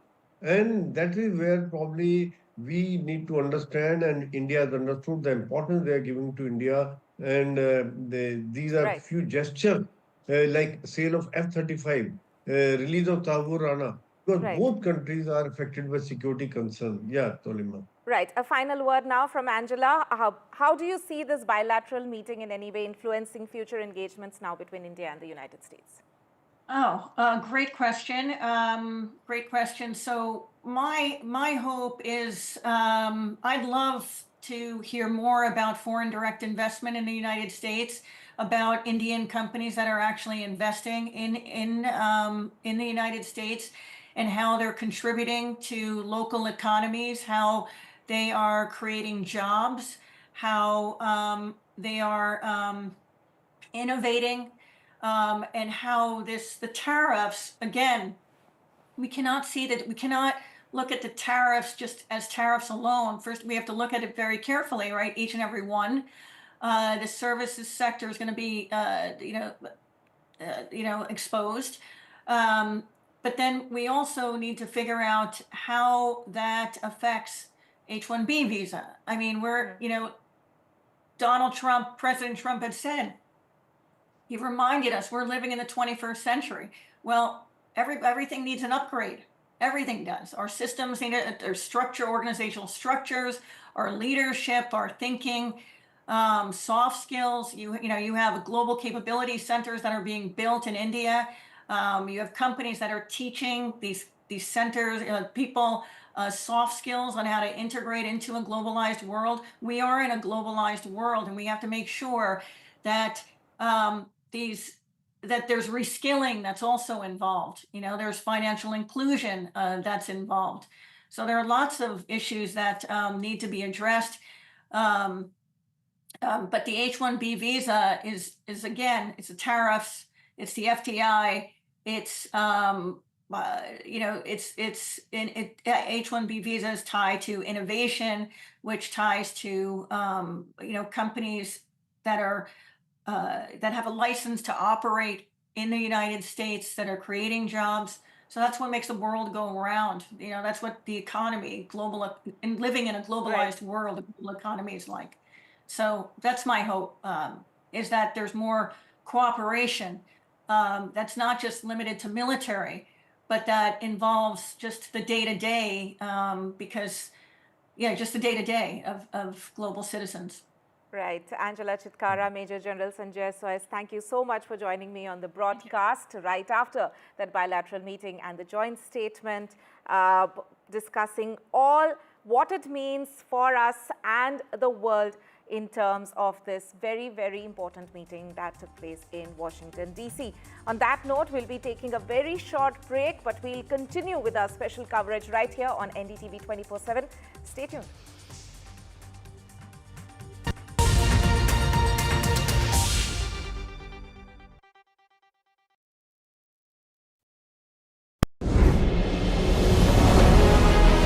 As India accelerates its growth towards self-reliance, India Inc. is leading the charge.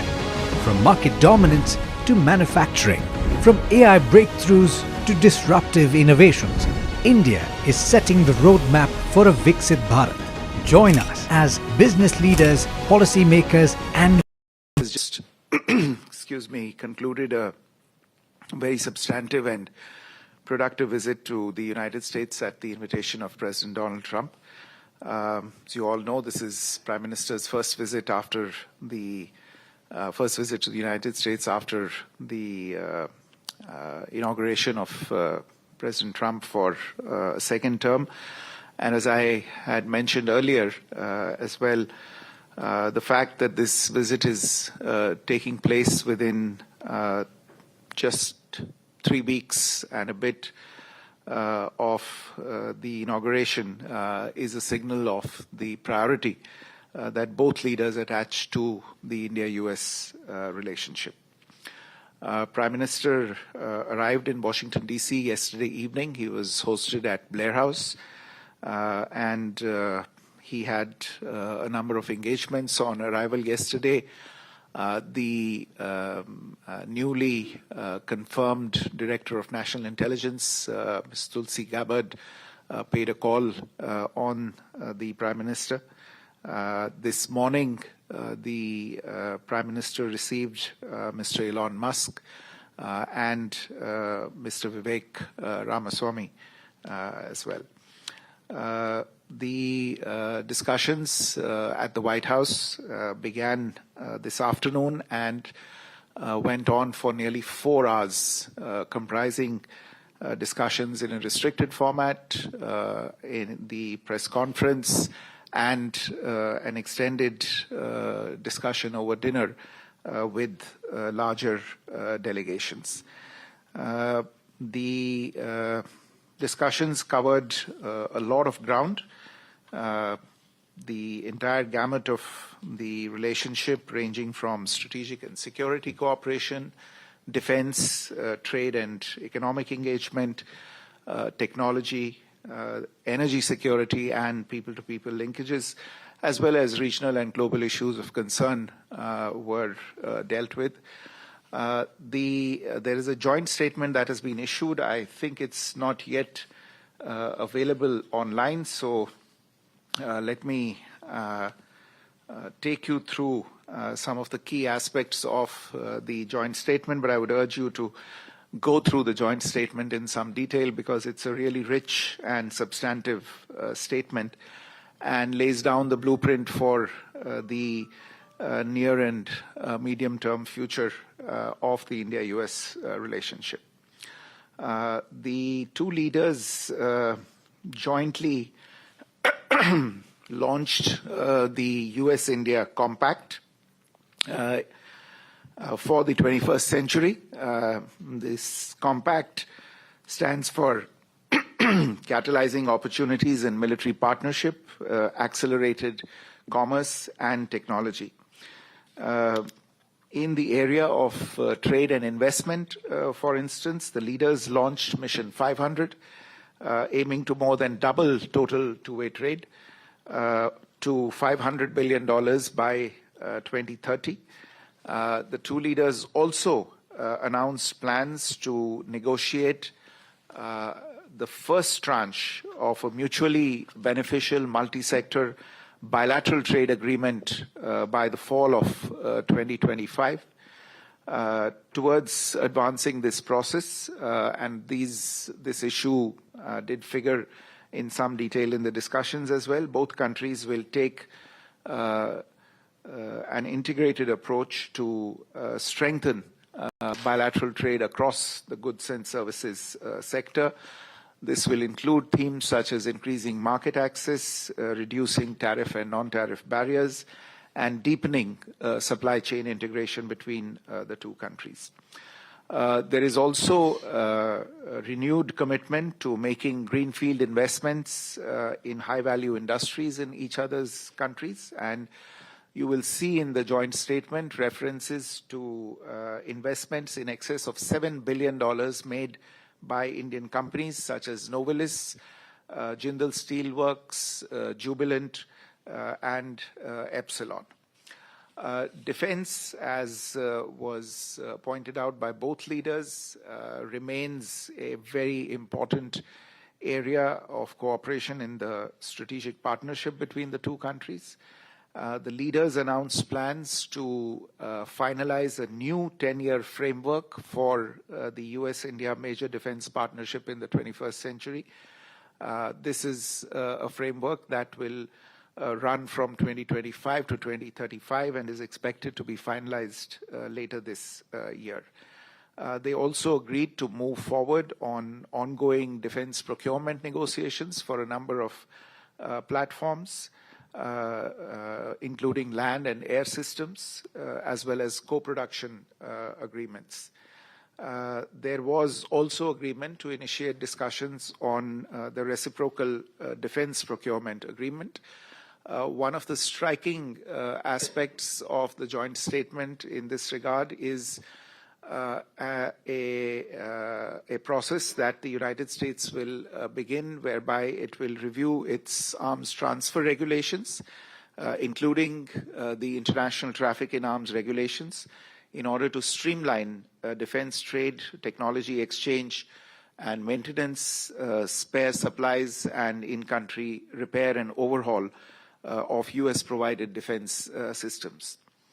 The two countries have also launched the Autonomous Systems Industry Alliance to scale industry partnerships and production of autonomous systems, which will foster next-generation defense and technological collaboration, specifically in the field of underwater domain awareness. You're also aware that for the last several years, technology has become a motive of the India-US partnership, and the two leaders in this latest round of discussions committed to taking forward cooperation in critical and emerging technologies by launching the US-India Trust Initiative. The Trust Initiative stands for Transforming the Relationship Utilizing Strategic Technology. This initiative will catalyze collaboration among governments, academia, and the private sector to drive innovation in defense, artificial intelligence, semiconductors, quantum computing, biotechnology, energy, and space. Artificial intelligence is on everybody's mind. We just had the AI Action Summit in Paris, which the Prime Minister had co-chaired. And in today's discussions, the leaders committed to bring Indian and US private industry together and conclude a US-India roadmap on accelerating AI infrastructure by the end of the year. Both the countries will work together to enable industry partnerships and investments in next-generation data centers, on access to compute and processors for artificial intelligence. The two leaders launched Indus Innovation, a new innovation bridge that is modeled after the successful Indus X platform for defense applications. Indus Innovation is meant to focus on space, on energy, and other emerging technologies. A new US-India cooperative program to recover and process critical minerals, a strategic mineral recovery initiative, has also been launched. Under the Trust Initiative, incidentally, the two sides will also address export controls, enhance high-technology commerce, and reduce barriers to technology transfer between the two countries. In the energy area, this is a subject that has remained in focus in the bilateral relationship in the recent years. India is a significant buyer of US energy, and today's discussions covered a lot of ground on this particular subject. In order to ensure energy security, the two countries agreed to work together on the production of hydrocarbons and for commerce in hydrocarbons to support global energy price stability and secure affordable energy access. In addition, there was agreement to realize the potential in the area of civil nuclear energy, building US-designed nuclear reactors in India, and taking forward that process also through large-scale localization as well as technology transfer. And of course, the two countries have been discussing for some time cooperation in small modular reactors, and that is again something that was flagged today. The obstacles in realizing this cooperation in previous years on account of some of the legal provisions that have remained in place in India have already begun to be addressed. You would have noticed the announcements that have been made in the budget in this regard. And we imagine that these progress on these issues will enable us to realize the promise of cooperation between India and the United States in this very important sector. A new partnership has been launched between the US National Science Foundation and the brand new Indian Anusandhan, which is the National Research Foundation, for deepening research linkages in critical and emerging technologies. There's an MOU that was signed between the NSF and the ANRF just a couple of days back to take forward this cooperation. On the people-to-people front, finally, you're aware there are nearly 300,000 Indian students studying in the United States, and the contribution of these students, especially to the US economy, was acknowledged in the joint statement. The leaders agreed to strengthen collaboration between higher education institutions of the two countries, and India invited the United States to take advantage of the reforms in the Indian education sector to set up offshore campuses of premier educational institutions of the US in India. They also committed to streamline avenues for legal mobility of students and professionals, and facilitating short-term tourist and business travel, while at the same time committing to aggressively addressing and tackling illegal immigration and human trafficking. I would also invite your attention to the parts of the joint statement where you can see a commitment from both sides to take decisive action against elements who threaten public and diplomatic safety and security, and the sovereignty and territorial integrity of both nations. There's a commitment to strengthening law enforcement cooperation in this regard, and this is especially significant from our perspective, given some events that have taken place. Last point relates to the deepening strategic convergences between the two countries on regional and global issues, and this is something that came through clearly in the discussions today between the Prime Minister and President Trump. Whether it is the shared vision for the Quad, India will be hosting the Quad summit later this year, and the Prime Minister has extended an invitation to President Trump for that, or the commitment to increasing our collaboration with partners in West Asia, or in enhancing cooperation in the Indian Ocean region. The two leaders agreed to convene partners under the IMEC initiative, as well as the I2U2 construct within the next 6 months to announce new initiatives. They also launched the Indian Ocean Strategic Venture, a new bilateral forum to advance coordinated investments in connectivity and commerce in this region. All in all, I would say that though short, this was an extremely substantive and productive visit. It allowed two leaders who know each other well, who are comfortable with each other, to renew their contacts from President Trump's first term and to commit themselves to greater things in the relationship. The mood in the room today and the overall environment of the meetings today lent great confidence to both sides that the relationship is on a solid footing and there is much to achieve in the coming months and years. Let me stop there and take a few questions. We have time just for a few questions, so please bear it with us. Yoshita. Thank you. Yoshita Singh with Press Trust of India.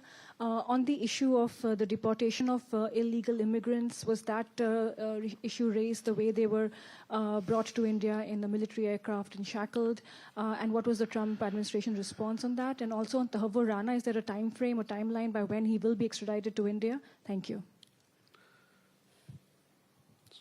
Mr. Sukhpal, yeah, please. Sukhpal Singh Dhanoa. If you don't mind, can I ask you in Hindi?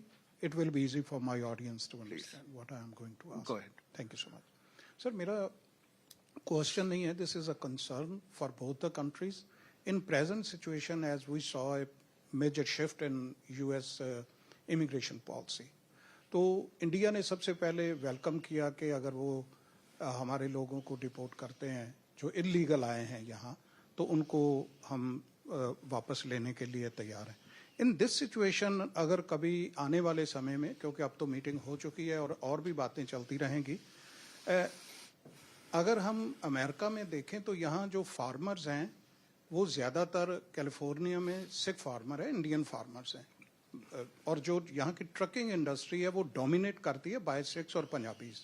तो इन दोनों जगहों पे present situation में बहुत ज़रूरत होगी America को, जो अगर वहाँ से इंडिया से हम लीगल वे से नहीं भेज सकते तो सीजनल लेबर जो है वहाँ से trucking industry and related to farmers, तो वहाँ से अगर ये पॉसिबल हो सके दोनों देश आपस में बात करें, that will be win win situation for both the countries. Thank you so much. Parikshit. Foreign Secretary, we saw how President Trump said that U.S. is going to increase military sales to India by billions of dollars this year, also paving the way for sale of F-35s to India eventually.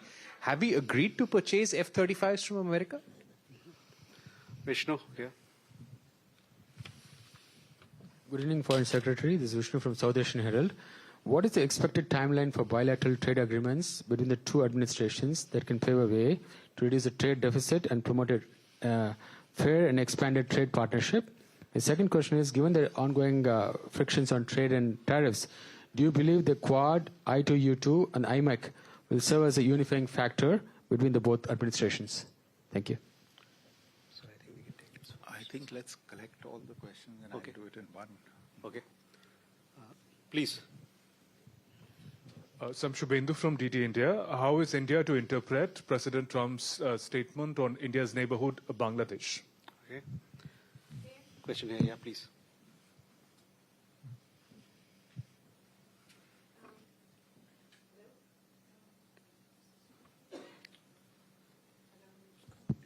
Yeah. Well, my question. Just hang on. Yeah. Can you repeat your Bangladesh question? So how is India to interpret President Trump's statement on the situation in Bangladesh? He said that I leave it to the Prime Minister.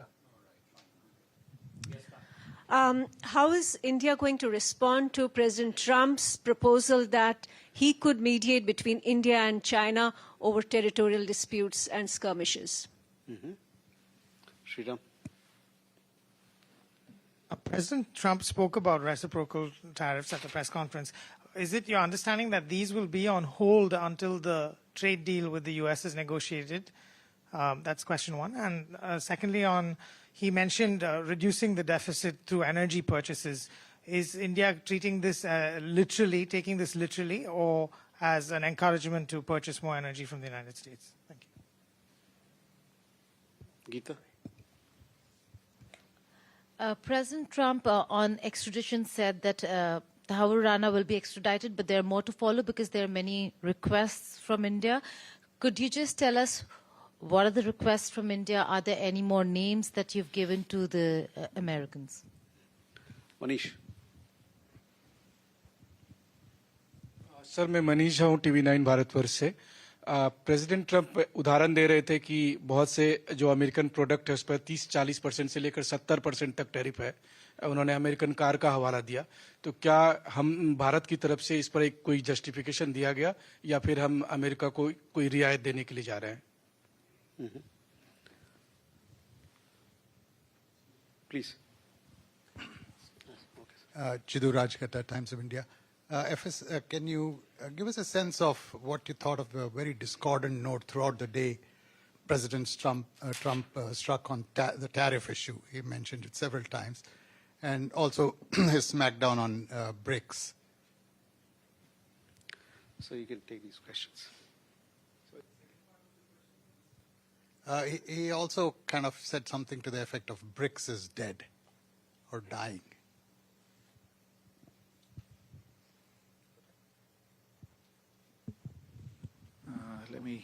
Let me try and address. I think some of the questions and concerns are common, but insofar as the issue of illegal immigration is concerned, yes, it did figure during the discussions today, and the Prime Minister said, as I think he mentioned during the press conference as well, and during the discussions also he said that India has made its stand very clear that if there are illegal immigrants proven to be Indian citizens in any country abroad, we will take them back. But he did emphasize, and again, I think he referred to this in his remarks at the press conference, but even during the discussions, he did emphasize that the return of illegal immigrants is not the end of the story. There is an ecosystem that thrives on this racket and that promotes and enables this racket. And it is the responsibility of both countries to do something about this. And in that, he sought the cooperation of the United States in finding out more details about these rackets and, if need be, through institutional cooperation between the law enforcement authorities and intelligence organizations of the two countries to actually try and do something about these ecosystems that enable this particular phenomenon. So this is something that the two sides will continue to discuss. On the Rana, I think I addressed this in an earlier press conference as well. This is an issue on which the U.S. authorities have taken very clear decisions. I think you've seen the president announce it himself from the White House podium, the decision of the United States to extradite him. It's reflected there in the joint statement as well. We are working on the logistics of this, his surrender and extradition to India. There are a few final steps to be completed. The two sides are in touch on this particular issue. आपका जो प्रश्न था America की जो immigration policy है उसको लेके और जो यहाँ पे एक इंडस्ट्री है ट्रकिंग वगैरह को लेके उसमें जो क्या उसमें सीजनल लेबर इस्तेमाल किया जा सकता है। देखिए, जहाँ तक यहाँ पे ये लेबर किस तरह आ सकता है और इनकी इमिग्रेशन पॉलिसी के साथ कैसे फिट करता है, ये तो अमेरिका की नीतियों का सवाल है। तो वो अगर ऐसी नीति बनाए और हमारे पास ये गुंजाइश हो ऐसे लोगों को भेजने की, तो उसमें कोई आपत्ति नहीं होनी चाहिए, क्योंकि एक तरह से ये लीगल मोबिलिटी होगी। और हमने हमेशा कहा है कि हम लीगल मोबिलिटी के पक्ष में हैं, हम लीगल मोबिलिटी के खिलाफ हैं। लेकिन अगर लीगल मोबिलिटी है, अगर किसी देश की कोई नीति है और उस नीति के तहत लोग वहां पे जाते हैं, बाकायदा वीजा लेके जाते हैं या वर्क परमिट लेके जाते हैं, तो उसमें कोई आपत्ति नहीं होनी चाहिए। तो आगे के आने वाले समय में अगर ऐसी गुंजाइश हुई तो इसके बारे में जरूर दोनों देशों के बीच में बातचीत की जा सकती है। Parikshit, your question on military sales to India, I think. Look, there is a process by which platforms are acquired. You are well aware of that process. There is, in most cases, a request for proposals that is floated. There are responses to those. They are evaluated. I don't think with regard to the acquisition of an advanced aviation platform by India, that process has started as yet. So this is currently something that's at the stage of a proposal, but I don't think the formal process in this regard has started as yet. With regard to the timeline for the bilateral trade agreements, well, this issue was discussed today. There is an understanding that we will try and do it as quickly as possible. I think there is a reference in the joint statement by fall of this year. So we are looking at the next 7 to 8 months to get this done. And today, in a sense, both teams have got the instructions or the indications from the highest levels to start engaging on this. And the work will begin as quickly as possible. On addressing these possible frictions over trade through mechanisms such as I2U2, IMEC and Quad, yes, to the extent that some of those forums will facilitate trade, even though none of them is really a trade agreement or a preferential trading arrangement. But to the extent that they can increase understanding between the various partners, they would certainly be helpful. On what we make of the statement on Bangladesh, well, just to share with you that this was a subject that was discussed between the two leaders, and the Prime Minister shared his views and indeed his concerns with regard to recent developments in Bangladesh and how India sees the situation. I think we hope that the situation in Bangladesh will also move forward in a direction where we can pursue relations in a constructive and stable way with them. But there are concerns about that situation, and the Prime Minister shared those views with President Trump. I think your question about the offer to mediate between India and China, I suspect you know the answer to this question. We have whatever issues we have with any of our neighbors, we have always adopted a bilateral approach to dealing with these issues. And it's no different between India and China. We have been discussing any issues that we have with them on a bilateral plane, and we will continue to do so. On reciprocal tariffs and what the fate will be, look, we have indicated, and the two leaders have agreed today to start discussing trade and tariff-related issues. So I will let those discussions start before pronouncing on what may happen with regard to the plans that have been announced today by the US administration. On reducing deficit through energy purchases, well, I mean, we are a significant purchaser of US energy in any case. I think last year we purchased about $15 billion in US energy output.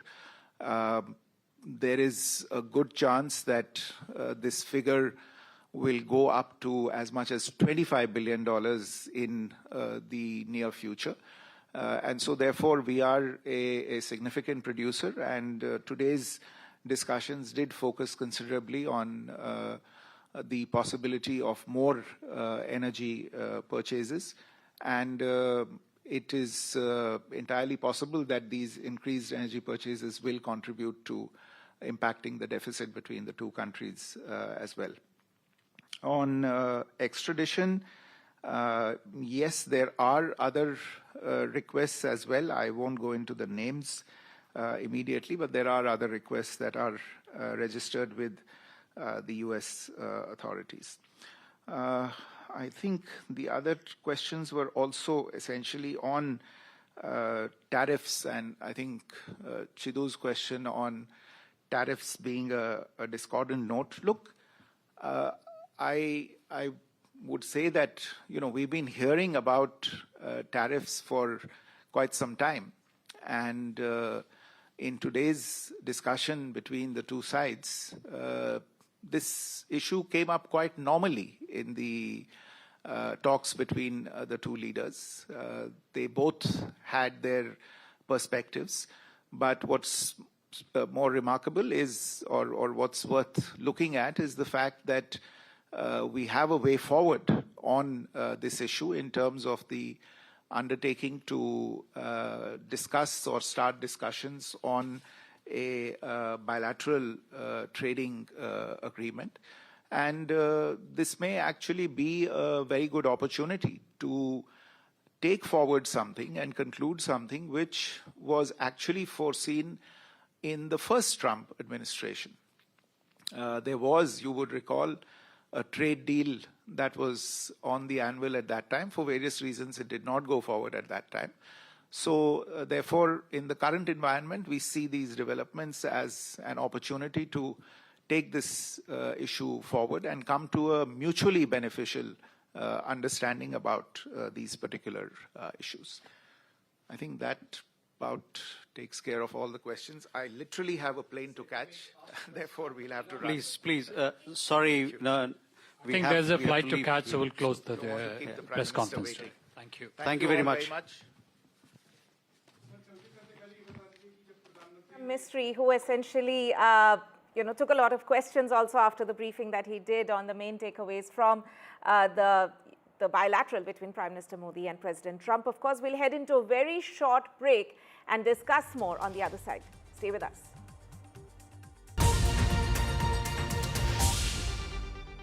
We missed you.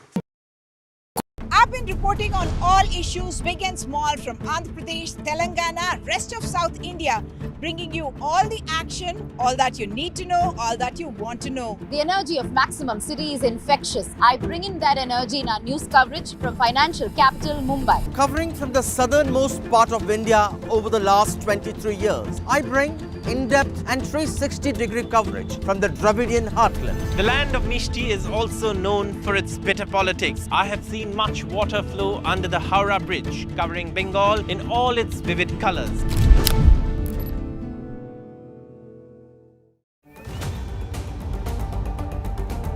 This week on India Ascends, we decode the ins and outs of the historic PM Modi-President Trump meet. Mumbai to Marseille, why IMEC is poised to bring the global north and south together, and how BrahMos missile is pushing India to the forefront of military innovation and reshaping global defense dynamics. All this and more only on India Sense with me, Gauri Dwivedi, at these timings on the NDTV network.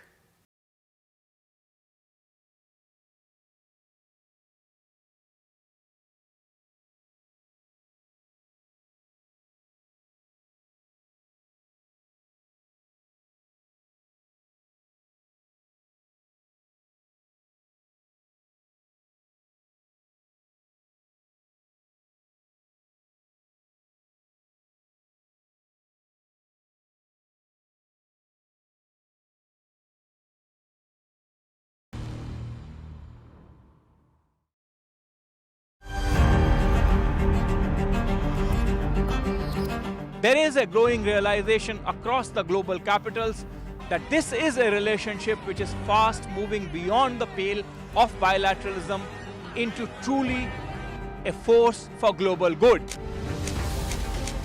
Looking ahead to Prime Minister Modi's visit here to Washington, D.C. as he meets with President Donald Trump. I do think, though, there are real opportunities for the U.S. and India to work together.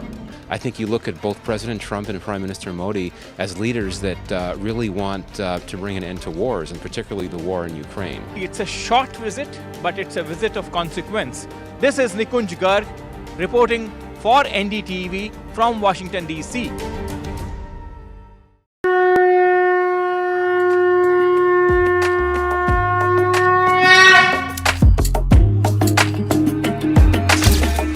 Mahakumbh, the festival of faith, the world's biggest spiritual festival, the divine dip at the spiritual Sangam,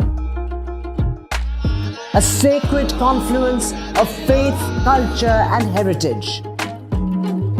NDTV's mega coverage of the Mega Fest. NDTV at Mahakumbh 2025.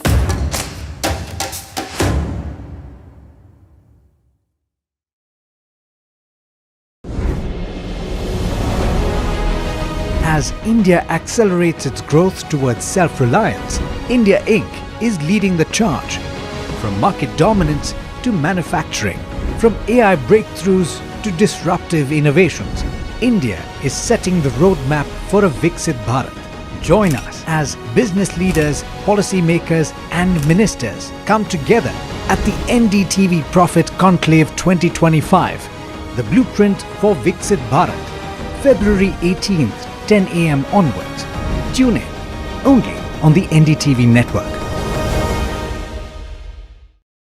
I've been reporting on all issues big and small from Andhra Pradesh, Telangana, rest of South India, bringing you all the action, all that you need to know, all that you want to know. The energy of Maximum City is infectious. I bring in that energy in our news coverage from financial capital Mumbai. Covering from the southernmost part of India over the last 23 years, I bring in-depth and 360-degree coverage from the Dravidian heartland. The land of Mishti is also known for its bitter politics. I have seen much water flow under the Howrah Bridge, covering Bengal in all its vivid colors.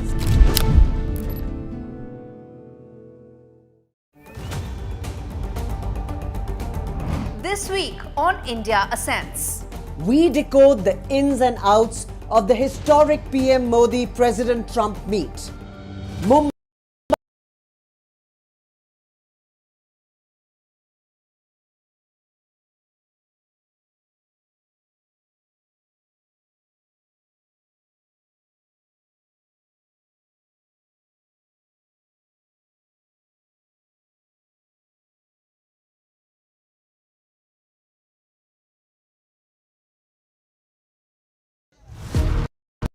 Sum up for our viewers, what are some of the primary outcomes from this bilateral? Well, Tanima, one thing one has to say to begin with, that the camaraderie, the bonhomie, the relationship strength at the personal level that has been so spoken about in various quarters, from commentators to journalists to politicians to other observers of this relationship for long term. That was fully at display right at the moment they entered the Oval Office. From there onwards, in the public commentary, at every possible occasion, two leaders were highly complimentary of each other. President Trump, in fact, called Mr. Narendra Modi a great leader to begin with. That was his kind of opening remarks that he made the moment the press briefing, the first round of the press briefing, just immediately after the opening statements of the two leaders began.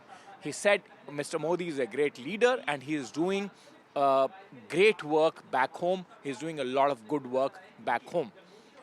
Prime Minister Narendra Modi, in his turn, during the press conference at the press conference room of the White House, said that President Trump has the best interest of American people at his heart. When we think of MAGA, which is Make America Great movement, Make America Great Again movement, we think of President Trump, and that is something on which, on those lines, we also wish to work back in India, and he coined a new term called MEGA. So that personal chemistry, that personal bonding, that personal bonhomie was fully and completely at display to begin with. And then my sense is, as I've been saying right from the word go, that it would be completely unfair, not just to this relationship, but to the peoples of these two countries. Remember, Indians and Americans have a natural liking for each other. I mean, 3 million, close to 3 million students in the American universities is a great proof of that. Parents feel safe in sending their children to America, and nothing can be more complimentary than that to a nation which is so far away from Indian shores. Other than that, of course, diaspora is extremely strong, one of the richest and the most influential and most well-educated group in United States. So that natural liking and that natural bonding between United States and America was also fully at display. And as I said, that it would be extremely unfair to look at these meetings only through the prism of tariffs, tariffs, and tariffs. There was too much noise about tariffs that was going on for a significant period of time just because President Trump announced certain tariffs on certain countries through executive orders. This relationship today is certainly not held hostage by any particular dimension. It is a 360-degree, complete, full gamut of relationship, as Foreign Secretary just now said, something on very solid ground. And therefore, some $100 million of tariff here or there won't make, even if they come along. Although the Foreign Secretary finally, summing it all up, said that tariffs came up very, very naturally, meaning thereby that there was no aggressive stance or the posture displayed at any stage by either the American delegation, American teams, or the President himself. So quite clearly, as I said, that this is a multifarious relationship. The entire gamut of relationship, as always, people being the centerpiece of that relationship, moved forward. There were substantive issues that were discussed. Issues related to trade deficit, of course, is an important point. At this point in time of the Trump administration as it takes shape, and Mr. Donald Trump carries on from his campaign promises made to the American people. And India has said that, through our energy purchases, we have already done a purchase of nearly $15 billion of energy last year, which is in an automatic natural course set to rise up to $25 billion, which means that through the natural course of action, the trade deficit would come down. Other than that, my sense is that on illegal migration, on legal migration, on H-1B visas, on extradition of a key Mumbai 2611 plotter, Hussain Rana, significant progress has been made. Significant progress has also been made in terms of deepening the ties by India opening 2 new consulates in Boston and Los Angeles, which means India's presence in the United States of America would now be the largest diplomatic presence India has in any country of the world, and also any other country having that kind of presence in the United States of America. Tanema? Right, Nikunj Garg there reporting live from Washington, D.C. Thank you so much. Appreciate you joining us from there. I'm also joined on the broadcast by Congressman Rich McCormick. He is the Congressman for Georgia's 7th District. Congressman McCormick, thank you so much for speaking to us here on NDTV. You know, we of course had lengthy discussions on what were some of the key takeaways for India, but for the world, how are you viewing, especially from the US, this big visit by Prime Minister Modi? Well, first of all, it shows what important partners we are in the strategic alliance going forward. That region of the world that has 70% of the world's population, which about 70% of the world's wealth travels through those corridors, where you have huge military presences in both countries, in China, in India. Of course, you have a nuclear peer in Pakistan. Just having somebody in that region that sees the world very similarly, who has a constitution that's very similar, who has aspirations to be the third largest economy in the world in the next 5 years. Somebody who could be a great trading partner, somebody who could buy military equipment from us, someone who can really become so close and really become allies so that we can protect each other into the future and really progress together. Congressman McCormick, how do you think, India should be viewing? Of course, it was a good meeting. That's been the general view for everybody who has, in fact, talked to us after the bilateral as well as the joint statement that we heard from both leaders.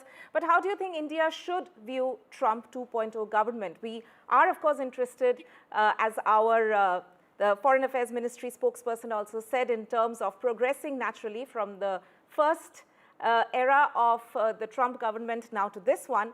But, we've seen a more aggressive stance being taken by President Trump on many fronts, of course. So, according to you, how should India be viewing the current US government and the engagements that we can have in the near future? Sure. Well, let's talk about what's the same first. Prime Minister Modi came over here, had a big get together in Houston, and there was a huge turnout. In my district, we have about 14% of my district is made up of Indian diaspora. Huge, very important. One of the reasons that we're the top 5 district in America in wealth because of the Indian diaspora. The age-old friendship between Prime Minister Modi and President Trump is well known. They get along very well. They see the world very similarly. What has changed, though, are a couple things. First of all, Ukraine. Since the invasion of Ukraine, one of the major ways that Russia has funded this war is by selling oil to India and then them reselling it back to Europe, who, of course, that purchases all the money that Russia needs to fund this war. President Trump and Prime Minister Modi make a great agreement in which the United States will become its primary supplier of energy for both oil and gas. I think that's going to be really important into the future for stabilizing the regions and to make sure that there's no motivation to continue this war in Ukraine, funded through really not good ways, quite frankly. And I think, too, in this one, we have to make sure that the American people are seeing the same perception for all countries, that if we're being imposed tariffs, and I know that I heard the reporting earlier that it's not that big a deal. To America, it's been a big deal because for a long time, we've been on the short end of the stick. The average tariffs we place on Indian products is about 2 to 3%. The average from India is about 13 to 15%. I think President Trump just want to make sure this it's reciprocal, that it's even, that it gives us a fair and balanced trading, whether it's 0 or it's 15%. We want to have it the same so we can have a true free trade society. Right. Congressman Rich McCormick, thank you so much for your time. Right, and also we of course take our discussions further on this big bilateral meeting in the US between PM Modi and President Donald Trump. Joining me on the broadcast now is Dr. Brahmachalani, strategic affairs expert, and John Danilowitz, a former US diplomat and foreign policy analyst. Thank you to both of you, and thanks for waiting patiently. Dr. Brahmachalani, coming to you first. There's a general consensus that this was a very positive meeting for India. So do you think that this was the best outcome in a way that the Indian contingent could have hoped for, that Prime Minister Modi could have hoped for after these meetings are now concluded? The purpose of this trip by Prime Minister Modi to Washington was to mend the relationship with the US that had begun to fray during President Joe Biden's presidency. So in that sense, it appears that this trip has managed to begin the process of restoring the relationship. No major deal was announced during this trip.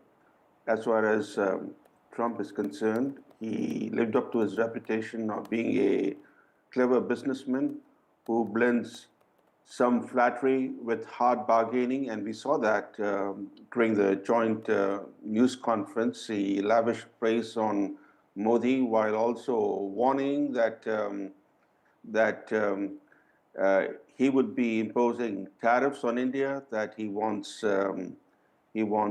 fairness and reciprocity. So all that was on display. But I think overall, this visit by Modi should begin the process of restoring the momentum in the US-India relationship. Right. John Danilowitz, let's hear from you. What are your thoughts on the meeting? Yeah, well, again, I think the optics were very positive, and again, the symbolism of the visit coming early in the Trump administration's term. I think what the two sides did, as the foreign secretary mentioned, is they basically set out the agenda for the relationship going forward, and now the hard work of implementation begins. Teams from both sides will be meeting over the coming weeks and months to try to put some flesh on this skeleton that the two leaders outlined. I think that, again, if you step back, while the personal relationship between President Trump and Prime Minister Modi is clearly very warm, what the agenda laid out and the joint statement mentions is really a more continuity of positive trends in bilateral relationship that have gone on now for a number of years. All right. If I can be a very less time on this particular show, though, a quick word from both of you. Dr. Brahmachalani, how do you think that this particular meeting now, we've already discussed some of the key takeaways from it, but how do you think this is going to in any way impact India's relationship with other key global players as well? As we know, the Russia-Ukraine war was also discussed. Trump is seeking to end the Ukraine war. That war has had an impact across the world. It has helped fuel rise in prices. Oil prices, food prices have gone up across the world. So ending that war is good news for the world. It's also good news for the US-India relationship, because the differences between the Biden administration and the Modi government actually came to the surface after the Russian invasion of Ukraine. In terms of the US-India economic relationship, India is the only Asian economy that trades more with the US than with China. Other Asian economies, they have China as the main trading partner. For India, another thing significant is that the US is the only major economy with which India has a trade surplus. India has an overall trade deficit with the rest of the world. Now, India is under pressure to drastically reduce its trade surplus with the US. The question is how? Trump made clear that he wants India to buy more American hydrocarbons and more American weapons. Mm-hmm. That is exactly what he sought to do in his first term. And India's imports of American oil and petroleum products during Trump's first term went up very sharply from 2019 for 4 years in a row. Right. There was a spike in Indian imports of American hydrocarbons. The thing is that hydrocarbons and weapons plus gems, they dominate the US-India trade. And India is already the world's largest importer of weapons.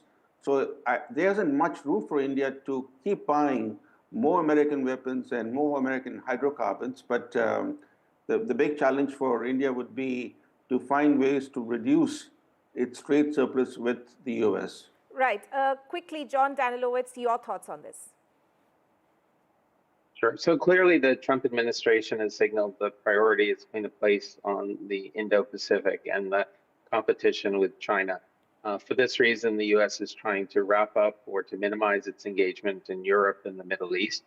Like relationships between any major powers, there will be areas of convergence between the U.S. and India, and there's a clear commitment to work on those. But there will also be areas of friction. So I think the real test will be how the Trump and Modi administrations balance this, finding the ways to work together while managing the areas of conflict or different priorities that will inevitably come up. Right. Dr. Brahmachalani and John Danilowitz, thank you so much for joining me on the broadcast this morning. In fact, we'll be heading into a short break at this point, but stay tuned here on NDTV. We will be bringing you more expert voices on what could be some of the key outcomes for India from this high-stakes meeting held in Washington, D.C. Join us after this very short break.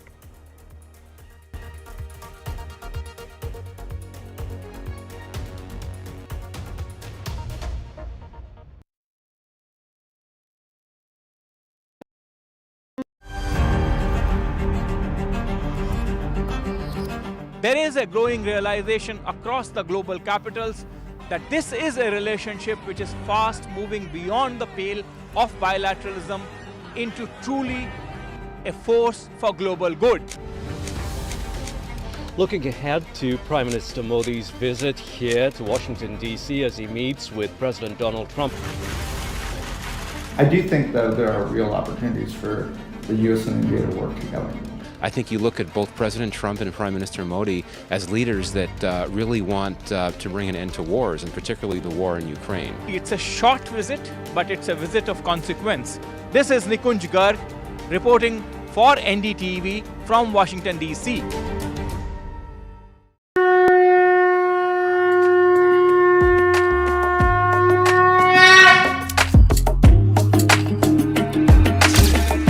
Mahakumbh, the festival of faith, the world's biggest spiritual festival, the divine dip at the spiritual Sangam, a sacred confluence of faith, culture and heritage. NDTV's mega coverage of the Mega Fest. NDTV at Mahakumbh 2025.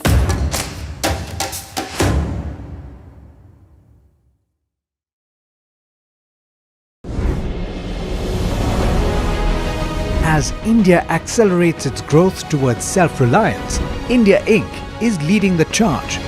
From market dominance to manufacturing, from AI breakthroughs to disruptive innovations, India is setting the roadmap for a Viksit Bharat. Join us as business leaders, policymakers and ministers come together at the NDTV Profit Conclave 2025, the blueprint for Viksit Bharat, February 18th, 10 a.m. onwards. Tune in only on the NDTV network.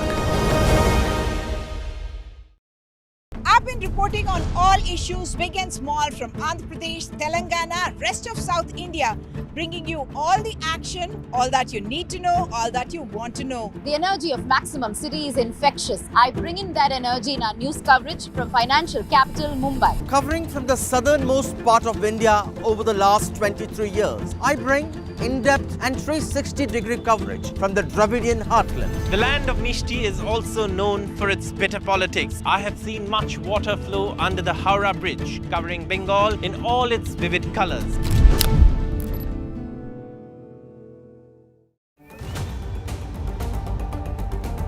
This week on India Ascents. We decode the ins and outs of the historic PM Modi-President Trump meet. Mumbai to Marseille, why IMEC is poised to bring the global north and south together, and how BrahMos missile is pushing India to the forefront of military innovation and reshaping global defense dynamics. All this and more only on India Ascents with me, Gauri Dwivedi, at these timings on the NDTV network.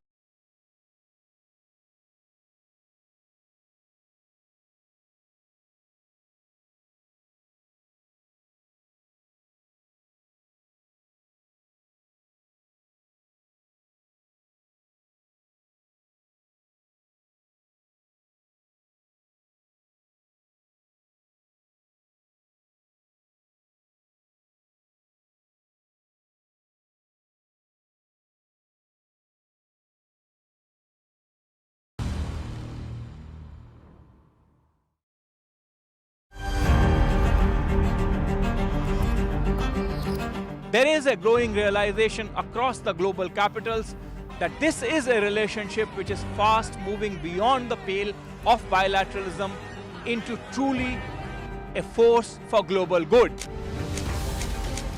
Looking ahead to Prime Minister Modi's visit here to Washington, D.C. as he meets with President Donald Trump.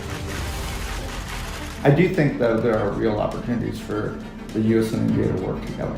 I think you look at both President Trump and Prime Minister Modi as leaders that really want to bring an end to wars, and particularly the war in Ukraine. It's a short visit, but it's a visit of consequence. This is Nikunj Garg reporting for NDTV from Washington, D.C.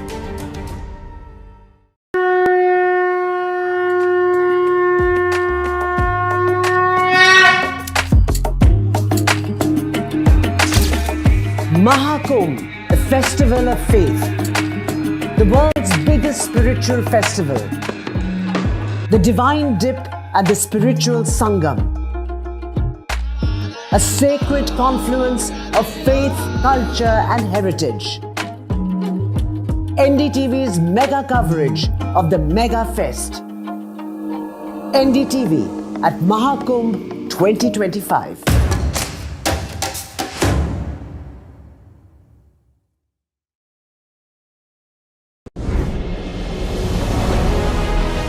As India accelerates its growth towards self-reliance, India Inc. is leading the charge. From market dominance to manufacturing, from AI breakthroughs to disruptive innovations, India is setting the roadmap for a Viksit Bharat. Join us as business leaders, policymakers and ministers come together at the NDTV Profit Conclave 2025, the blueprint for Viksit Bharat, February 18th, 10 a.m. onwards. Tune in only on the NDTV network.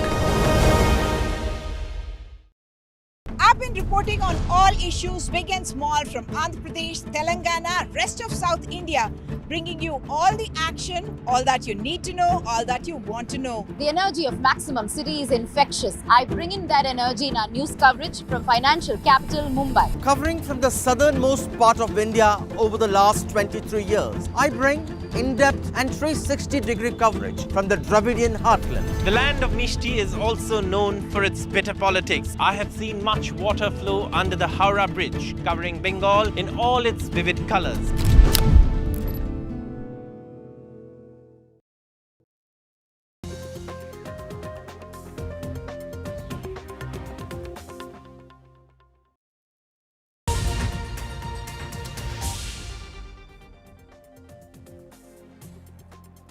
Good morning. You're watching NDTV's special broadcast on the big bilateral meeting between Prime Minister Modi and President Donald Trump in Washington, D.C.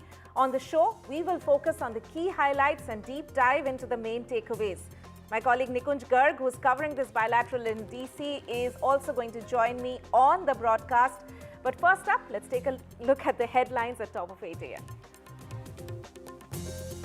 Prime Minister Modi at White House, and there's dosti on display between him and President Trump. Modi 3.0 plus Trump 2.0 equals India-US ties hitting the top gear. President Trump says that ties with India have never been better, adds that Prime Minister Modi is a great leader. A really fantastic job. A great leader. Great leader. Trump-Modi on Ukraine-Russia war. President Trump says that there's no peace talks yet. Prime Minister Modi also speaks on the Russia-Ukraine war, says India has not been neutral but always on the side of peace. PM Modi also appreciates President Trump's peace efforts. India-US plan to double bilateral trade to $500 billion. President Trump says that they will ink great deals with India, and on doing business with India, he says, don't blame India for high tariffs. Oh, he's a much tougher negotiator than me, and he's a much better negotiator than me. There's not even a contest. Another big one for India. President Trump clears Thahavur Rana's extradition. PM Modi says he's grateful to Trump for extradition of the 2611 plotter. President Trump announces plans for reciprocal tariffs. Shortly after announcing sweeping reciprocal tariffs, President Trump says that India is right at the top of the pack when it comes to tariffs.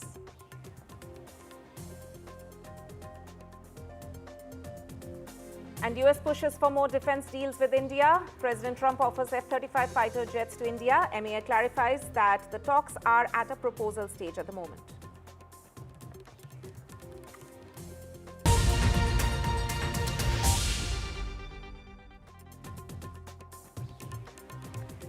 Right, so Prime Minister Modi and President Donald Trump held a crucial bilateral meeting in Washington, D.C. There were lots of talking points which have come out of it. The camaraderie between both leaders was clearly on display, with President Trump saying relations with India have never been better. US and India have also agreed to start talks on a trade deal. This even as President Trump clears an order for a study on reciprocal tariffs. Another big one for India, President Trump has also cleared the extradition of 2611 plotter Rana. The US president has also said that United States is ready to offer F-35 fighter jets to India, which would join the elite club of countries with the state-of-the-art stealth planes. The MEA, of course, has said that the proposal, it's still at the proposal stage. I'm joined by my colleague Nikunj Garg, who's been covering the bilateral for us in Washington, D.C. Nikunj, as we were talking about, that it is been primarily a very positive meeting that Prime Minister Modi had with President Donald Trump. But take us through some of the main highlights, and also what are the next steps now for both nations in terms of US-India engagement following this meeting? Well, Tanima, particularly keeping in mind the fact that this comes in so early in this administration. Remember, President Trump's full team has yet not either taken shape or has been confirmed by the Senate. Even the acting chief of protocol at the White House is acting right now because she is yet to get her confirmation from the Senate. So much before the team takes shape, President Trump has invited Prime Minister Modi to Washington, and they have had a fairly fruitful meeting because, as I have been saying, that this relationship, it would be unfair on the peoples on both the countries to keep it, to view it from any one prism or to keep it hostage to any particular issue, be it tariffs, be it illegal migration, be it H-1B visas, be it defense cooperation, or even high-end tech cooperation. This relationship spawns an entire gamut, and that's what eventually came forth. As the Foreign Secretary said, that the issue of tariffs was raised in a very normal manner, thereby implying that there was absolutely no pressure or aggressive stance displayed either by the American delegation, American teams, or by the President himself during the discussions, both at the delegation level and at the summit level. Now, to talk about the highlights of this very substantive and productive visit as described by the Indian Foreign Secretary, my sense is that in terms of taking where they left during President Trump's first term, both leaders have done an exceedingly good job. Because repeatedly, President Trump, I heard him in the Oval Office, where I was allowed to be present, and I heard him at the White House's press conference, the press conference hall of the White House. Of course, we heard the joint statement too by both the leaders given separately. President Trump repeatedly referred to the good work that he was able to do and achieve in collaboration with Prime Minister Modi during his first term. So in that sense, in fact, the beginning was that we missed you at the White House, and then, of course, going ahead, he said that the Prime Minister is a great leader and he's doing a lot of good work back home. So in terms of rekindling that warmth, in terms of reworking that chemistry, now that once again it's the Trump's White House, they have done an exceedingly good job. Other than the fact that substantive issues like dealing with the thorny issue of tariff and illegal migration and dealing with the expansion, Prime Minister said right in the very beginning of his statement that he wishes to expand, he wishes to broad base this relationship. He said, "Hum is relationship ki vyapakta chahte hain," and which means that he wanted to spread this relationship far and beyond from where it has reached already. That showed in finally concretizing the output in the form of India opening 2 new consulates in Los Angeles and Boston, which makes it India's largest diplomatic presence anywhere in the world and by any country in the United States of America too. So that clearly shows you the depth of this relationship. In terms of trade deficit, an issue overwhelmingly spoken about, principally driven by the fact that President Trump has issued certain executive orders on tariff on certain countries. The Foreign Secretary just summed up by saying that, look, we are already a big purchaser of American energy. Nearly $15 billion of purchase last year. And by the by, as we expand our energy basket, as we expand the contours of our energy purchase from a multidimensional point of view, not wanting to remain hostage to any particular source, that purchases will go up to nearly $25 billion. Now, that's a huge sum of money. Now, irrespective of transactional value, my sense is that the strength of this relationship is principally driven by the bond of the people.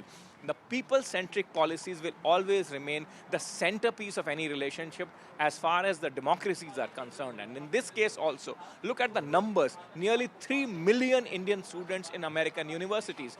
Quite clearly, parents back in India, despite this country being the farthest from our motherland, feel completely safe in sending their children to American universities and know that there is a bright future that awaits them once they graduate out of those universities. Diaspora is an extremely strong component, one of the best performing ethnic groups, so to say, in the United States of America, well placed, contributing immensely in almost all fields of life. And then there are tech CEOs in the AI complex that India and the United States seem to agree to build now going forward.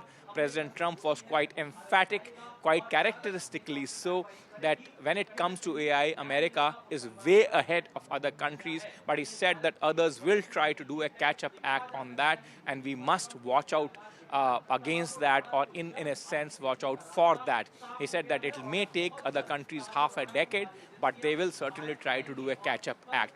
Nonetheless, however, the fact of the matter remains that in both the cases, whether it is high-tech transfer or whether it is people-to-people engagement and cooperation, leaders have taken substantive steps forward, which going forward, the teams have got their tasks cut out. But when the push comes right from the top, my sense is that that job becomes much more well-oiled and much more easier.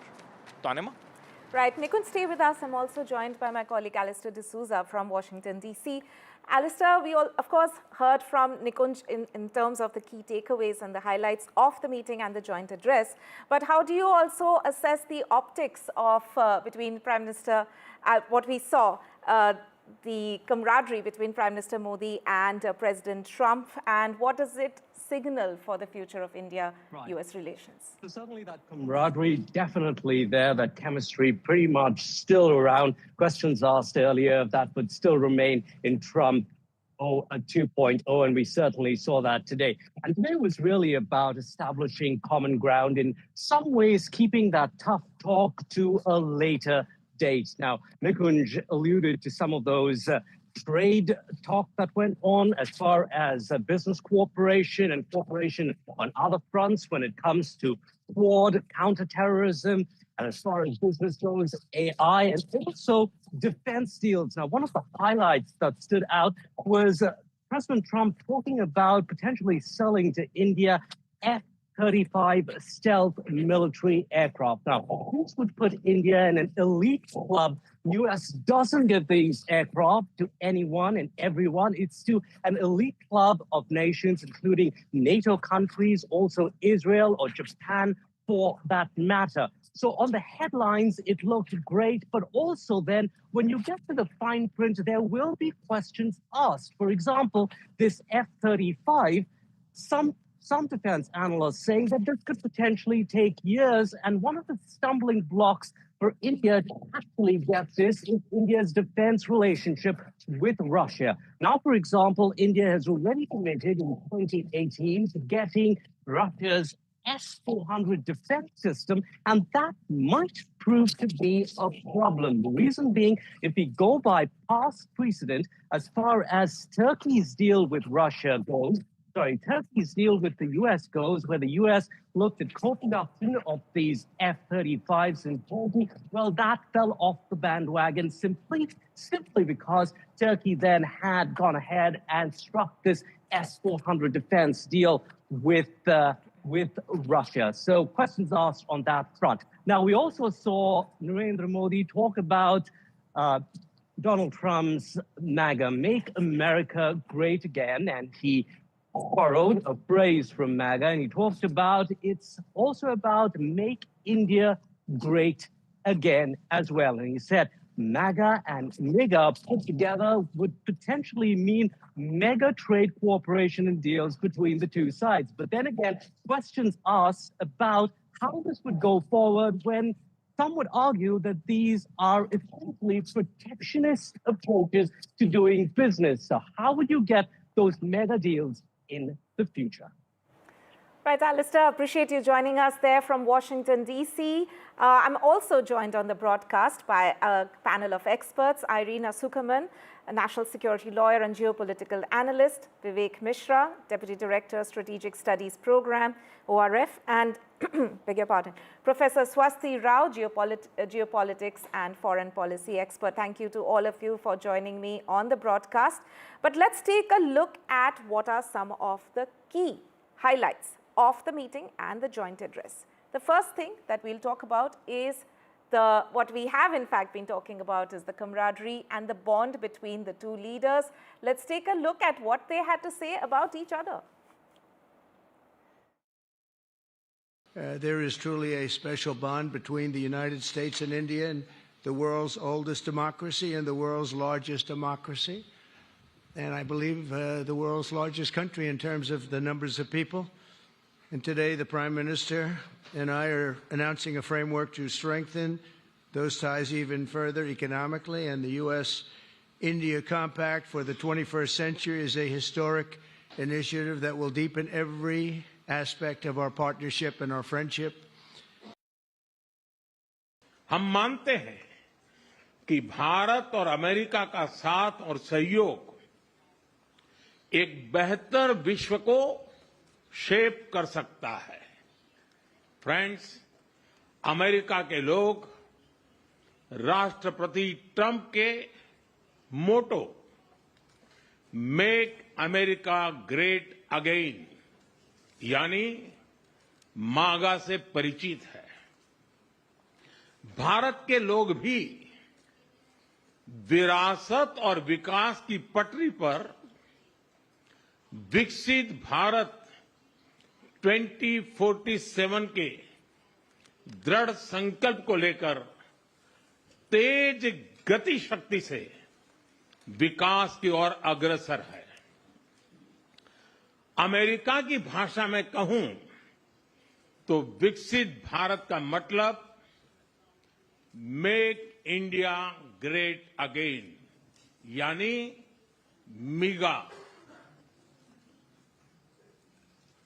जब America और भारत साथ मिलकर काम करते हैं यानी मागा,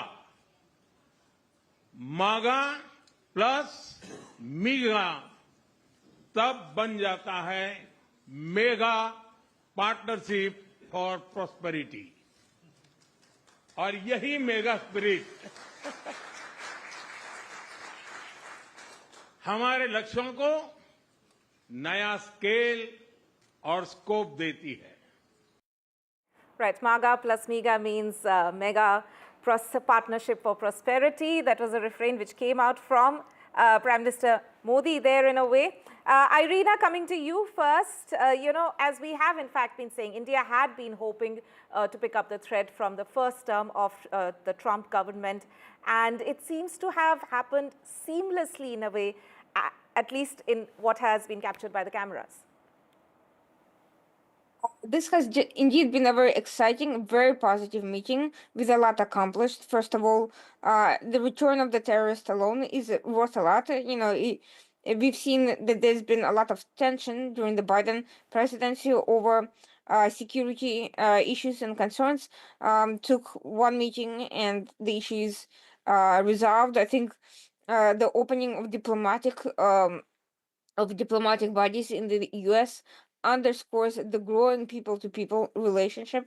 The key that the Indian diaspora here is playing in building bridges, the professional ties that are growing and expanding, along with the economic business ties as well. And of course, the conversations about the defense and security cooperation, the fact that U.S. and India will be deepening their counterterrorism cooperation are very, very positive. I think the two countries have a lot to offer each other.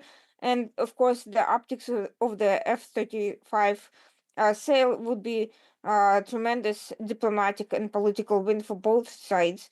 More important than the actual airplane is the sign of the depth of the relationship, the depth of trust, and the high regard which this offer indicates on the part of the United States government. Right, Vivek, let me bring you in on this. Do you feel that in a way the relationship between India and US and Prime Minister Modi and President Trump has in fact gone to the next level? No, absolutely. The optics of it is pretty clear. They both leaders wanted to pick from where they left at the last in the last term of the president of the United States, the first Trump presidency. So I think the optics are clear, and also the order in which Prime Minister Modi was invited to Washington, I think that was speaking of itself in terms of the importance that America today lays on India. And especially in a fractured world where, that there was going around, America is also trying to woo China and Russia in different ways to bring a resolution to a different set of issues, which doesn't seem to be working out. So I think India is pretty high up in that order in terms of priority. So the optics of it is exactly speaking of a continuity, both in terms of trade, in terms of the strategic partnership, and in terms of the spectrum of the global comprehensive strategic partnership that the two countries have signed. It's great to see that also the defense framework has been, given a Trumpian stamp, so to say.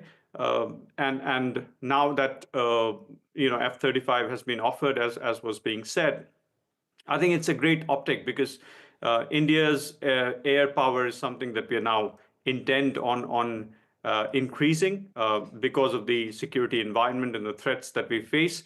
And it's increasingly a topic of discussion in the Indian Air Force. And in the Aero Show, if you notice, F-35 was being displayed and its functionalities, etc., to make a case for the F-35. So I think all in all, everything seems to be in the line. Right, a positive meeting for sure, and as both our guests were saying, that the pictures are doing all the talking as well. Besides, of course, we heard in a way mutual praise coming in from both the leaders for each other. We will, of course, discuss several other key issues which were touched upon in this bilateral, including trade and tariff, but after a very short break.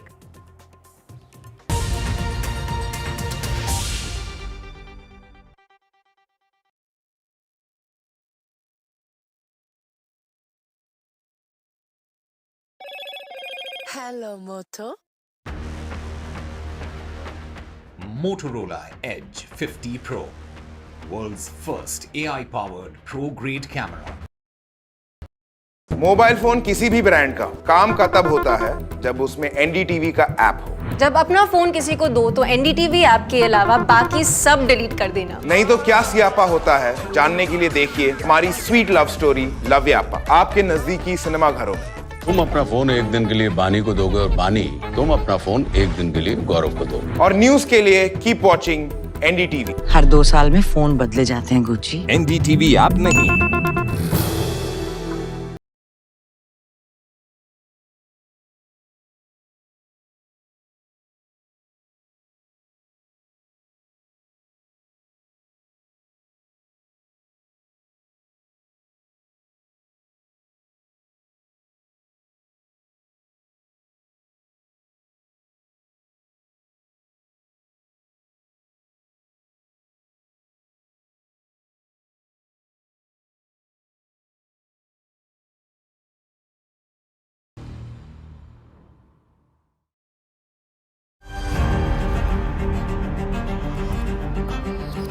There is a growing realization across the global capitals that this is a relationship which is fast moving beyond the pale of bilateralism into truly a force for global good. Looking ahead to Prime Minister Modi's visit here to Washington, D.C. as he meets with President Donald Trump. I do think, though, there are real opportunities for the U.S. and India to work together. I think you look at both President Trump and Prime Minister Modi as leaders that really want to bring an end to wars, and particularly the war in Ukraine. It's a short visit, but it's a visit of consequence. This is Nikunj Garg reporting for NDTV from Washington, D.C.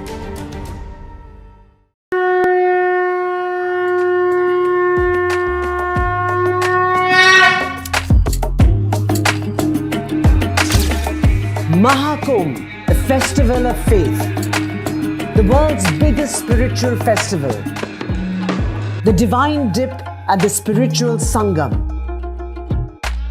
a sacred confluence of faith, culture and heritage. NDTV's mega coverage of the Mega Fest. NDTV at Mahakumbh 2025.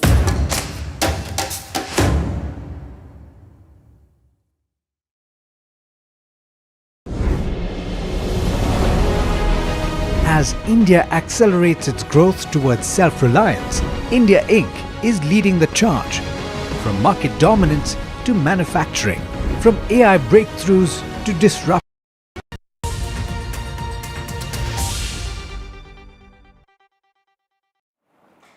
Welcome back. Now, another one of the big talking points which have come through from the bilateral meeting between Prime Minister Modi and President Trump is, of course, on trade.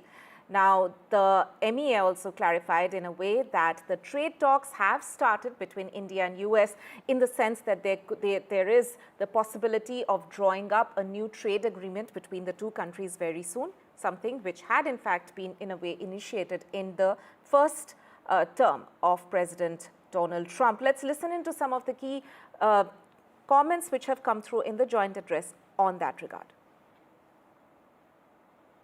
Friends, आज हमने द्विपक्षीय व्यापार को 2030 तक 2 गुना से भी अधिक बढ़ाकर $500 बिलियन तक पहुंचाने का लक्ष्य निर्धारित किया है। हमारी टीमें एक पारस्परिक लाभकारी ट्रेड एग्रीमेंट को शीघ्र संपन्न करने पर काम करेगी। भारत की ऊर्जा सुरक्षा सुनिश्चित करने में हम ऑयल तथा गैस ट्रेड को बल देंगे। ऊर्जा इंफ्रास्ट्रक्चर में निवेश भी बढ़ेगा। न्यूक्लियर एनर्जी क्षेत्र में हमने स्मॉल मॉड्यूलर रिएक्टर्स की दिशा में सहयोग बढ़ाने पर भी बात की। Starting this year, we'll be increasing military sales to India by many billions of dollars. We're also paving the way to ultimately provide India with the F-35 stealth fighters. In 2017, my administration revived and reinvigorated the Quad security partnership. In our meeting today, the Prime Minister and I reaffirmed that strong cooperation among the United States, India, Australia, and Japan. And it's crucial, really, to maintaining peace and prosperity, tranquility.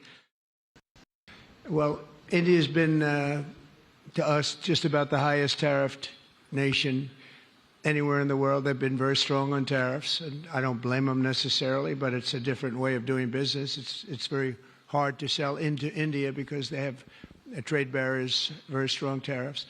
We are, right now, a reciprocal nation. We are going to, if it's India or if it's somebody else with low tariffs, we're going to have the same. We're going to have whatever India charges, we're charging them. Whatever another country charges, we're charging them. So it's called reciprocal, which I think is a very fair way. I had discussions with India in the first term about the fact that their tariffs were very high, and I was unable to get a concession. Who was a tougher negotiator today, and who has a better negotiating tactic when it comes to tariffs? Oh, he's a much tougher negotiator than me, and he's a much better negotiator than me. There's not even a contest. Right. On a light-hearted note, President Trump there saying Prime Minister Modi is a much better negotiator. Irina and Vivek are still with us. Irina, coming to you on this, the reciprocal tariffs have in fact been a tricky issue, not just for India, but other trade partners of the US as well. But so far, President Trump has announced a study on that front. So do you think that is also, India can take that as a positive outcome as well, or how do you see that playing out? I do think that this entire concept was not specifically targeted at India, which in itself is a huge win. India is a very serious trade partner for the United States. The fact that it has not been singled out the way some other countries have in itself is a positive sign. I think the 6-month window is an opening for further discussions and negotiations. And I also think both the US and India are in a different place now than they were during President Trump's first term. India is a rapidly developing country. The types of products it has provided previously are becoming more and more sophisticated, and likewise, the industrial base in the US has shifted towards high-end technologies as well. I think it will be time to reevaluate what tariffs make sense, if at all, and I think more liberal trade strategy will increasingly make sense for these two countries as they increase the volume of trade among them, and the fact that this volume of trade is going to be even more substantial, I think, speaks for itself. I think there's almost an underlying understanding that at some point there will be a review of these policies. Irina and Vivek, stay with us. We'll just refer to the live pictures which are coming in from Washington, D.C. Prime Minister Modi there departing from United States, heading back to India. Remember, Prime Minister Modi was, of course, on a two-nation tour starting earlier this week. He went to France for the Artificial Intelligence Summit, which Prime Minister Modi co-chaired with President Macron. And shortly after that, of course, he came to the United States for this crucial bilateral meeting, the first between India and US in Trump 2.0 government. And Prime Minister Modi there, the shots of his departure coming in from the United States. Right. Let's also look at some other wins for India from this high-stakes US visit, and a big one which has come through, and an announcement being made by President Trump himself, is on the extradition of Rana, one of the key conspirators of the Mumbai 2008-26/11 attacks.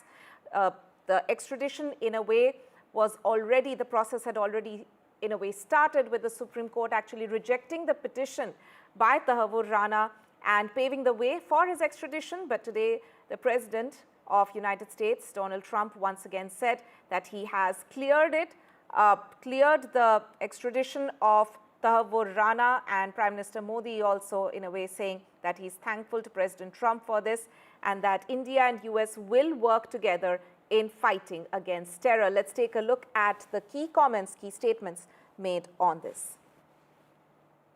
The United States and India will be working together like never before to confront the threat of radical Islamic terrorism, a threat all over the world, actually. Today, I'm pleased to announce that my administration has approved the extradition of one of the plotters and one of the very evil people of the world, and having to do with the horrific 2008 Mumbai terrorist attack, to face justice in India. So he's going to be going back to India to face justice. We're giving a very violent man, it seems to me. I mean, I don't know that he's been convicted yet or will be, but let's assume he's a pretty violent person. We're giving him back to India immediately, and there are more to follow because we have quite a few requests. So we work with India on crime, and we want to make it good for India, and it's very important. So that kind of a relationship is very important to us. आतंकवाद के खिलाफ लड़ाई में भारत और America दृढ़ता से साथ खड़े रहे हैं। हम सहमत हैं कि सीमा पार आतंकवाद के उन्मूलन के लिए ठोस कार्रवाई आवश्यक है, और मैं राष्ट्रपति जी का आभारी हूं। उन्होंने 2008 के जिसने भारत में नरसंहार किया था, उस मुजरिम को अब भारत के हवाले करने का निर्णय किया है। भारत की अदालतें उचित कार्यवाही करेंगी।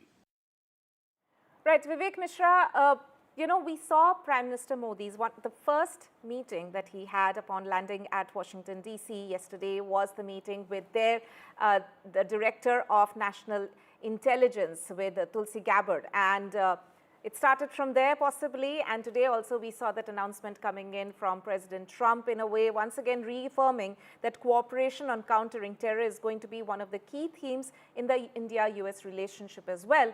And Tahavur Rana, in that sense, is a big symbol of that, the extradition of him, that is.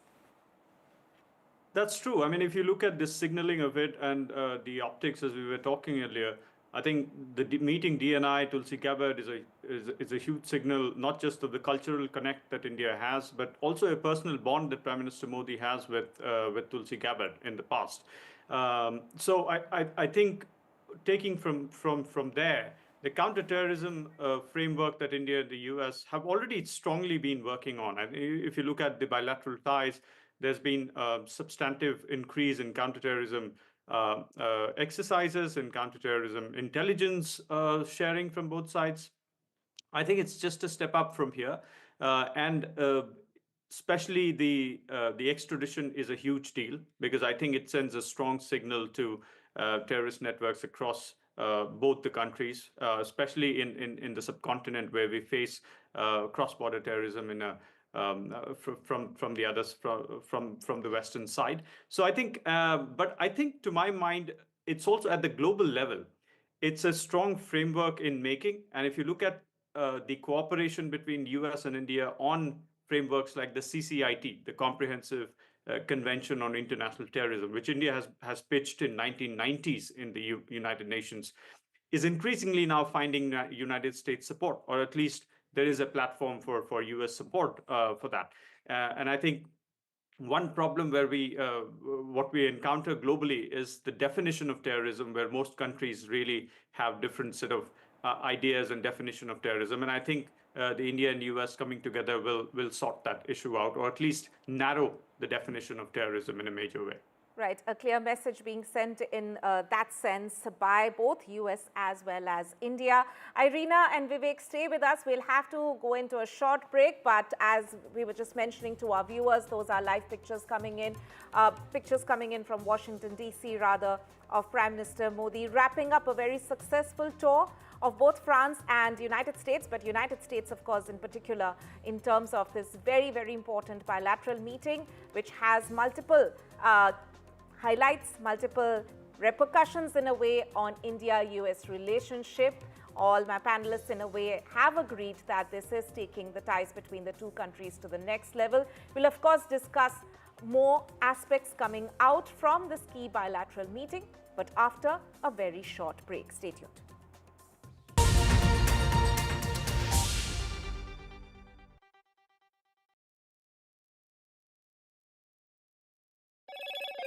Hello, Moto. Motorola. I've been reporting on all issues, big and small, from Andhra Pradesh, Telangana, rest of South India, bringing you all the action, all that you need to know, all that you want to know. The energy of Maximum City is infectious. I bring in that energy in our news coverage from financial capital, Mumbai. Covering from the southernmost part of India over the last 23 years, I bring in-depth and 360-degree coverage from the Dravidian heartland. The land of Mishti is also known for its bitter politics. I have seen much water flow under the Howrah Bridge, covering Bengal in all its vivid colors.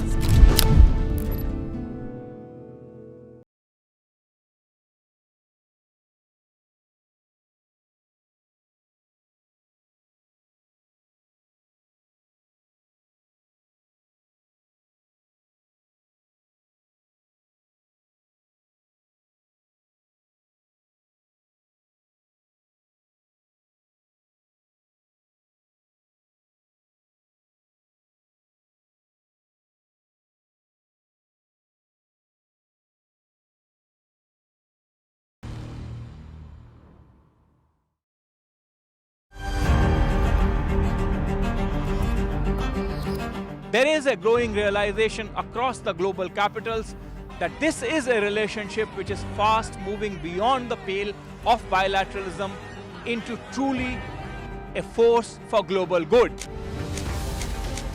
Looking ahead to Prime Minister Modi's visit here to Washington, D.C. as he meets with President Donald Trump. I do think, though, there are real opportunities for the U.S. and India to work together. I think you look at both President Trump and Prime Minister Modi as leaders that really want to bring an end to wars, and particularly the war in Ukraine. It's a short visit, but it's a visit of consequence. This is Nikunj Garg reporting for NDTV from Washington, D.C.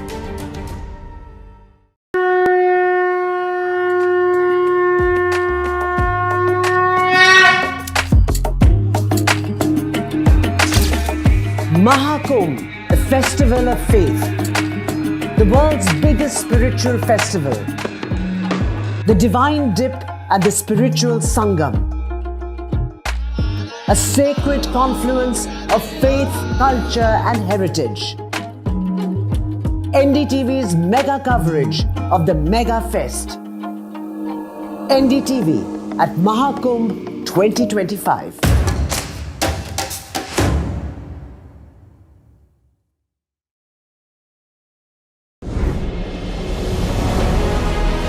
As India accelerates its growth towards self-reliance, India Inc. is leading the charge. From market dominance to manufacturing, from AI breakthroughs to disruptive innovations, India is setting the roadmap for a Viksit Bharat. Join us as business leaders, policymakers and ministers come together at the NDTV Profit Conclave 2025, the blueprint for Viksit Bharat, February 18th, 10 a.m. onwards. Tune in only on the NDTV network.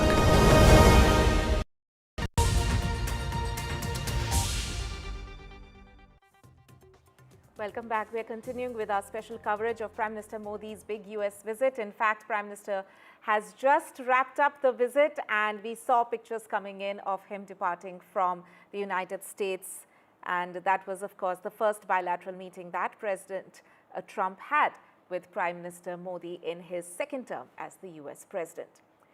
We are, of course, discussing key takeaways from that meeting, several talking points which have come through, and one of them also being the comments that both leaders made on one of the big concerns, one of the big geopolitical concerns, which is, of course, the ongoing Russia-Ukraine war.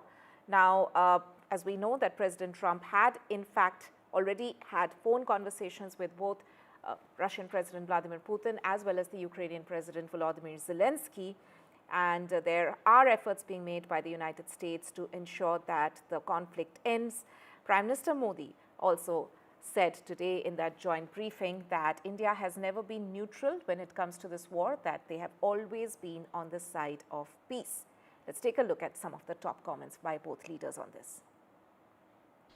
Russia has gotten themselves into something that I think they wish they didn't. If I were president, it would not have happened. Absolutely would not have happened. And it didn't happen for 4 years. If you look at what has taken place under President Bush, they lost a lot. Under President Obama, they lost Crimea. Under Biden, it looks like they could lose the whole thing. Under Trump, they lost nothing. Ukraine lost nothing. They didn't give up anything. And you take a look at the other three presidents surrounding me, they gave up a lot. I think that when you look at Ukraine and when you look at the mess that they're in, it's got to be ended and it's got to be stopped. Now, Russia's taken over a pretty big chunk of territory, and they also have said from day one, long before President Putin, they've said they cannot have Ukraine be in NATO. They said that very strongly. I actually think that that was the thing that caused the start of the war. And Biden said it, and Zelensky said it, and I think that was one of the reasons, one of the starts of the war. But from long before Putin, they said you cannot have Ukraine going in any way into NATO. And I start from that standpoint. I think everybody knew that. Now, if a better deal can be negotiated, if they're able to make a deal where they can do that, that's fine with me. I really don't care. I want that bloodshed to stop. I don't want to see, we have an ocean between us and the site we're talking about, the site of death. We're calling it the fields of death. We have a big ocean in between us. This is more important for Europe. We shouldn't be in. They have to equalize, and they're going to have to do it fast, but they have to equalize. But as far as the negotiation, it's too early to say what's going to happen. Maybe Russia will give up a lot. Maybe they won't. And it's all dependent on what is going to happen. The negotiation really hasn't started. But I will say, as far as NATO is concerned, from many years before President Putin, I will tell you that I've heard that Russia would never accept that. And I think Ukraine knew that, because Ukraine wasn't in and never requested to be in until more recently. So that's the way it is. And I think that's the way it's going to have to be. आप जानते हैं, मैं Russia और Ukraine दोनों से लगातार संपर्क में रहा हूं। मैं स्वयं भी दोनों देश की मुलाकात कर चुका हूं। बहुत से लोगों का एक भ्रम है कि भारत न्यूट्रल है। मैं साफ करना चाहता हूं, भारत न्यूट्रल नहीं है। हमारा अपना एक पक्ष है, और हमारा पक्ष है शांति, पीस। और मैंने इसी एक हमारे सिद्धांत को लेकर के राष्ट्रपति पुतिन की हाजिरी में मीडिया के सामने स्पष्ट रूप से कहा था कि युद्ध का समय नहीं है। और आज भी मेरा कन्विक्शन है कि युद्ध के मैदान में समस्याओं के समाधान नहीं निकलते हैं, अल्टीमेटली वार्ता के टेबल पर ही होते हैं। और भारत का लगातार प्रयास रहा है कि दोनों लोग जिसमें मौजूद हो, वैसे फोरम में बातचीत होगी, तब कोई रास्ता निकलेगा। राष्ट्रपति ट्रंप जो प्रयास कर रहे हैं, मैं उनका स्वागत करता हूं, समर्थन करता हूं, और मैं चाहता हूं कि राष्ट्रपति ट्रंप हो सके उतना जल्दी सफल हो, ताकि दुनिया में शांति के रास्ते खुले। Right, I want quick comments from both Irina and Vivek on this. Irina, to you first. In a way, the United States is looking at India as an ally when it comes to taking on big geopolitical concerns like ongoing wars, both as far as Russia-Ukraine is concerned, as well as the Israel-Gaza situation. So what has been the stand of India, that is what Prime Minister Modi reiterated, but President Donald Trump, once again, in a way referring to this, something which has been a part of his campaign promise as well, that he wants to end the conflict between Russia and Ukraine, in a way looking at Prime Minister Modi for his support on this. Thank you so much. I don't think there is a legitimate leader in the world who would say that they prefer a state of war. And that includes President Zelensky, who I'm sure wants the war to be over before anyone else does. I think Prime Minister Modi has shown good faith in looking for a peaceful solution, but at the end of the day, there's been a clear violation of international law. President Trump, I think, by giving Russia's narrative about NATO credit, is unfortunately also giving them rhetorical ammo to use an excuse. The reality is, wars such as the invasion of Ukraine are based on the failure of deterrence. Had the U.S. kept its promise for security guarantee, or had Ukraine had nuclear weapons or other very serious deterrence capabilities, it would not have happened. And unfortunately, President Trump is also correct that several political steps taken by the prior administrations have also contributed to this scenario. Be it as it may, now, in order to talk peace, to have a serious discussion, you need all sides to participate.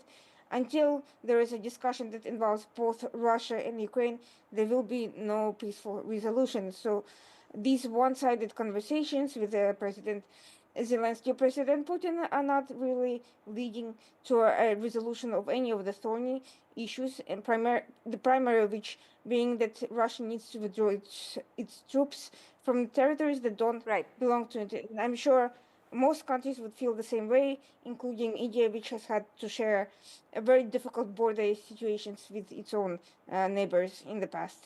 Right. Vivek, how do you see the dynamics shifting?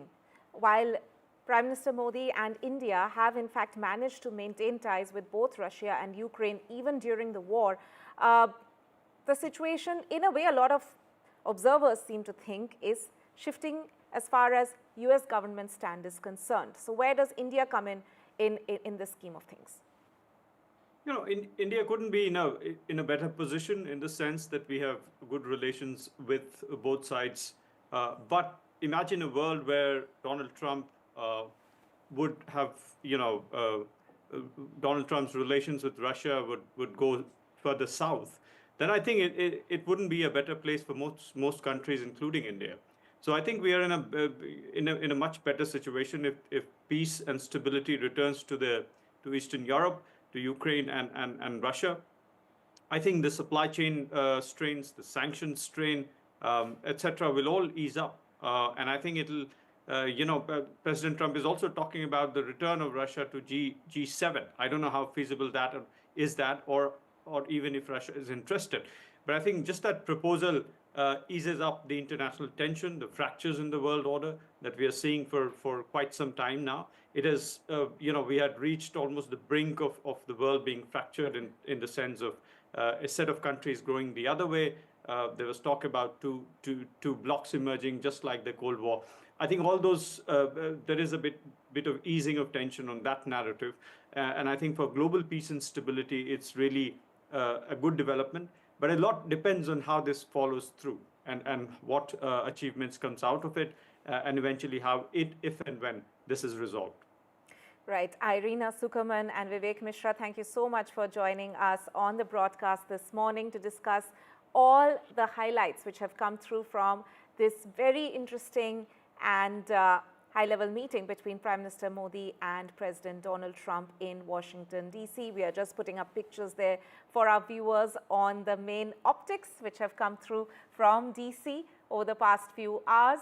And in a way, of course, the bond that Prime Minister Modi and President Trump share has once again, in a way, been on clear display. There were other high-level meetings as well, of course, specifically the one with Elon Musk, billionaire Elon Musk and the CEO of Tesla, also the owner of Starlink, the SATCOM company, in which there could be Musk's interest in India as well, and of course, the meeting with Michael Waltz earlier. On that note, we'll be taking a very short break, but more news and updates on the other side. Stay tuned.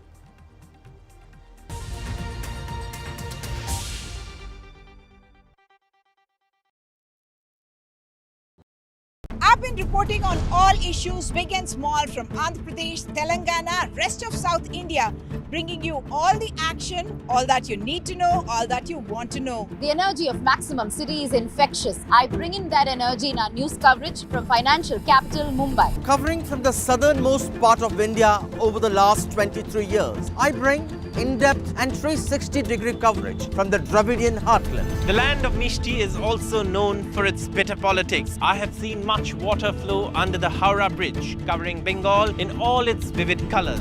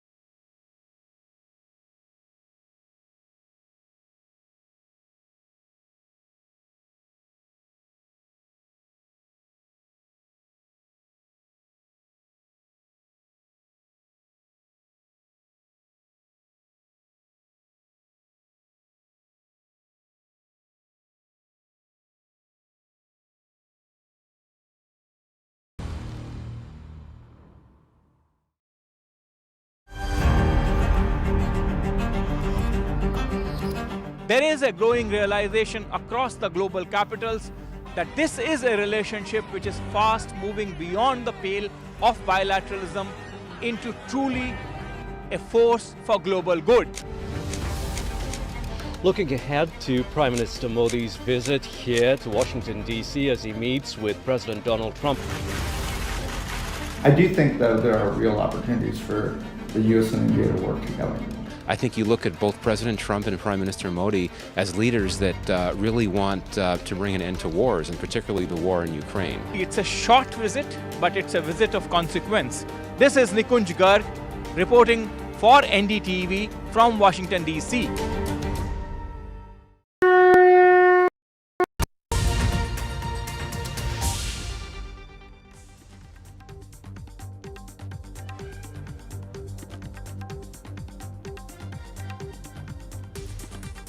Good morning. You're watching the news here on NDTV 24/7 with me, Tanima Biswas. Our top story, headline, and the big focus, of course, is Prime Minister Modi's visit to the US. He's just wrapped up a key bilateral meeting with President Donald Trump. Remember, this meeting comes in on the third week of President Trump's tenure in the second term as the US president once again. It clearly highlights how US is prioritizing India. But what does it mean for India? What are the key takeaways? We are going to decode all of that with our reporters who are joining us from Washington, D.C. We also have a panel of guests, experts who will be also, in a way, analyzing the top takeaways which have come through from this meeting between the two world leaders. So a lot packed in over the next 1 hour. But first, let's take a look at the headlines on top of 9 a.m. Prime Minister Modi at White House. There's dosti on in full display. Modi 3.0 plus Trump 2.0 equals to India-US ties hitting the top gear. President Trump says ties with India have never been better and that Prime Minister Modi is a great leader. A really fantastic job. A great leader. Great leader. Trump-Modi on Ukraine-Russia war. President Trump says there's no peace talks yet. Prime Minister Modi adds on the war that India has always been on the side of peace and appreciates President Trump's peace efforts.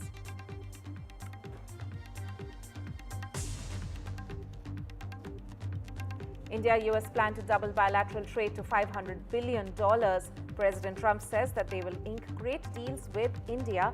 President Trump also says that he doesn't blame India for high tariffs. Oh, he's a much tougher negotiator than me, and he's a much better negotiator than me. There's not even a contest. Another big win for India. President Trump clears Rana's extradition. Prime Minister Modi says he's grateful to Donald Trump for extradition of 2611 plotter. President Trump announces plans for reciprocal tariffs. Shortly after announcing sweeping reciprocal tariffs, Trump spoke about how India is right at the top of the pack when it comes to tariffs. And US pushes for more defense deals with India. President Trump offers F-35 fighter jets.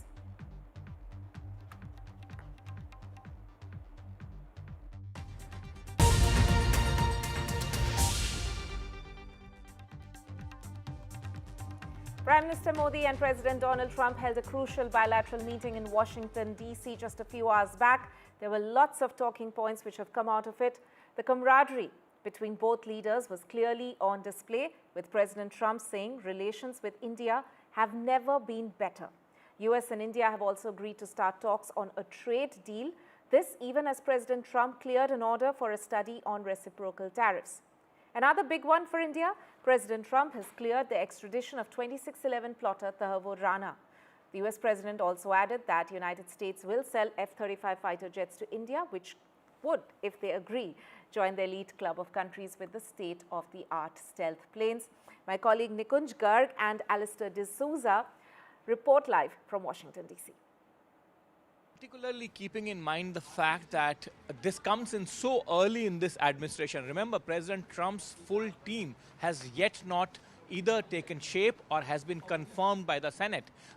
Even the acting chief of protocol at the White House is acting right now because she is yet to get her confirmation from the Senate. So much before the team takes shape, President Trump has invited Prime Minister Modi to Washington, and they have had a fairly fruitful meeting, because as I have been saying that this relationship, it would be unfair on the peoples on both the countries to keep it, to view it from any one prism, or to keep it hostage to any particular issue, be it tariffs, be it illegal migration, be it H-1B visas, be it defense cooperation, or even high-end tech cooperation.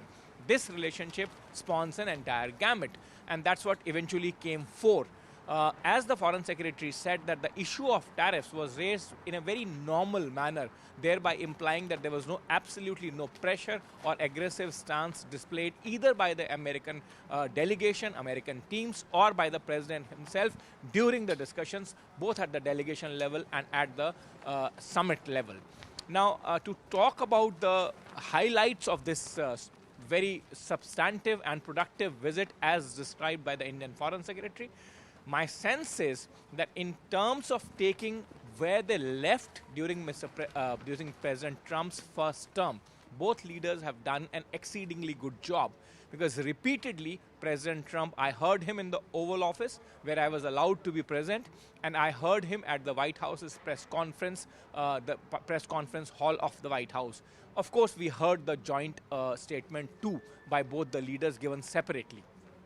President Trump repeatedly referred to the good work that he was able to do and achieve in collaboration with Prime Minister Modi during his first term. So in that sense, in fact, the beginning was that we missed you at the White House, and then, of course, going ahead, he said that the Prime Minister is a great leader and he's doing a lot of good work back home.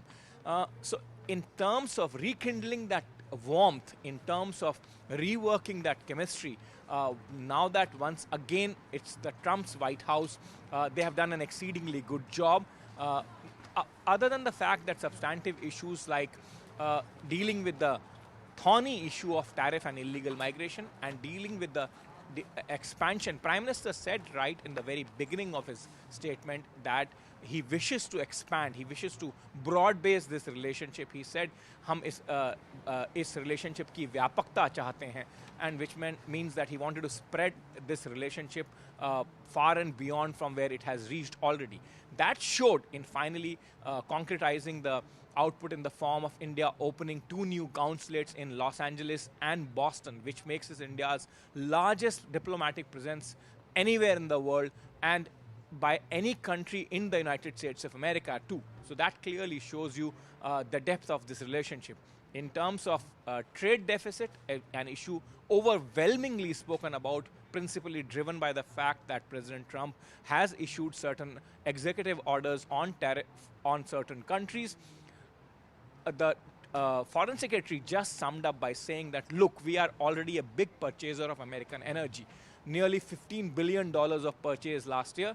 And by the by, as we expand our energy basket, as we expand the contours of our energy purchase from a multi-dimensional point of view, not wanting to remain hostage to any particular source, that purchases will go up to nearly $25 billion. Now, that's a huge sum of money. Now, irrespective of transactional value, my sense is that the strength of this relationship is principally driven by the bond of the people. The people-centric policies will always remain the centerpiece of any relationship as far as the democracies are concerned. And in this case also, look at the numbers. Nearly 3 million Indian students in American universities. Quite clearly, parents back in India, despite this country being the farthest from our motherland, feel completely safe in sending their children to American universities and know that there is a bright future that awaits them once they graduate out of those universities. Diaspora is an extremely strong component, one of the most, one of the best performing ethnic groups, so to say, in the United States of America, well placed, contributing immensely in almost all fields of life. And then there are tech CEOs in the AI complex that India and the United States seem to agree to build now going forward. President Trump was quite emphatic, quite characteristically so, that when it comes to AI, America is way ahead of other countries, but he said that others will try to do a catch-up act on that, and we must watch out against that, or in a sense watch out for that. He said that it may take other countries half a decade, but they will certainly try to do a catch-up act. Nonetheless, however, the fact of the matter remains that in both the cases, whether it is high-tech transfer or whether it is people-to-people engagement and cooperation, leaders have taken substantive steps forward, which going forward the teams have got their tasks cut out. But when the push comes right from the top, my sense is that that job becomes much more well-oiled and much more easier. Nikunj Garg there reporting from Washington, D.C. To discuss the bilateral further, I'm joined on the broadcast by Dr. Arvind Gupta, Head of Digital India Foundation, Dr. Tara Kartha, former Director and National Security Council Secretariat, and Shruti Pandale, Fellow of IDSA. Thank you to all of you for joining me on the broadcast. Before we go across to my guests, let me start with, we have in a way segregated some of the key takeaways from this meeting, and the first one, of course, is the clear bond between the two world leaders, which came through, which we have had all our panelists commenting on through the morning today, on how there was a clear camaraderie on display between President Trump and Prime Minister Modi. Let's take a look at some of the comments which have come in from both world leaders on each other. There is truly a special bond between the United States and India, and the world's oldest democracy and the world's largest democracy, and I believe the world's largest country in terms of the numbers of people. And today the Prime Minister and I are announcing a framework to strengthen those ties even further economically, and the U.S.-India Compact for the 21st century is a historic initiative that will deepen every aspect of our partnership and our friendship. हम मानते हैं कि भारत और America का साथ और सहयोग एक बेहतर विश्व को शेप कर सकता है। फ्रेंड्स, अमेरिका के लोग राष्ट्रपति ट्रंप के मोटो मेक अमेरिका ग्रेट अगेन यानी मागा से परिचित है। भारत के लोग भी विरासत और विकास की पटरी पर विकसित भारत 2047 के दृढ़ संकल्प को लेकर तेज गति शक्ति से विकास की ओर अग्रसर है। अमेरिका की भाषा में कहूं तो विकसित भारत का मतलब मेक इंडिया ग्रेट अगेन यानी मिगा। जब अमेरिका और भारत साथ मिलकर काम करते हैं यानी मागा, मागा प्लस मिगा, तब बन जाता है